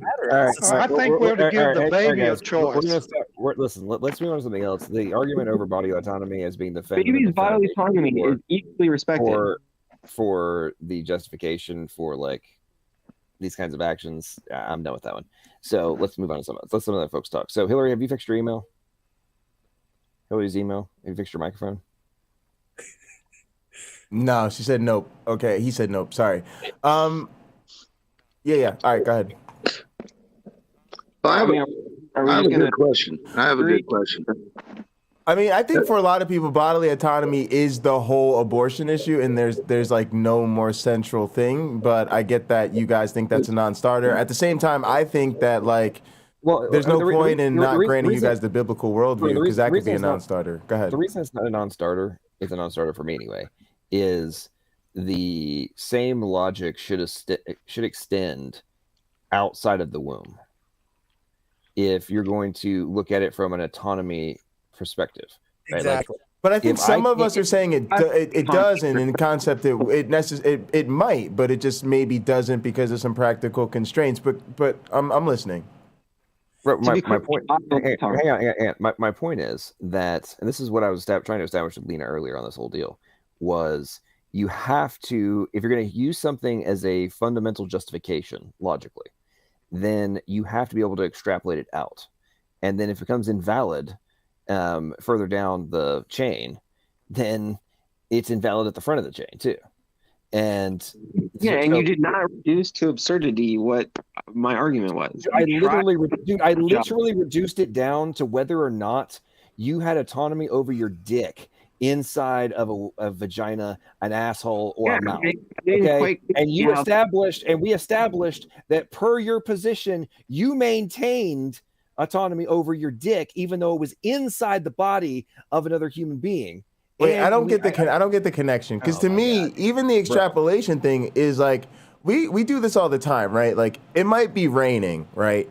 And at some point, like I could literally go outside in the rain and like not even acknowledge that it's rain, because it's just kind of sprinkling, drizzles once in a while, and even have to put anything on, right? Then there's another level of rain in which it's like really dumb to go outside without an umbrella. And there's another one to where it's raining so bad that if you go outside, like something really awful could happen to you. Jay, I'm extrapolating this out to when, if we're talking about bodily autonomy, and we're talking about the extrapolation of once it leaves, right? But what I'm saying is that that's not charitable. Bro, you have to maintain, dude. You have to act like a fucking adult, bro, in terms of reality, and not this myopic little juvenile worldviews that get perpetuated in these arguments. Okay, so if you're gonna claim that I can just exterminate, whoever talks next while I'm talking is out. Okay, I'm gonna make a freaking point here, and if I get interrupted, you're gone. And by the way, Flying Disciple, man. If you can't handle people using strong language, and you're an adult, and you can't handle adult conversation, go play with the children, okay? Because I literally at the beginning of every single one of these streams, I say if you can't handle the heat, then don't come. All right. So if you don't want to have adult forceful conversation, you can't handle it, go away, or I can ban you. Your choice. Now, in the context of the overall extrapolation of the points being made here, is if you want to argue for bodily autonomy and post-birth, you legally aren't allowed without ramifications to just abandon the child, which is dependent upon you. Okay. If you say, oh, well, I can't do whatever I want now. I mean, think about the arguments that are made for abortion. She's not going to be able to get a job. She's not going to be able to get education. She's going to be low income. All these different things are used to argue in favor of abortion. Okay. Well, you could extrapolate out the same point post-child being born and say, oh my goodness, I have a kid. I can't do everything that I want. I can't go party with all my friends. I can't do everything that I always wanted to do. But now that I have a kid, therefore, I can just exterminate because I no longer have bodily autonomy.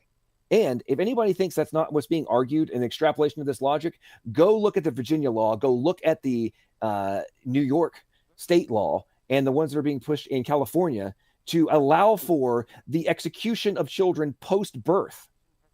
There's legislation being pushed right now to go up to 28 days after birth to be able to kill the kid. So don't claim that this is not the extrapolation of the points that are being argued in law right now. And it's somehow, it's not the same thing. It is the exact same freaking thing. I yield. And where is this? It's all the same thing. And what's in the law books is irrelevant to what I believe on the situation. But yeah, it's absolutely not the extrapolation. I've already stated before that I believe if you don't see the extrapolation, then my point about you not being able to see more than one step ahead is being proven beyond all doubt. It's the same thing with you guys and same people in chat not grasping the point about if you're going to argue that something that is in your body is completely under your control from an organic biological perspective, then the same logic would have to apply to a component of you that is not actually genetically part of the woman, right? Being in, or the man, whatever context you want to go with, being inside of them. LPP, can I ask you something? Who maintains control under your logic of bodily autonomy? So my thinking about that person. My thinking about it was this, like, all right, because somebody asked me this in the chat, like, you use the example of parental rights, like, you know, afterwards, the baby's holding up my life. I can't party with my friends, can't do drugs. My boyfriend left me, and now my home situation isn't stable, whatever, right? Some people would say, okay, well, you can give up your parental rights, right? And if you just extrapolate that backwards, the only way to give up your parental rights, you know, before the baby comes out of you is to, abort it. And my thing, hang on, before you do, let me just say this. My thing is, I don't even want to do that. And here's why. I want to allow you to be able to say, no, that's totally different. Because we don't extrapolate. That's my point. We don't call torrential downpours light drizzles for a reason. Because extrapolating isn't always, like, you can extrapolate, but at some point it just becomes something totally different, right? In the same way I know you would say it's totally different if the baby's already been born versus, hey, it hasn't and we got to go protect it. I don't want to go, yeah, you're right. So let's not extrapolate backwards, but don't extrapolate the other way. Giving up parental rights is an option for giving up parental rights, execution of your child. Yes or no? No. Without legal ramifications. No. That was it. Okay, cool. So, is it remotely coherent to say you could potentially go the opposite direction? What I'm saying is, Or is the point you're bringing up completely irrelevant? No. The point I'm bringing up is, look, if someone is arguing about having an abortion to terminate a pregnancy, I think the charitable thing to do, even if you oppose that position, is to just restrict the conversation to terminating the pregnancy. Because to say, oh, well, if your principle is bodily autonomy, then you've got to extract it to after the womb. And then what about when the baby's 35? Or what about during consensual sex with another human being? I feel like I get what you're saying logically. Go ahead. Hang on. At age 35, assuming the child is not like mentally retarded or like disabled or whatever, right? Legally at age 18, the kid can be kicked out of the house legally, right? Right. And why is that? Because they fit our legal definition of an adult, and her parent and being no able longer to has do obligations what? to them. And they're able to do what? Hypothetically. Vote? No, take care of themselves. Right? Sure, maybe. I don't know. Have you met many 18-year-olds lately? But go for it. Well, yeah, sure. I agree that most 18-year-olds in theory, yeah. I mean, are you familiar with the legal concept of emancipation? Yeah, no, totally. Okay, cool. Okay, hang on. So let's think about this from a legal perspective. If I want to be emancipated as a minor, you have to prove a variety of things. One of which is that you have the capacity to take care of yourself, right? Right. Or that you're in because even if you're in a horrific environment, right? The judge isn't necessarily going to emancipate you. If you're 7 years old, because you live in an abusive environment, they'll take you away from it, right? Right. But hypothetically, anyway, I'm agreeing with you. No, I know you're agreeing with me, but my point is that you say, "Oh, extrapolate out to 35," right? Well, I'm saying okay, well, we have clear delineations that are established upon logical reasons, and in this context of when the parent is able to suspend any responsibility for the caretaking of the child, of their offspring, right?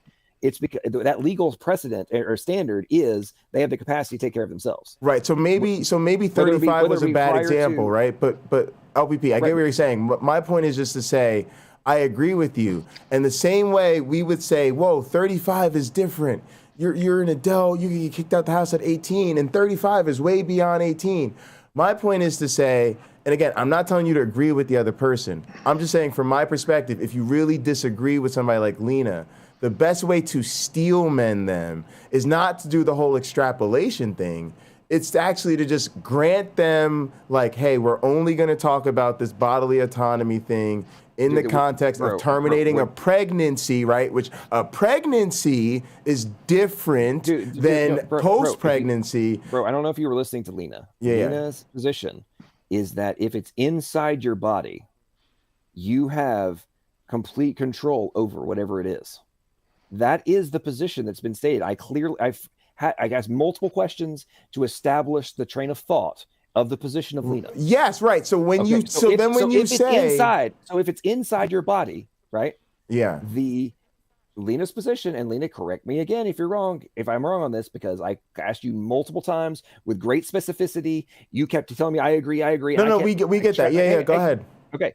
To specifically address things like what you are saying right now, Jay.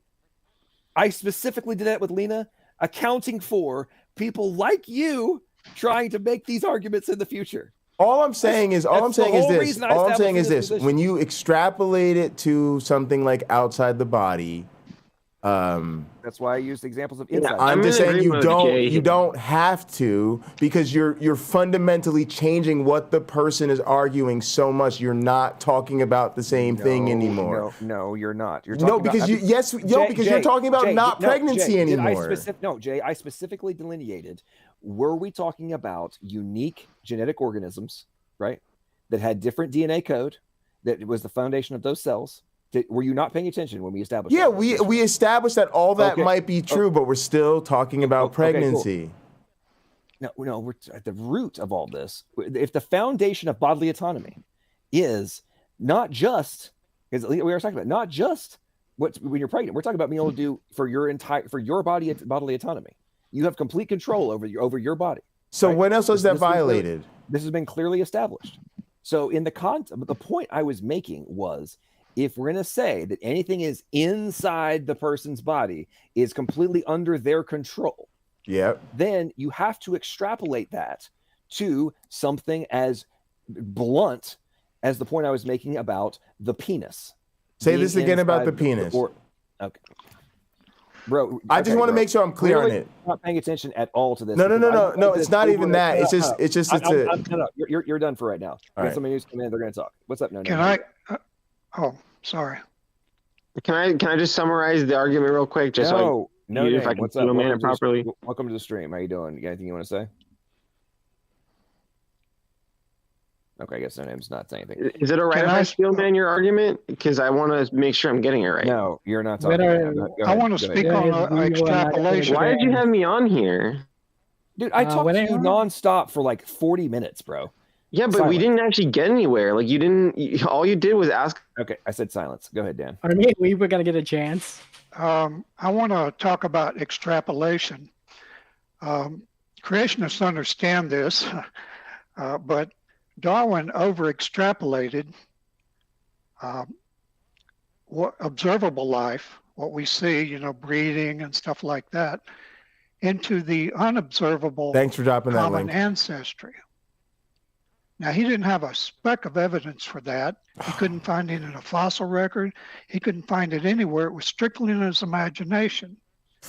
So if we're going to talk about extrapolation, I think we ought to carry this argument back to why the left, or, well, maybe not all the left, but all left, but the people that believe that the human is the embryo forward until it leaves the body is not a human being. That comes really from, I think it comes from Darwin. Well, eugenics. Remember eugenics? That came from Darwin's book. Thank you for the contribution. Hey, would you? Who's interrupting? Dude, you've been droning on. Lena, you're backstage. What I'm trying to say. If I can get a word in. Lena, you can come back in. I'm sorry, John. John. Hang on, Dad. Lena, you can come back in. I put him backstage. I'm not booting me left. If you want to come back in, I will let you back in. But when I've directly told you to be quiet, let this is talk, hysterical. You just got to submit to their will. You have to learn to be quiet. This is exercise in control. Bubblegum's been being quiet, and Slavic hasn't said anything. And then if No Name wants to talk, he can come in as well. Go ahead, Dan. what I'm saying is this whole thing of killing babies or embryos, I call them babies, embryos and what they call fetuses, started with, I think it started with eugenics, actually, but, you know, it came forward and it was adopted by people who wanted to get rid of the lower class. It's sort of a Hitler-like thing. You know, we're too good to have these poor, imbecile, uneducated people around. Well, Margaret Sanger, I guess you remember her, she was a abortionist, but that was a tool of her. She was actually a eugenicist, but that was one of her tools. She promoted abortion really in the name of eugenics. But eugenics is a really horrible thing. The only thing left of eugenics in the United States is abortion. Everything else has Lena, been this eliminated. is nuts. These guys are literally So, nuts. Like, once we can show you that there's no evidence for Bible Research evolution, Tools got to have a channel. then there's really no evidence that people are animals, that they're different, they're special. All This animals is fun, really though. are special. I agree with you. All animals are special. All plants are special. They never change. I mean, they have variations, but they never change from one type to another. They're always consistent. It's been that way throughout history. There's not one shred of evidence that is untrue. It's always been the same. Darwin can't prove it. No evolutionist on this planet can prove it. Now, most evolutionists believe the other evolutionist has the evidence. But that's the only reason they believe in evolution, because they don't have the evidence. Nobody, there's not one shred of evidence for evolution on this planet. There's no transitional fossils. Two different things violates Darwin's theory right in the fossil record. That's disparity before, what's the other one? Disparity before, what do you call it? It is, but these are the type of channels we're trying to learn how to interact with, and just the opposite. He believed there'd be a gradual you know, transformation. we're trying to go in the mission field, guys. Single cells or multiple cells to higher order animals, but yet we see that just the opposite in the fossil record. Sometimes Another someone thing he needs to predicted was dominate fine you. You need to gradations, just let them. I don't know what else. between one type of animal to another. They're Well, just he going to couldn't let find this them in guy his day, ramble his and after nonsense, I guess, too. 160 years of feverish digging by paleontologists and their graduate student, they still haven't found Does he have a not in the channel, whole Bible world. Research Tools? Now, they can imagine transitions like from this looking creature over here, but it's just imagination. Without Just actually seeing that imagination. transition, there's no evidence, zero evidence. Well, so what Yep, do they there do? he They goes. come up with 151 junk DNA. That's subscribers, great 22 videos. Well, except there wasn't Subbed. evidence. There was a false claim, a myth. they Bible Study created. Tools videos. Now they got Subbed. this ERV thing, which that's sort We're of in the ridiculous. lines then, folks. In the beginning they had Haeckel's embryos, his fake drawings. They've got some. it They've got finally some took viewers though who probably are couple of though. team of scientists. I Also, think we they're get from to England, watch them embarrass Richardson et themselves al., and make them say the shame quiet part out loud. So evolutionists there's to take value it to out of their that. textbooks. Like make them say that we're not Everybody was taught animals. that, Make them Haeckel's say embryos that Darwin proved had no evolution. evidence. These They're guys putting are on nothing record but how a bunch wrong of they con are. men, That's the and beauty of until it. everybody knows it, And we can this chop it up argument's into never funny gonna be clips. settled. And that's all I got to say for now. They just do all the work for you. One earlier point, right? Just the narrow thing. Like, I think my understanding of the history of abortion doesn't quite track what you said, because I think, so, I mean, The history of nothing tracks with what he says.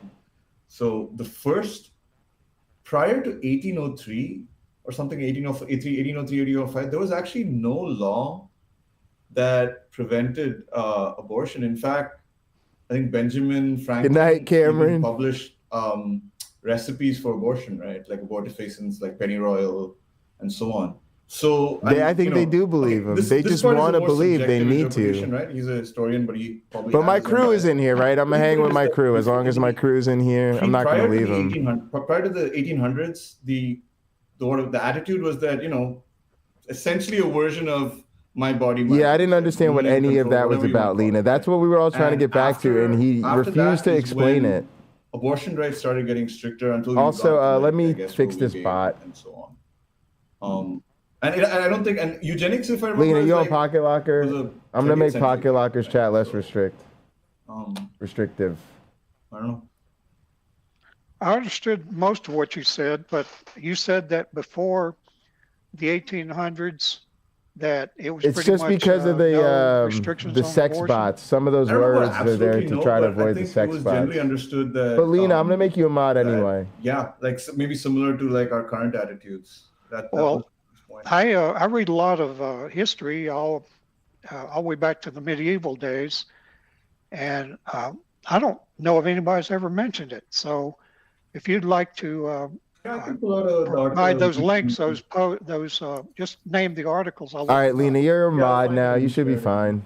Okay. All right, let's let Bubblegum say something, and then No Name, if you got your mic fixed, let us know, and then Slavic. Go ahead, Bubblegum. Yeah, can you hear me? Yeah, we're gonna read out No Name, but Okay. Bubblegum's gonna go first. Go ahead, Okay. I thought you just asked me to let me know. So, okay. Well, if he doesn't All right. Bubblegum, you got like 2 seconds to respond. If you don't respond, we're going to No Name. Yeah. Well, I'm here. Yeah, I'm here. Well, my take is different. I'm not against abortion, but I'm also not. No, pro-choice. you're good, Lena. Well, I do admit his life. It was a good reminder to make you a Roe mod. versus Wade said is you can have an abortion. They never said Also, it thanks for wasn't hitting me okay. up on the They just Discord. give him permission. So you can't just go walking around. I'm gonna try to and start a say chat it's with not you a over child. there. It clearly is. But I'm wondering from you because I do support eugenics. Hold on, And all what? that stuff. Hold on, what? Yeah. You're a eugenicist? Yeah. Guys, I thought that was come obvious. on. You got to stay up with the late night well, crew. you We haven't got talked an about this open before, so- eugenicist in the house. Oh yeah, you weren't there. Come on. It was one of your streams. We where, are like, you weren't deep there. in the interwebs So, of you're religion gonna and have to defend this position. politics. So, what do you mean by your eugenicist? An Are you wanting evolutionary to biologist on the eradicate panel with the certain open races? eugenicist, folks. Come on. It's simply regulating what is allowed. Regulating the genetics allowed into the population. So I'm totally pro. Like if in Norway, if the child is born they'll test the fetus if it has I would love to interview genetically it'll be a modified skeptic mandatory and talk abortion. about So they Jesus, wouldn't talk about our you have love a of choice. Jesus. So I'm not against abortion. Sorry, just reflecting on and this I'm not recent video. pro-choice. So, I have to jump in if I'm- here. go ahead, Slavic. Because for me, that's gonna move down the slippery slope of the next thing will be like if your child is not genetically predisposed to a certain IQ, we're gonna have to abort him. I think Doug's kind of a eugenicist. Well, no, it's not like that. It's more like they're defective. Well, yes, if your IQ is lower than 70, you're an imbecile. What is the definition, right? Even the army won't take you. Well, no, that's No, IQ comes later, but you can definitely tell. But that's different than a child who's clearly has like a very bad mutation. You can weed this Yes, out. but in the fetus. IQ is very, very tightly correlated with your genetics. Yeah, They figured out well- that maybe like you can adjust it by teaching somebody by a few points up or down, but mostly it's tied to your genetics. So what they're gonna do is then, well, I mean, as long as it's not effective. That's what I'm right saying. now it's not. Right now, let's say they figure it out in 20 years. They figure out how to figure out who has the higher IQ, and then it'll be like, all right, anybody lower than this IQ, we will not allow to Well, have you children. can't. What else? You can't IQ test babies. You can only test if they have like parents. some sort of. Parents. Well, no, we're IQ testing. You can't IQ test fetuses. The fetus is the. Yes, this but is you the- can IQ test the genome. So they No, they check your DNA and say, You can test the You genome have- if it's defective, but that's not IQ testing the genome. no. I want to know about the IQ test for genomes. Yes, it's not genome; it's a DNA. But I'm Doug, the yeah, DNA Doug in last your year body was is talking tied about, to your IQ. but basically It it was is on how? the parents' end. Like Yes. the There's parents studies got to on be able to prove But not they in the can way you're take care of the saying, child. because So if I send 23andMe a DNA crime by making sure swab, they poor can tell me people my can't IQ? reproduce. Exactly. Not 23andMe, but other Okay. people they done this test. Maybe it was like a social eugenics or something. they It was run through some, the scanner. typical Doug right Yeah, they check winger. your I haven't DNA really and thought through it's this type correlated of to your IQ points. assuming he would be in a position where he'd be in his current position in society. From saying that you could take Hasn't really thought through whether or not he'd actually want to live in that world. The egg and figure out exactly how they would combine to form and predict exactly what genetic would result. Right? Love those Pine Creek Counter-Apologetics. You could still predict the IQ then. That doesn't mean the sperm and the egg now suddenly. It's just a potential, right? It's not actual. Yeah, it's kind of silly. Right. No, I think the point I'm assuming Slavic, I'm assuming the point you're making is that regardless of how currently effective the tests may or may not be, they do exist. How accurate they are is what's totally being debated. But hypothetically, in the future, which is the point you're making, if we can test these things, then it could potentially be utilized for the justification of the abortion of the child because, it's not going to be X. And this goes to the whole point of what's happening in all over the place now. You have the dual parent, like the dual father children that are being artificially inseminated. You've got the ongoing discussions about whether or not it's ethical to allow for, they're going to have blue eyes. I don't want a blue-eyed kid. I wanted green. And all the different biohacking, which... All right, guys, I'm going to entertain us by trying to flame the chat. Do you think they'll genetically let's chat. Let's chat. Let's YouTube watch YouTube and chat while we chat, okay? Are you laughing about this? Let's get into this a little bit more. I've been chatting back here backstage. Oh my God, are you serious? I'm going to show you guys what I'm putting in here. Hey, chat. You can laugh, but it's actually happening in China already. About something there's like this comedy, comedy duo called "What Is Kids You Know?" And they have this comedy sketch in which you go to the doctor and you get like a designer baby, and the doctor is like this super liberal, and so he keeps pushing for very progressive. Do you want a crippled baby? Do you want a black baby? Are you racist? And they just give the white couple a black baby. And they just mix it into a pirate. Don't play a hate. Hilarious. But congratulate. About the genetic thing about your IQ, they actually already have tests that they can, not 23andMe, because that's just a company that's trying to sell their product. But there's already enough information for them to figure out how your IQ from your. Let's get some more guys. Does anybody know? Not your. I'm not talking about what you learn. If I can store my discarded. I have to go, John. I just want to let you know. I got an doctor's appointment into anyway, thank you very much. I really enjoyed it. Have them DNA. IQ tested. Wait, have the. We'll pray for. Well, I was gonna say. Have the. I was gonna say. Well, the thing. You can detect if the baby's gonna have Down syndrome. IQ pretty obvious. And I'm pro. And then use when it's a fetus, it's regular. I don't care if it's the uber smart baby or not uber smart, as long as it's not a defective baby. Okay, but let's say this way.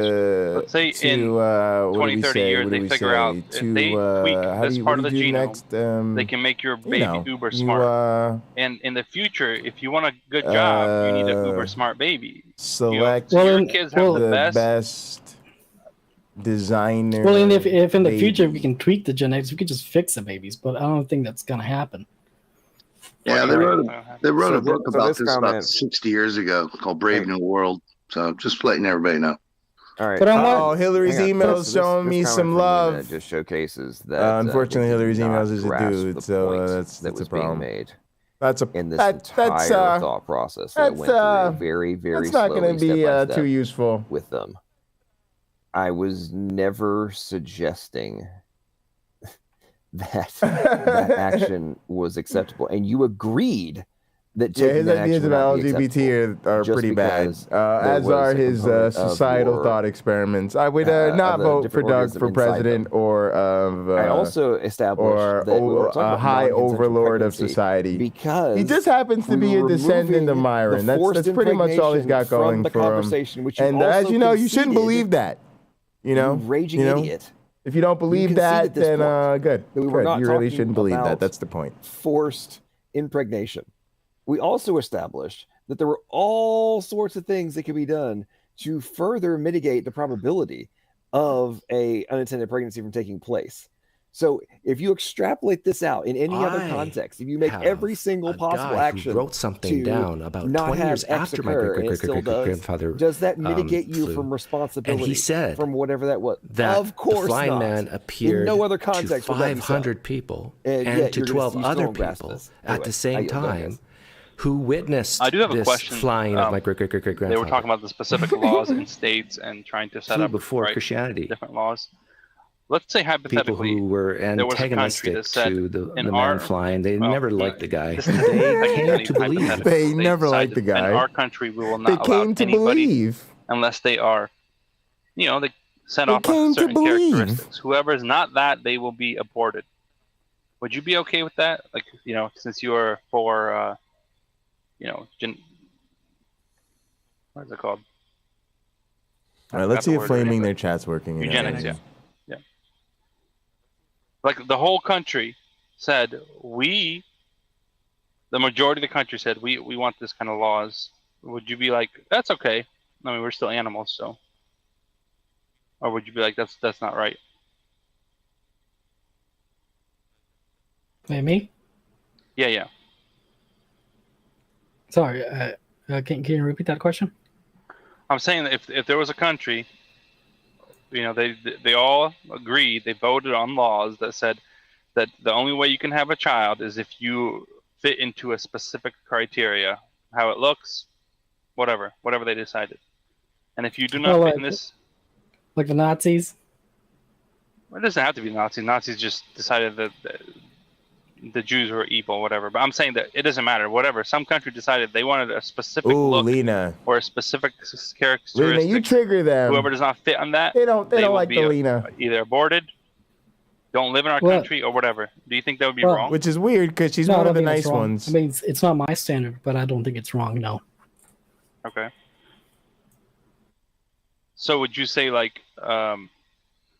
you're saying it's not wrong because we're animals, or what's your basis on that it's not wrong? Because the antebellum South had the same ideas. It was just slavery. Well, I'm guessing. Are you guys saying abortion is wrong because it's objectively morally bad? Because the reason I'm saying is because there is no morality.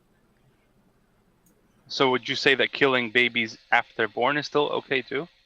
Because there's no morality, right? Technically, then. Yeah, what's the I'm difference? I'm not. I would say it's not morally wrong. So, let's say a mother, the kid is 5 years old. She lost her job. She can't. Oh my goodness! I've been trying to explain this all fucking night long. This happens all over the goddamn world every day. You sheltered, fucking not understanding a goddamn thing about reality, American Christians. I could take you to so many places, and babies just get snuffed the fuck out every fucking night. This is me. Moms are just snuffing out babies, snuffing them out left and right. I'm still an actor on this, so I can just stop her just out of my own free will. But why specifically? What would cause you to say that we should stop her? Because if we're just animals, if she's I'm not saying we should. These guys are so triggered by being animals. To do that. And I'm not gonna say it's because of my will, because of who I am. Oh, you're your own god. That's right. You're a pantheist. I forgot. No, I'm a pantheist. You think free will is pantheist? You think free will is a pantheist concept? No, you said you just follow your own rules, so you're fine. You just do what you gotta do, bro. Hold on. No, I'm exploiting a free will. So Sorry. I don't see how that connects to pantheism. Sorry about that. I'm just trying to figure out specifically, as a Christian, I see every human life as valuable, right? Well, if you do not see that human lives as valuable, if they're just animals, right?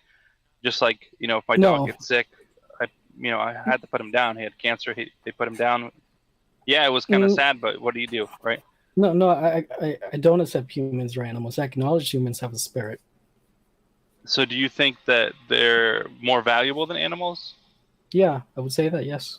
But I'm still not gonna say it's morally bad to do this. Can I ask you a question, Okay. Because I just see as like I don't see there's a good choice here. Like would it morally right or morally wrong for me to kill you right now? It's not morally wrong. No. Am I gonna let that happen? No. So does it make a difference? Let's say that way. Like, is there any difference between somebody killing somebody and somebody not killing somebody? Is there any kind of difference between those two options? I know you're saying morally. I understand that you're looking at it as a moral is a specific type of judgment. He's dead in one and alive in the other, right? Yes. Yeah. I think that's the difference. Yeah. But is there any does it matter? No. That's what I'm saying. I mean, why would? No, not morally. No. No, I'm not saying morally. I'm just saying in any way. Does it matter if somebody would? Slavic, can I ask you a question though? Can I ask you a question honestly? Go ahead. Because I think this always gets to like, hey, I'm a Christian and I value life more than you atheist. And I just think that maybe cool, but like from corporate operator Bubbles' perspective, they're pretty much saying, hey, man, I'm conceding that I don't give this whole life thing a lot of objective value. But then I feel like when you guys talk to most agnostics and atheists, we're like, hey, we actually do put a lot of value on human lives. And then you guys are like, no. Actually, this life is really just the appetizer. And the real life is the eternal life we get after this one. And this life is just the snack. And so I'm like, wait, I thought you were just this life is so precious. So I'm kind of confused because don't you think that there's a life beyond this one such that we should be willing to forsake this life for the benefits of the next, right? Well, they're not That's a good spin, bro, but not working. I'm not trying to spin it at all. I'm asking him a question. Yeah, let me answer the question. The way I look at it is, the reason this life is really important is because I think C.S. Lewis puts it this way. He says if you have an anger issue, right, and it's getting worse every day, but a little tiny bit, it doesn't really matter if you live 70 years. By 70 years, maybe people won't notice it as much. But if you live for eternity, well, then you need to deal with it. I look at while we're here on this planet, we have the opportunity to build a good character for the rest of eternity. So that's why this life is really important. Well, my main question for you Christians is like, is it objectively morally, for like, is abortion objectively morally bad? See, wrong? I understand. I understand what you're saying. If I can say morally it's objectively wrong, but since you don't look at things in you think morality is a religious term, would you agree with that or no? Or do you look at? Well, I'm against the liberal take of subjective morality as well. I just don't think it exists at all. It's just a mental disease. Bubble, would you think that it would be preferable in your mind, I'm not going to say right or wrong, that more people, maybe even everybody or most people, share your same view? Yeah, but it's not something that would require taking away people's free will, and I don't think that overcomes people becoming like me. Is that a moral claim? No, See, it's just listening. Sorry, go ahead. No, it's more like I just don't want people to lose their free will because so it's a value claim. No, because then it would just be robots and it wouldn't make sense. I'm just wondering, by what criteria are you appealing to that? He's just saying he can't force people to agree with him. Yeah. Yeah. Why is that? Is that like a bad thing? Well, I can only try to convince you. Why? But I mean, if it's a good or a bad thing or a neutral thing, then it has like a moral component to it. You would say. What is the thing? I don't think one shoe fits all. So like, what might work for me might not work for you. So that's subjective morality. No, I don't believe in subjective morality. I don't think morality exists at all. Do you think so? Okay. I kind of don't understand your position. If there is no morality, is there any right or wrong? Let's just keep like subjectively. Is there better things then? Is that how you look at it? There's better things and worse things. Well, here's the way I see it. If there is this right and wrong, it's just purely God's opinion. for example, in a programmer, if he programs like an avatar in a computer, he programs it to do a specific task, and if that avatar does that specific task, he's behaving rationally. But if that avatar bugs out and starts not doing that specific task the programmer programmed it, then it's no longer behaving rationally. Corporate operator Bubble, you're a theist? Yeah, I'm a theist. You just don't believe in objective morality. Yeah. So what is God to you? What do you mean by being a theist? Fundamental and ultimate. Creator, not creator. Creator. Jesus, no Jesus. Well, I would say the ultimate and creator are two different ones. All right, So salvation, no salvation. For those who want it. Eternal life or nah? I don't know about that one, actually. I'm still confused. Okay, did Jesus die for your sins? No. Do you consider yourself a Christian? No. Okay. Do you have a relationship with your creator? No. Spiritual, soul, any of that? No, type of stuff? No, I'm not religious. Okay, thanks. I don't want to I don't want to monopolize. I actually got to head out. I got to, get up tomorrow. I'm sure some of you guys other do. I'm on the East Coast, so it's super, super late. LPP, thank you so much for having me on, man. I always appreciate my time on this channel. I'm like you. I'm game for the drama and the fallout of the adult language. I think it's a good time. I love the fact that people who genuinely disagree and come from wildly different perspectives come here. So kudos to you, and wish you all the best, man. Hopefully I'll see you soon. If you're going to be up late night like this, I'm sure we'll bump into each other, and if not, I'll reach out so we can set something up. Right, man. Come back again. Yeah. Appreciate all you guys. Good to see everybody. Have a good night. Yeah. That was super fun, man. This community is the best, man. The wackier, the wilder, the better for me. What a night it has been, folks. Let's call it. Let me eat some food and go to bed, get up and start my week. Can't thank y'all enough for supporting and hanging out and chatting and all the stuff we've been through this weekend. It's literally just been so much fun. I'm gonna go ahead and end the stream. In the name of the Darwin, the Dawkins, and the Christopher Hitchens, science bless you all. Poof.